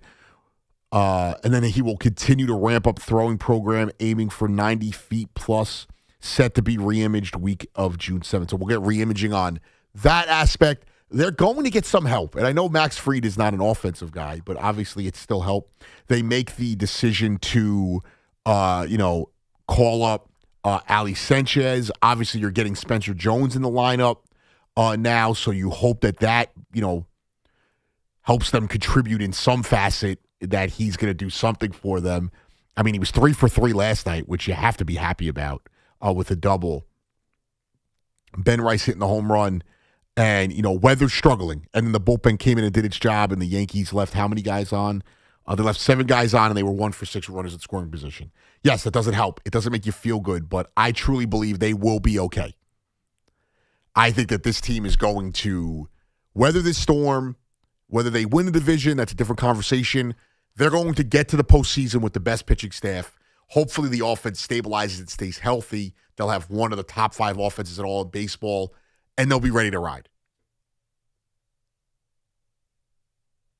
It is not something I believe you need to worry about in this moment outside of making sure this is not a lingering injury that affects Judge in the long term. 888-808-1019. And, it's funny. Somebody in the chat here on YouTube says, Hank says, let's go Knicks. Omar, where you at? Where is Omar in Brooklyn? Have we put out the Omar, the big O, in the sky? The one guy I want to hear from during this Knicks run, we haven't heard from. The great Omar in Brooklyn. A guy that when the Knicks were terrible, he was the only thing exciting to listen to on New York Sports Talk Radio with the Knicks. I've had a poll up the whole day. Will the Knicks sweep? And right now it's at about 80% there with about 221 votes. So we'll update. We'll go. That'll go final in about like 20 minutes or so.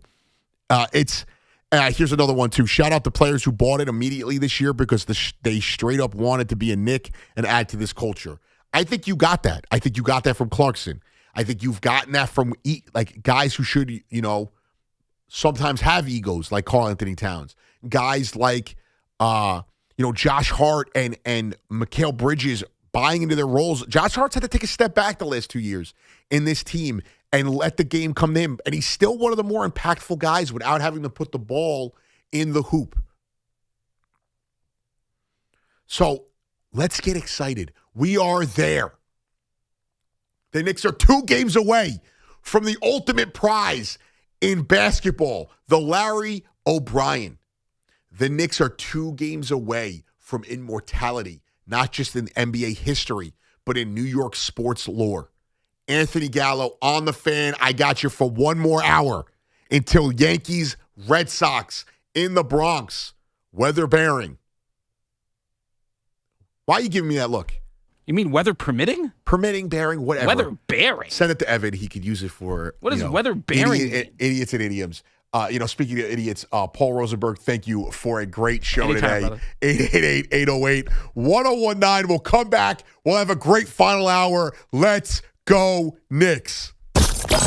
It's Boomer and Gio. Mornings on the Fan. 101.9 FM. Karl Anthony Towns, after last year, all the issues that he had, needed to turn into a different player for the Knicks to be able to be at this level, and he absolutely has. Get Boomer and Gio on demand. Available on Apple, Spotify, wherever you get your podcast, and the free Odyssey app.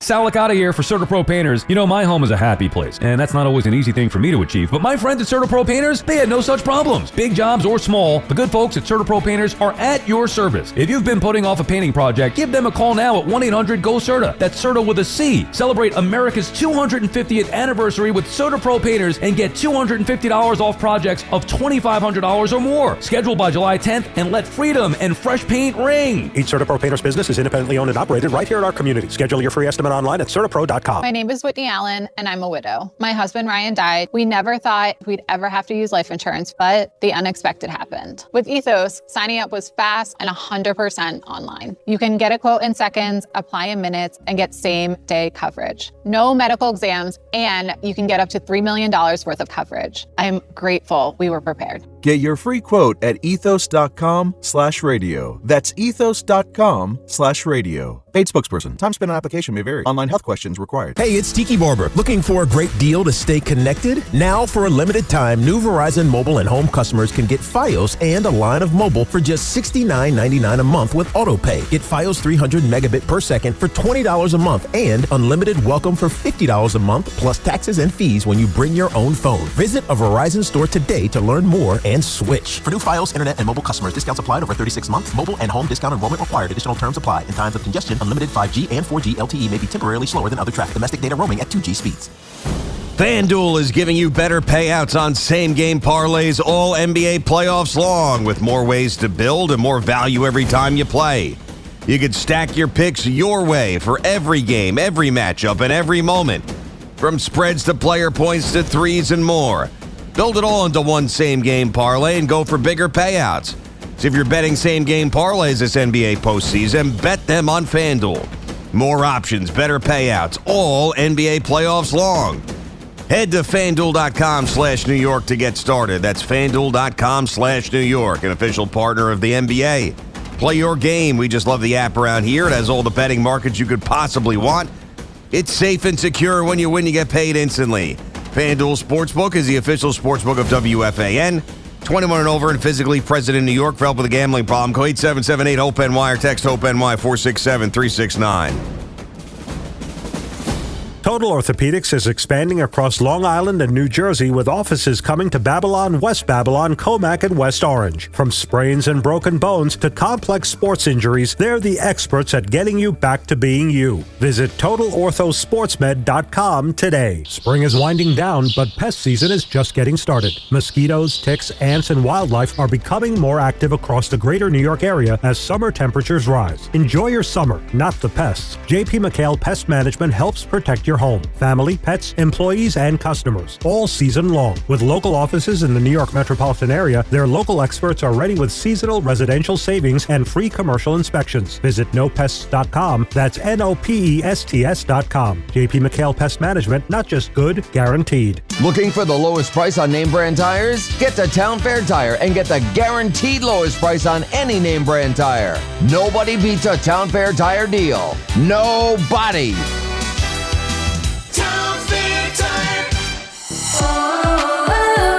As a fitness coach, my active psoriatic arthritis can slow me down. With Skyrizi, Risankizumab Riza, I'm treating my skin and joint symptoms so I can keep moving. Skyrizi, a prescription-only injection for adults, helps me move with less joint pain, stiffness, swelling, and fatigue. And for those who have plaque psoriasis, 90% clearer skin is possible. With Skyrizi, there's no daily dosing. It's just 4 doses a year after 2 starter doses. Don't use if allergic to Skyrizi. Serious allergic reactions, increased infections, or lower ability to fight them may occur. Before treatment, get checked for infections and tuberculosis. Tell your doctor about any flu-like symptoms or vaccines. Thanks to Skyrizi, there's nothing like clearer skin and better movement. And that means everything. Ask your doctor about Skyrizi. Visit Skyrizi.com or call 1-866-SKY-RIZZI to learn more. Tune into Odyssey Mets Radio on 880 AM. Brought to you by the #1 Westbury Toyota Construction Sale. Start the day with Boomer and Geo. Mornings 6 to 10 on WFAN. WFAN FM, WFAN FM HD1 New York, and Odyssey Sports Station.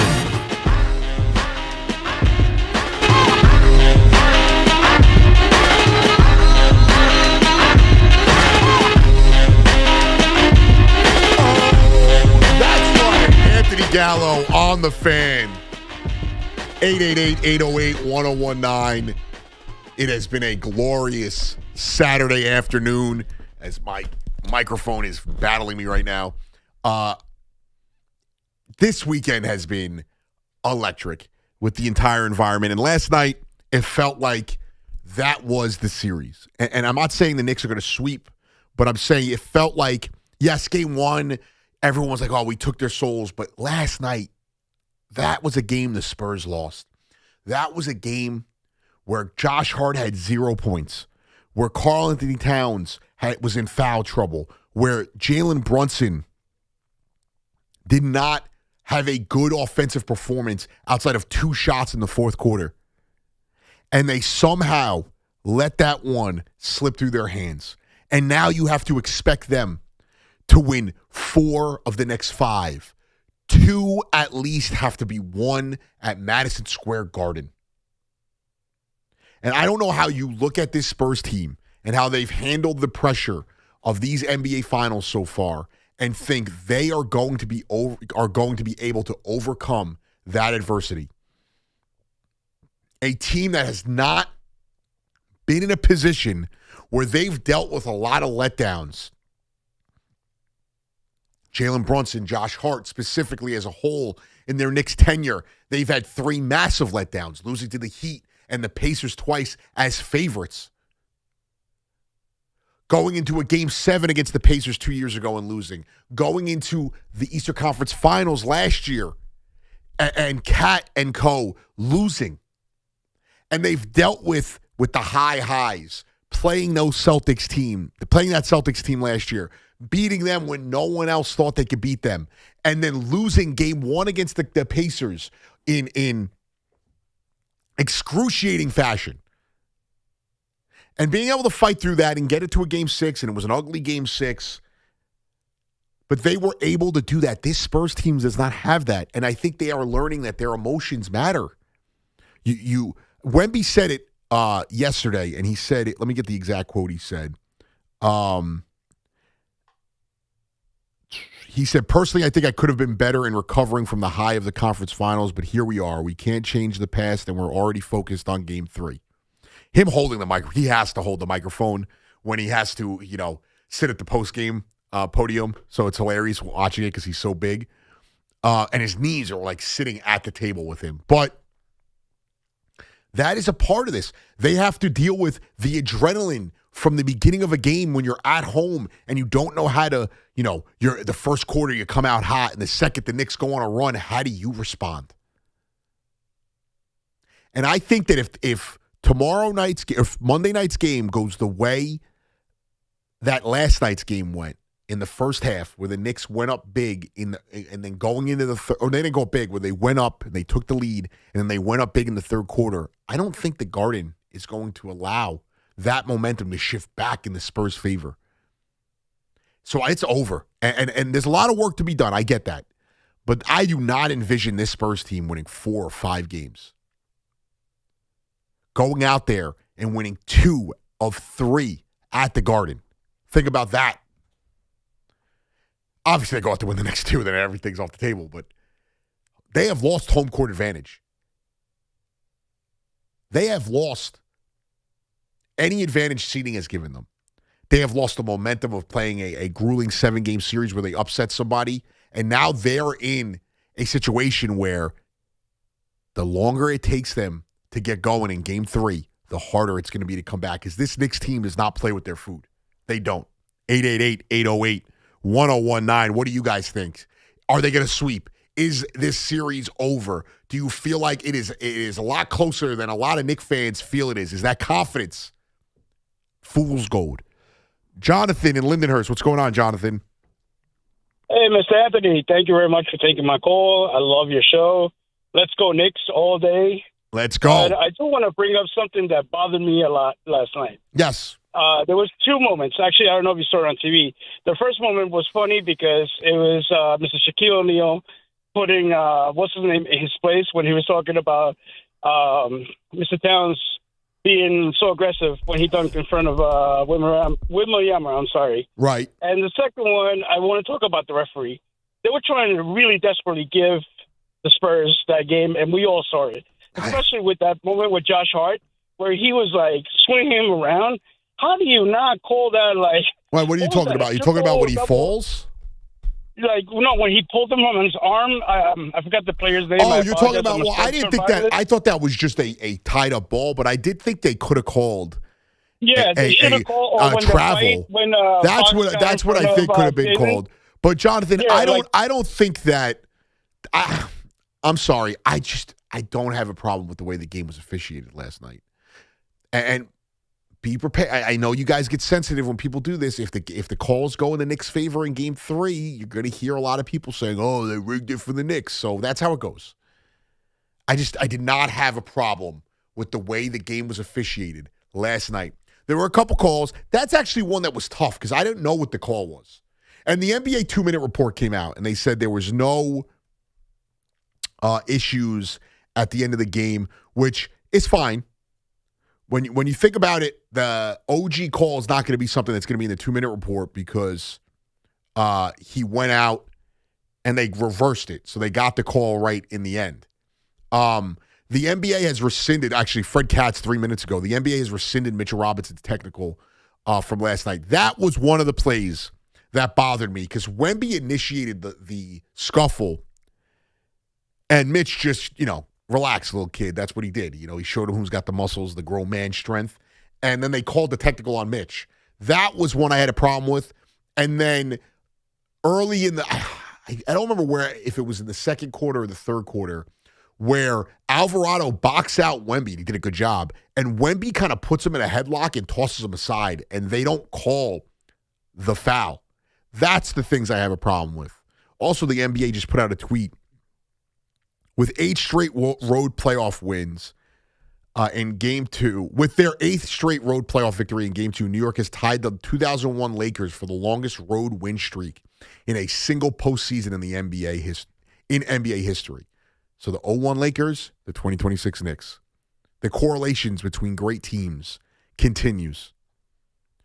And I wanted to find that last thing on the 2-minute warning so I could, let's see. Also, I while I have time to kill a little bit of time, shout out to St. John's, who is playing Alabama today in the Super Regionals of the college baseball tournament. Let's see. Where are we at? Ian Begley should have it.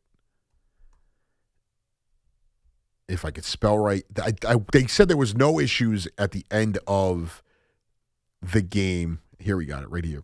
In its 2-minute report, the NBA finds the referees in Game 2 of the Knicks Spurs made no errors in the final 2 minutes. Every call was either correct or a correct non-call. On the cornet, which was the kickball that was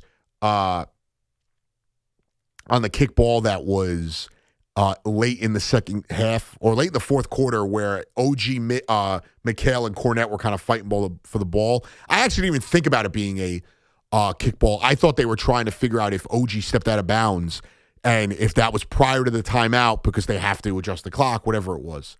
Although Cornette lifts his foot, he does not intentionally kick the loose ball. The out of bounds call, at the bare minimum, you could say the Knicks didn't get a great whistle in Game 2. This call below is the one that they forced refs to get right. A crucial. All right, so I'm reading in the things that don't matter now. Yeah, so I really don't feel it was that bad, but those two calls stuck out to me. The De'Aaron Fox one was tough because they were fighting for the ball. His feet are moving, but if he doesn't have full control of the ball, I don't think they could call a travel there. And I know that there was a free throw discrepancy, but the Knicks shot 21, the Spurs shot 27. A lot of it too, your offense gets out of a flow because they're fouling Mitch. Again, I just don't have a problem with the way the game was officiated. And even though it was officiated that way, if you think it was a problem, the ball doesn't lie because the Spurs missed a ton of free throws. My guy, Joey Clams in Brooklyn. What up, Joey? How you doing? Joey, you got me in trouble on Friday, by the way, dude. You got me in a lot of trouble. No. You did. Well, you know what, Anthony? You number one, you didn't do your homework and look at Jimmy Fallon, Joey Clams. I have. I can't find it. They showed you Joey Clams and you called me out like I was making up a story. I can't find it, Joey. My man. That's why people pitch hitters. You know what I'm saying? If you did your homework, you'll be the starting center fielder. Hey, Sebi Borrello was the catcher for St. John's, the Redmond back in the day. Frankie Viola, Johnny Franco, and David Honor from Tottenville High School batted 4 and change in the regionals. Back in the day, that was a great team. I think the last time St. John's was in the Super Regionals was when I was at school. Joe Anthony, Panic was let me explain something to you. Let me hear it, Joey. Hold on. You better pick the right side because Craigie's getting a call from the guy from Brooklyn Roots and say Joey Clams is legit. He's going to get the phone call. Wait, and I want an apology from everybody. Not on the phone, in person. All I'm saying is you got me in trouble. Anthony, I didn't get you in trouble. I'm just telling you. This guy says he goes into Fiecos, and meanwhile he's eating Primo. Well, they Primo sausage is incredible sausage. Oh, stop, Anthony. Go to Fiecos on 11th Avenue in 66 Street. The best thing you ever had. Come on, my man. You're Italian. I know, but I'm sorry. I can't eat Primo sausage and enjoy it. Joey, I'd rather eat the bologna sandwich in Brooklyn House. But let me hear your next point. My next point, we had the crooked zebras last night on Towns. I know it was going both ways, but here's the thing: when Towns is in foul trouble, which there was 2 fouls that were warrant fouls, it's big because he was the one that was beating up Wemby. That's true. It's a bigger problem. The crooked zebras, but I will say this: there was actually, Joey. Now that you say that, there was the call where he gets like his arm hooked, and they saying he hooked the guy's arm, and that bothered me too. I still can't. I didn't walk away from that game at any point, even when they were down or choking away the lead. I didn't sit there and think like, oh, this is this is where the Knicks are losing this game. It's the referee's fault. Anthony, I've been in this business for a long time on both sides, gambling and booking. The NBA does not want to sweep. They tried everything they could last night. They knew that if you get Cat out of the game, San Antonio's got a chance to win. And I told you last week, if you want to be champion, you got to win 2 games on the road. We already got 2. Already Go done. Win 2 out of 3 at home, baby. That's and right. Like I said yesterday, you want to be like Pirates. Go get the bounty. Go get the bounty. I love it, Joey. I love it. My guy, Joey Clams. He takes his sausage and food very seriously. I do love Joey. But I also love premium sausage. The other night, I made a couple premium sausage. I made by a couple, I mean the entire 6-pack. The lady had 2, and I had the rest. 2 hot, 2 sweet, little peppers, little onions. It was delicious. I mean, I suffered for it the next day, but we make decisions and we live with the consequences. 888-808-1019. Wade in Brantford, Connecticut. What's going on, Wayne? I love them too. That's what I'm talking about, Wayne. Oh, yeah. I think I can ease Yankees fans' minds on the Judge rib thing. I've had actual broken ribs a couple of times, and in the first week or 2, you can't cough. It kills you to cough, sneeze. You can't take a deep breath in bed. You can't even twist. Yeah, a lot. He's got a hairline fracture, which isn't too bad. They didn't see it the first time, but with actual fractured ribs, it's rough. But after like the 3rd week, with me a few times, it starts. You notice that you're feeling a lot better. After the 4th week is done, it's like you didn't even know you did it. You're fine. So I'm thinking after 4 weeks, he should be able to start at least swinging the bat. Ramping up. Oh, I couldn't swing any bat when I. Well, I just think that when they give that timeline for the injuries, I think it's more, is he going to be able to? Yeah. So like he might swing the bat, but they're not going to even think about swinging any bats like he had been up until he said, It's also it's very different, but like they believe, and I appreciate the call, Wayne. This is what the report was. They believe injury was initially sustained on April 26th after a period of rest and recovery.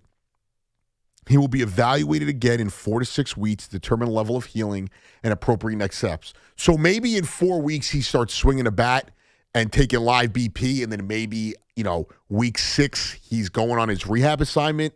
I think, listen, best case scenario, he somehow ends up, back by the beginning of August. And at that point, like I said, if the Yankees somehow go 30-20, let's say over a 50-game span, I don't know how many games it is, I'm just going to say it's 50, you're going to be able to live with that. And I think that's a true possibility for them. You got the Red Sox tonight. We have that coming up in under an hour. Emmanuel will get you on the pregame, all of that. Then you have the Guardians, you have the Blue Jays. They have a tough stretch here for the rest of June. When you get to July, the second half of July, you're playing the Pirates, you're playing the Phillies, the White Sox. Like, those are not great teams. I mean, the Phillies are okay. They do have to play the Dodgers. They're going to get a chance, and then they'll get to August where it gets really easy for them. In my opinion, now I'm looking at it, their schedule doesn't get easy until the first 2.5 weeks of September. So, not that it's hard, they're not going to have a prolonged stretch of, bad teams that they're facing. Maybe that stretch where they play the White Sox, the Reds, and the Tigers. But even the Reds aren't terrible. They're 31-31. The Tigers are bad. And then who was the other team I listed? And then you have, that's what it is. And then the White Sox, who are actually in a playoff spot. So I take it back. It's not going to be easy run here, but I'm confident the Yankees can do the job without Judge, regardless of who they're playing. I still think they're the best team in the AL. Obviously, with Judge, without him, they can compete. They will be able to compete, and they have enough weapons to compete for the division if that's the goal you want. I think their goal should just be end up with that first wild card, end up in the playoffs, and go from there. They have the pitching to win any short series. They have enough offense even without Judge, and if they're making a playoff run, Judge is going to be back by September, the latest. He'll be back in August, but if, let's say, worst case scenario, he's back in September. 888-808-1019. Mike in Brooklyn. What's going on, Mike? Hey, Anthony, thanks for taking my call. Thanks for calling, dude. I don't want to keep harping on this point, but I have to agree with almost all the callers that have called in about the refereeing last night. And I just want to talk about the numbers. Because if the Knicks go up 2-0 at home, then statistically speaking, historically, no team has ever come back from being 0-2 at home. And then the Spurs have to go to the Garden, and if they go down 3-0, then you have pretty much the entire country, besides two cities, turning off the TV because this thing is all but over. So I think it was in the NBA's best interest. I don't think that ever happens. You know what's in the NBA's best interest? The Knicks winning the series. It doesn't matter what game. So they're not rigging it against the Knicks. They're not. Take this for a point. The Knicks took 2 free throws in the second half last night. How is that statistically possible that the Let me Spurs ask you, how many times were the Knicks going to the rim, though? Mike, I'm sorry. You guys are going to – and this is what's going to happen. Mark my words. If the calls go the Knicks' way in Game 3, where's the conspiracy? We got to stop. You got to stop. This is like last year when they played the Pacers and everyone's like, they don't want the Knicks to win. You idiots. You think they want Indiana in the NBA Finals over New York. Yes, they don't want to sweep. I know that. They're not altering the games. I'm sorry. They're not. Nobody's telling me to tell you that. They're not. Just because some drunk referee in the early 2000s told you he was altering calls. Mike Donaghy is a dork. He has no sustainable credit within that community. They're not rigging the games. And then early on in that game, everyone was complaining about calls like the Josh Hart call. And it was just like they gave you reasons to believe that Josh Hart call where he trips him was the right call. I'm sorry, it was. When he goes up for the shot and he rips the guy's hand, it's the right call. When Brunson slaps the guy on the head, that's the right call. Why would Tony Brothers make a call and then go to the review and then it's somehow rigged? They corrected the call on the 3-point shot. They challenged it. I just don't understand. Now, there are things I don't agree with. Do I think that they are protecting Wemby? Sure. That's the NBA. The stars get protected. Do Patrick Mahomes and Tom Brady and all those guys get protected? Yes. There's no way to protect guys in baseball. Otherwise, they would get protected too. Back in the day, they used to tell you that great hitters and great pitchers would get favorable calls. I don't think that's the case anymore. We won the game. You cannot sit here. It feels like Knicks fans, they're up 2-0. They're on the verge of killing this squad. They win Game 3, your conspiracies go out the door. And you guys have cried. The biggest talking point outside of, praise for Cat and Mike Brown and Bridges, the biggest talking point today has been about the officials. The Knicks won. What are we doing? Maybe if Jalen Brunson doesn't shoot 28% from the field yesterday, the Knicks are not even caring about the officials. I'm sorry. I just don't see it. Eddie in Berlin. What's going on, Eddie? Hey, what's going on? Thanks for taking my call. Can you hear me? Yes, I can hear you. What's going on, dude? Hey, man, listen. I have a little bit of a problem with the refereeing last night. Well, both games, but I'm not going to blame it on the referees. Obviously, we won both games. I do want to talk about Cat on his defense, and I think he actually is the MVP of this series so far. Yeah, I agree. I definitely agree. And I think unless he's terrible in the next 2 games, or however many games it is, I think barring Brunson having 2 amazing performances or having a great performance and hitting a game-winning shot, there's no way Cat isn't the MVP when they close this out.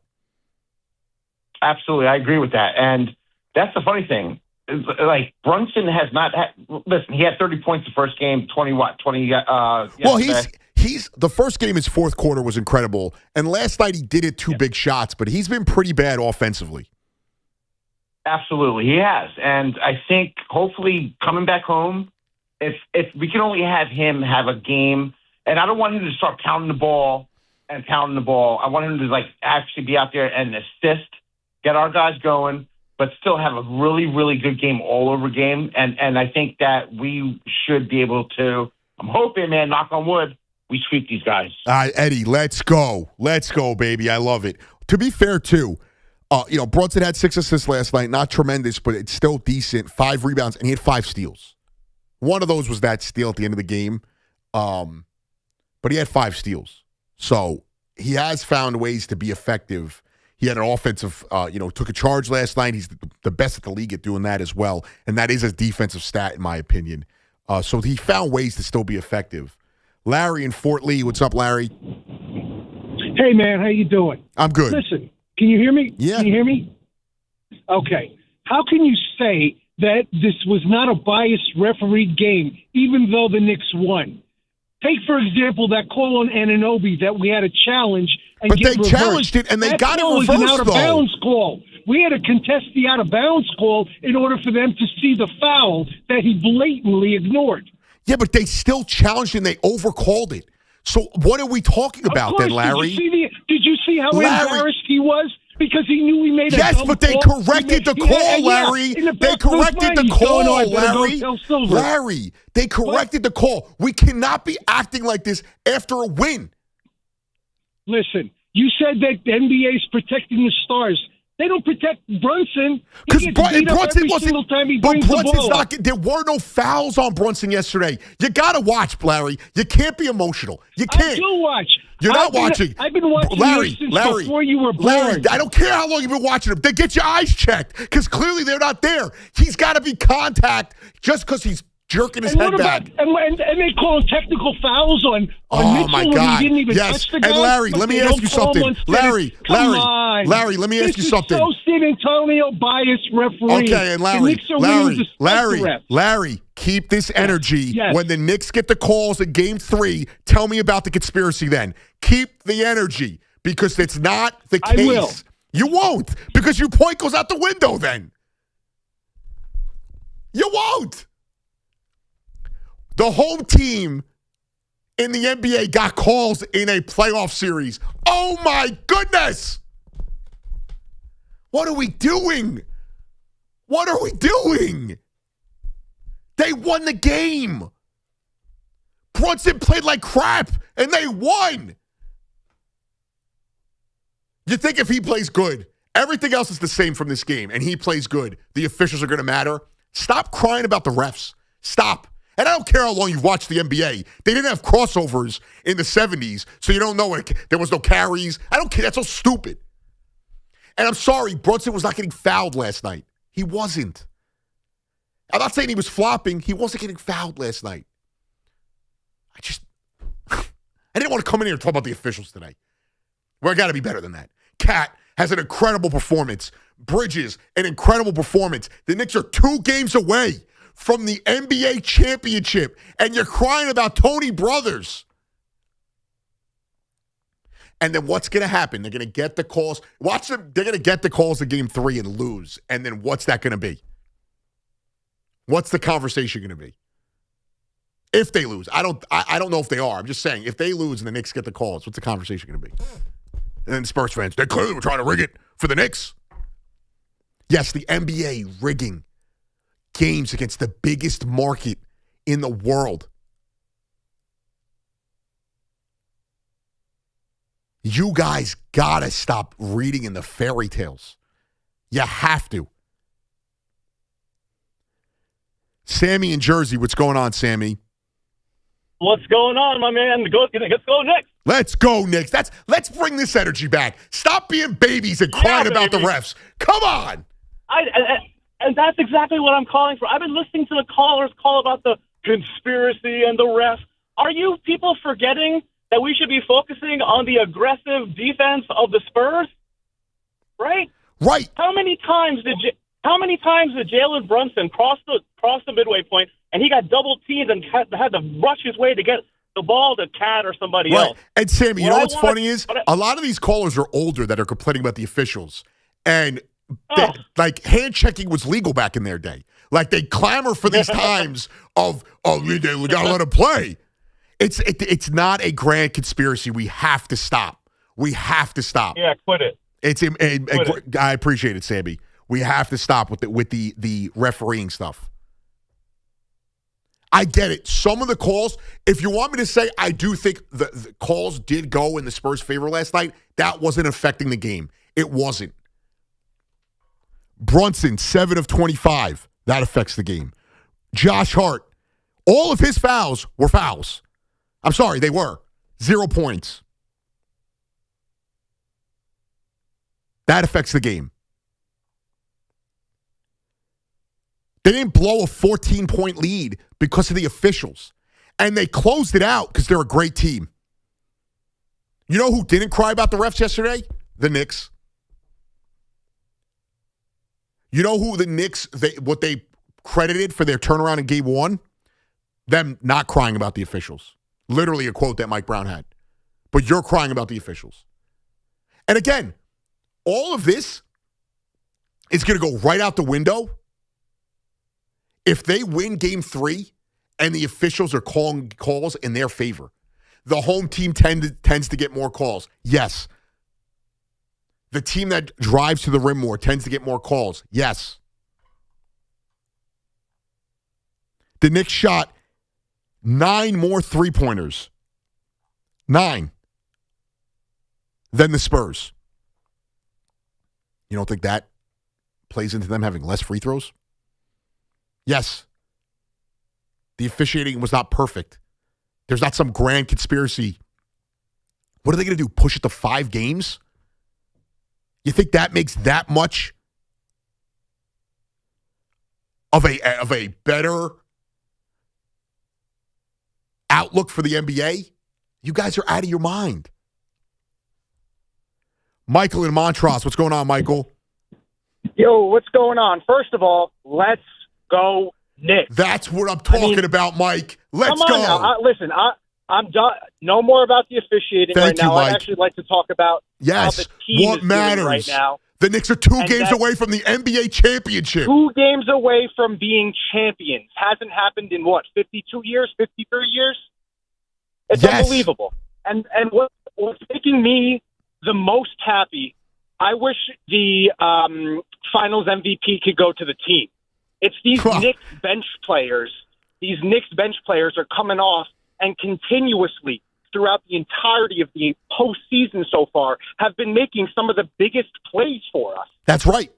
Well, listen, Mike. Go ahead. I get it. We want to give it to the team, but I do think there are guys like what Cat has done has been incredible. It's unbelievable. And here's another thing is too. Cat's the favorite in my opinion for the MVP. You could make an argument that at times Bridges has been that guy. Oh, and obviously the finals is different, but throughout the playoffs, I think Cat's been their best player. But they've had guys, to your credit, that have stepped up. Bridges and Brunson and OG. Josh Hart had a great game 1. The bench has been big. Landry Shamet has been an impact player every time he steps on the court.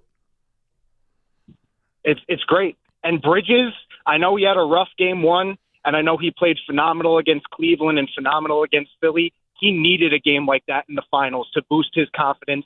He hit timely, open shots, which is what every player in the NBA should be able to do. I know Brunson had the unfortunate in and out towards the end, but to his credit, like he always does, he stepped up for us when it mattered most.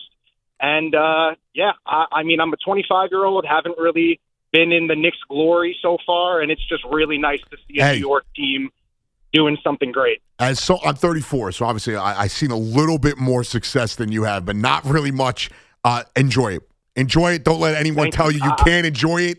Let's get obnoxious. The Knicks are 2 games away from being NBA champions. 2 games from being NBA champions. And when they become NBA champions, and they will, we're going to party. We're going to get obnoxious. And we're going to be the center, once again, of the basketball universe. Everyone already wants to be like us. They see how much fun we're having. That's why they hate. Let's lock in. I think this series is over. Do I think they're going to sweep? I don't know yet, but it is over. There is no way They are winning 2 out of 3 games at the Garden. They are not winning 4 out of 5 games in this series. Let's go, Knicks. I got you for another 20 minutes or so until Yankee baseball, Yankees, Red Sox. I'll get back to the phones in a bit. We'll talk about the Judge injury. I do not think the Yankees are going to be that worse off, and they will be able to survive this. A big Knicks Saturday. Anthony Gallo back after this. When the halftime horn sounds, head right to WFAN's YouTube page for a special live stream of The Carton Show with Chris McMonagle. There's no other halftime show for the real New York Hoops fan on this championship run. Craig Carton and Chris McMonagle, exclusively during every halftime of every game on WFAN's YouTube page. Brought to you by C4, the official energy drink of the New York Knicks, fueling the Knicks through the finals. Premio, the way sausage should be. Corona, La Playa awaits. And your home for New York sports, WFAN. Hi, this is John Starks, and I'm Tyler Kolek. At John Starks Kia, we don't play games. No gimmicks, no tricks, no hidden fees, no surprises. Lease a Kia Sportage for just $333 a month with just $3 due at signing. What we say is what it is, period. See you at John Starks Kia in Queens. Go New York, go New York, go. 36-month lease excludes tax, title, and MV fees. No security deposit required. 10,000 miles per year. Expires July 6th. The Travelers Championship. This is where greatness locks in, where the winds hit harder. For 4 perfect days in June, see returning champion Keegan Bradley and more of the world's best like Scotty Scheffler, Tommy Fleetwood, Justin Rose, and Cameron Young at nearby TPC River Highlands.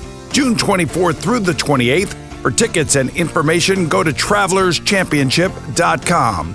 The Travelers Championship. Now is the time. This is the place. At NYU Langone Health, we know there really is no place like home. That's why we get our surgery patients home faster and have fewer readmissions than any other health system. That means once you're home, you won't need to go back for the same procedure. Instead, you can get back to the things you love. And the next time you need something else, we're here. Better health starts with a better health system. Learn more at nyulangonehealth.org.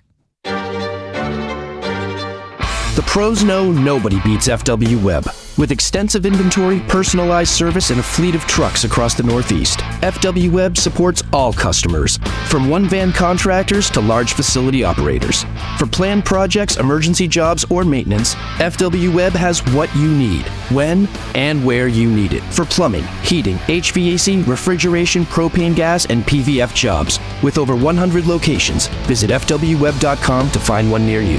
Town Fair Tires, New England's largest volume discount tire dealer with over 125 locations. So we sell name brand tires for the guaranteed lowest price, like Michelin tires, with all-season capabilities and maximum performance. Plus, Town Fair will give you more free services for life on your Michelin tires, for longer tread life and reliable traction in both wet and dry conditions. For the guaranteed lowest price on Michelin tires, nobody beats Town Fair Tire. Nobody! Name brands at discount prices. Town Fair Tire. Finding great candidates to hire can be like, well, trying to find a needle in a haystack, but not with ZipRecruiter. Its powerful technology actively finds and invites qualified candidates to apply to your job. So while other companies might deliver a lot of hay, ZipRecruiter finds you the needle in the haystack. See why 4 out of 5 employers who post a job on ZipRecruiter get a quality candidate within the first day. Try ZipRecruiter for free at ZipRecruiter.com/team. That's ZipRecruiter.com/team. ZipRecruiter. While the world watches the stars at the FIFA World Cup this summer, Hyundai has its eyes on the next generation of talent. The future stars who are already turning heads at age 14. Because next doesn't wait for an invitation. And neither do we. Hyundai has always moved the future within reach. We did it when we made advanced safety standard on every vehicle and engineered EVs with ultra-fast charging capability. Because the future isn't some far-off concept. It's already here. Next starts now. Hyundai, an official partner of FIFA. Everybody loves a win. And with the New Jersey Lottery, the next winner could be you. Play today at a New Jersey Lottery retailer near you, because anything can happen in Jersey. Hey Yankees fans, join us at Yankee Stadium on Saturday, June 20th, as we celebrate Aaron Judge winning the 2025 American League Most Valuable Player Award. It's Aaron Judge MVP Bobblehead Day, presented by T-Mobile. The first 18,000 guests through the gates will receive a special bobblehead commemorating Judge's MVP season. The Yankees take on the Cincinnati Reds Saturday, June 20th. Get your tickets now at Yankees.com/tickets. Hi, it's Chris Riccobono, founder of Untuckit. 15 years, 15 million shirts sold, and we're still the best in the game, which means Untuckit also has the best gifts for Father's Day, now on sale.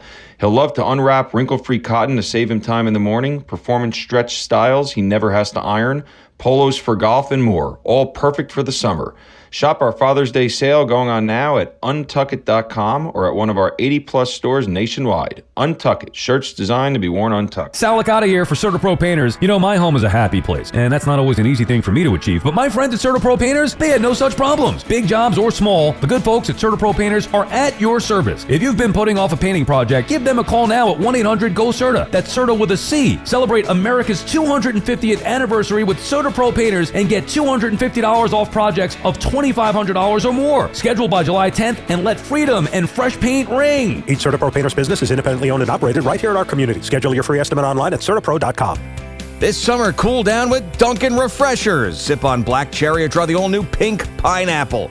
Or try one of their flavorful fan favorites like mango pineapple or strawberry dragon fruit. All of them are ice cold and refreshing.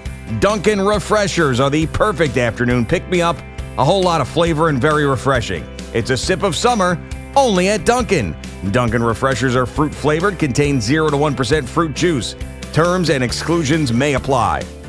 Get the scuttlebutt on your favorite team, the Fan, on the Odyssey, iHeart, and TuneIn. Anthony Gallo on the Fan. In New York City, the greatest city in the world with the greatest fans, and don't let some schmuck from Chicago on a station nobody listens to tell us we're the most obnoxious fans in the world. And even if we are, they just hate us because they ain't us. The Knicks are 2 games away from the ultimate title. 2 games away from bringing a title back to the city that so desperately needs one in the 4 major sports. A parade that'll be a parade we have never seen in New York, in American sports. It is going to be spectacular. So buckle up, have fun, and I'm telling you right now, this series is over. It's just a matter if it's in 4, 5, or 6 games, because this team, they're not losing 4 to 5, and I can tell you this much. The Spurs do not have the fortitude, the mental fortitude, to go into the Garden in 3 games and win at least 2 of them. Because if they're going to come back, that's what they're going to have to do. And Monday night is going to be a zoo. Monday night is going to be insane. They better not let the Knicks get hot. Bob in Connecticut. What's up, Bob? Hey, I am both a referee and a longtime Knicks fan, almost 69 years old. Right. So I saw both. And I look at things through different lenses. I've gone with a buddy of mine who's an official. We just look at things differently than some of these crazy fans. Yeah, I'm sure you have a little bit more experience with it. You understand how it is that no matter what, you're always going to be the villain in somebody's eyes. Yeah. Yeah, well, the thing about it is, you know, I was with my goddaughter's father last night, who was a baller himself back in the day, and I thought he was going to have a heart attack. He was losing his mind, screaming, foul this, foul that. Oh, my God, they're against us, you know, all that nonsense. And I said to him, listen to it. I love you. We've known each other since kids, but I'm ready to leave the fucking. Oh, I'm sorry. Oh, Bob out here. Ready to. Is he I'm back ready up? to leave the You're house. back up. Yeah, I'm ready to leave your house. I said to him. But that's my point. It was just it's overdone, and I appreciate the call, Bob. Bob getting a little excited there. But that's a guy looking at it from a ref's perspective. I mean, he's a Knicks fan. It's just too much, and I honestly don't want to spend the show talking about the officials when this team is 2 games away from winning a title. And I just know how this is going to go, because when the Knicks get the benefits of the calls on Monday, and if they win, then Spurs fans are going to tell you, oh, my God, they rigged it for them. It doesn't matter. Louis in the Bronx. What's up, Louis? Let's stop talking about the refs and let's talk about how OG and Cat threw it down on Wemby. That's what I'm talking about, Louie. That's what I'm talking about. Let's talk about that. Let's talk about the only thing we're going to correct, and I have no doubt that we will, because Mike Brown is on the money. He showed that he knows how to make corrections. He knows how to make adjustments. We got to get into our offense quicker. They picked us up full court, a lot of pressure on Brunson. Next thing you know, you look up at the shot clock. We're at 8 seconds. There was a lot of that last night. Couple of violations, couple of forced shots just to beat the clock, right? We'll correct that. We'll burn. And you know what, Ant? You know what? We haven't had a big game like one of our shooting games where we're unconscious and everybody's hitting. We haven't had that. It's coming. It's coming. And you know what? You want to say they let 2 games get away at home? Yeah, okay. Maybe they did. But you know what? Even better. You were supposed to win those 2 games at home. That's what I'm talking about. Took them from you. That's right. Now, we had the 14-point lead. We let it go. They went on a big run, a major run. They took a little lead on us, but we came right back. They had a good look to win it, okay? And this is the problem with that team. All year long, they played OKC great. They owned OKC. Whatever the matchups were, they liked the matchup with OKC. Handled them. They handled them, and in the beginning of the season, they didn't only handle them; they blew them out. All right. So they had, and then the Knicks come in. The Knicks had no problem with the Spurs. 2 out of 3. The only game we lost, I think we lost a 2-point game over there, 132-130, something like that. And we couldn't deal with OKC. So they took care of OKC. Everything's falling our way. All right. And the problem with them is they got a kid. He's young. He's great. But he's like I said, he's young, and he's their leader. And it showed that play down the stretch when he throws the ball. He hits Castle in the back. He turns it over. They are young. They'll be back. They're not ready right now. They're not ready to pop right now. He has a lot to learn, and they have a lot to learn. Louis, great call. Absolutely. Louis, I love it. Let's go, Knicks. Hey, throw it down on Wemby. Louis, I didn't mean to cut you off there. That's what I'm talking about. That's what we should be talking about. Bully ball. Cat throwing it down in his face. OG blowing by him and dunking on him. Oh, he's so big. He's a freak of nature. He's getting bullied by Jose Alvarado on a box out. Putting him in a Lex Luger headlock. Come on. And he's right. Great point. Getting away from the theatrics. It's a great point. They have to get into their offense quicker, and they will correct it. I think they're not going to go up there with the single ball handler trying to initiate the offense. And even if they want to get the ball out of Brunson's hand, I'm going to see Josh Hart, I'm going to see Mikal Bridges get the ball up quicker. We're going to see them move the ball up quicker, maybe with less dribbles, get the ball in the Cat's hands. Maybe you dish it out to Hart. He takes a couple dribbles and right into Karl Anthony Towns and have him initiate the offense, which will open up Brunson a lot. And I actually thought it was interesting. They doubled Brunson a lot when he was on the court, and then they decided to go to single coverage and kind of hedge him in. They were, blitzing him a bit more instead of just initially starting on the double. I have no doubt from what we've seen over the last month and a half of basketball that Mike Brown is going to adjust that. The players are going to adjust to that. And to what Louis said, they haven't shot the lights out in a while. They haven't had that game in, yes, they dominated the Cavs, but they weren't absolutely, knocking down every bucket. And in this series, they've had one stretch that they've shot well, and that was in the first half of this game. Wait till, if Brunson gets going, man, the Garden is going to be deafening. It's going to be an insane experience. I can't wait. And I'll be there. Shout out again to the station for sending me and Craig for hooking that up with, and the big hurls, getting my name in the system, all of that. It's going to be awesome. I'll be out there. I'm going to get great content for you guys. Also, I might cry a little bit. It's going to be that awesome of an experience. Thomas Eminalpin, what's up, Thomas? Hey, man, how's it going? I'm good. How are you doing, dude? Just wanted to have two. Good, thank you, man. Just want to have 2 quick points. The first one was about Brunson. The first game, obviously, he got hurt in the first quarter, was out. He came back with some blood stain on his knee, so he obviously got shot up with something to help numb the pain. Still went on to score 30 points. Second game wasn't his best shooting night, but I think that's what goes to show how great this New York Knicks team is and how well balanced they are. You got, next man up mentality. You never know who you're going to get the best offense from. And just the second point, too, is who are winning this series, and you could tell from after game one post-conference, everyone's talking, every team is making excuses as to why they're losing. Oh, it's this, that. The Knicks are coming out winning these games and saying, we're playing like crap, we could play better, we could do this. You had one reporter that came out and said to Karl Anthony Towns, hey, Brunson didn't have a good scoring game. And Cat took the mic. He's like, this is Captain Clutch.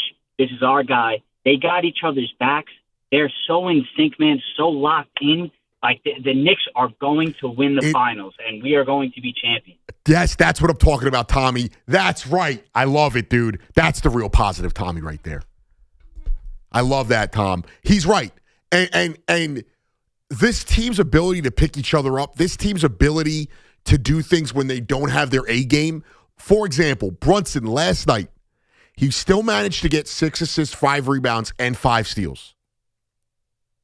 We'll say 4 because that last one was he was aware. He was on his toes, but they get that. He has 5 steals.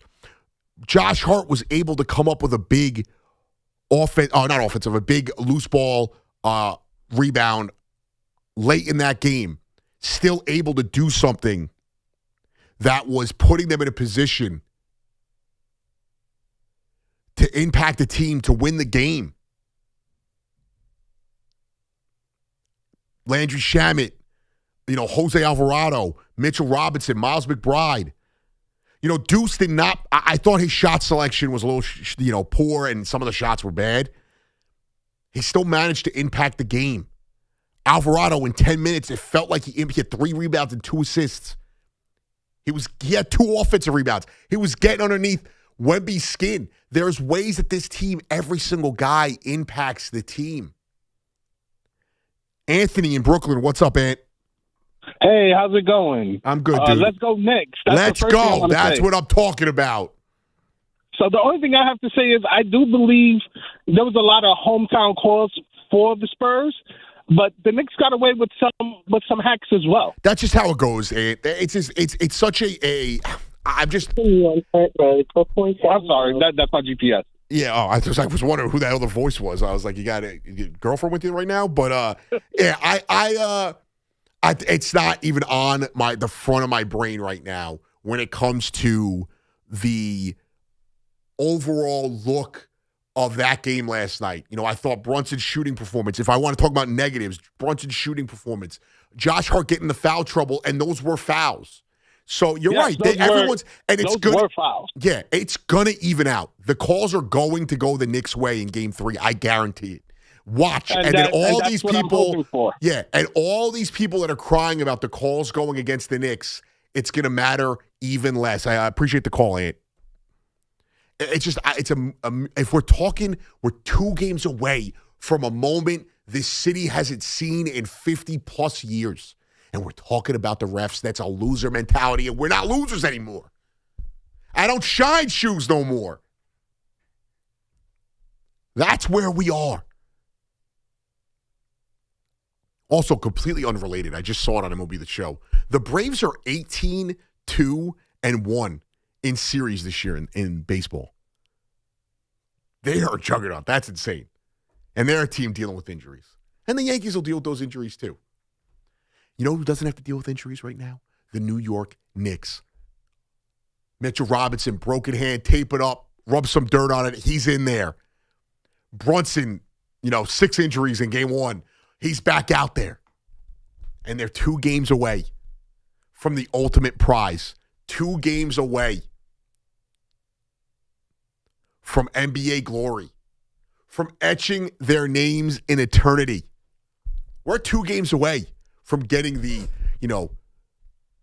Jalen Brunson, Leon Rose, holding hands, statue, whatever it's going to be. It's going to be an incredible moment. Buckle up, have some fun, enjoy it. Be safe. Don't be flipping cars out there. I know a lot of you want to go viral and all that. Enjoy it. Come together. Crime is down. Do not flip a car. We don't need bricks through windows. Get obnoxious. Let's be obnoxious. Let's make sure the fans that think we're obnoxious, like that clown in Chicago, like those dorks in Philly. But let's do it the right way. Let's have fun. The Knicks are 2 games away from NBA glory. 2 games. 2 wins, to be fair, but some of it feels like 2 games. Monday night's going to be a zoo.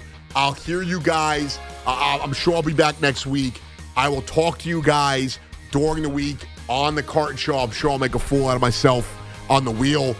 Coming up next, Yankees baseball, as the Yankees look to right the ship after a Game 1 loss to the Red Sox. Shout out to Connor Green. Shout out to Paul Rosenberg. Shout out to my fiance who made her New York radio debut as well. If you want to hit me up on X at PicoDay_Gallo or search Anthony Gallo WFAN or Pico de Gallo 24 on IG. Let's go, Knicks. The finals is in our grasp. Finish the job, boys.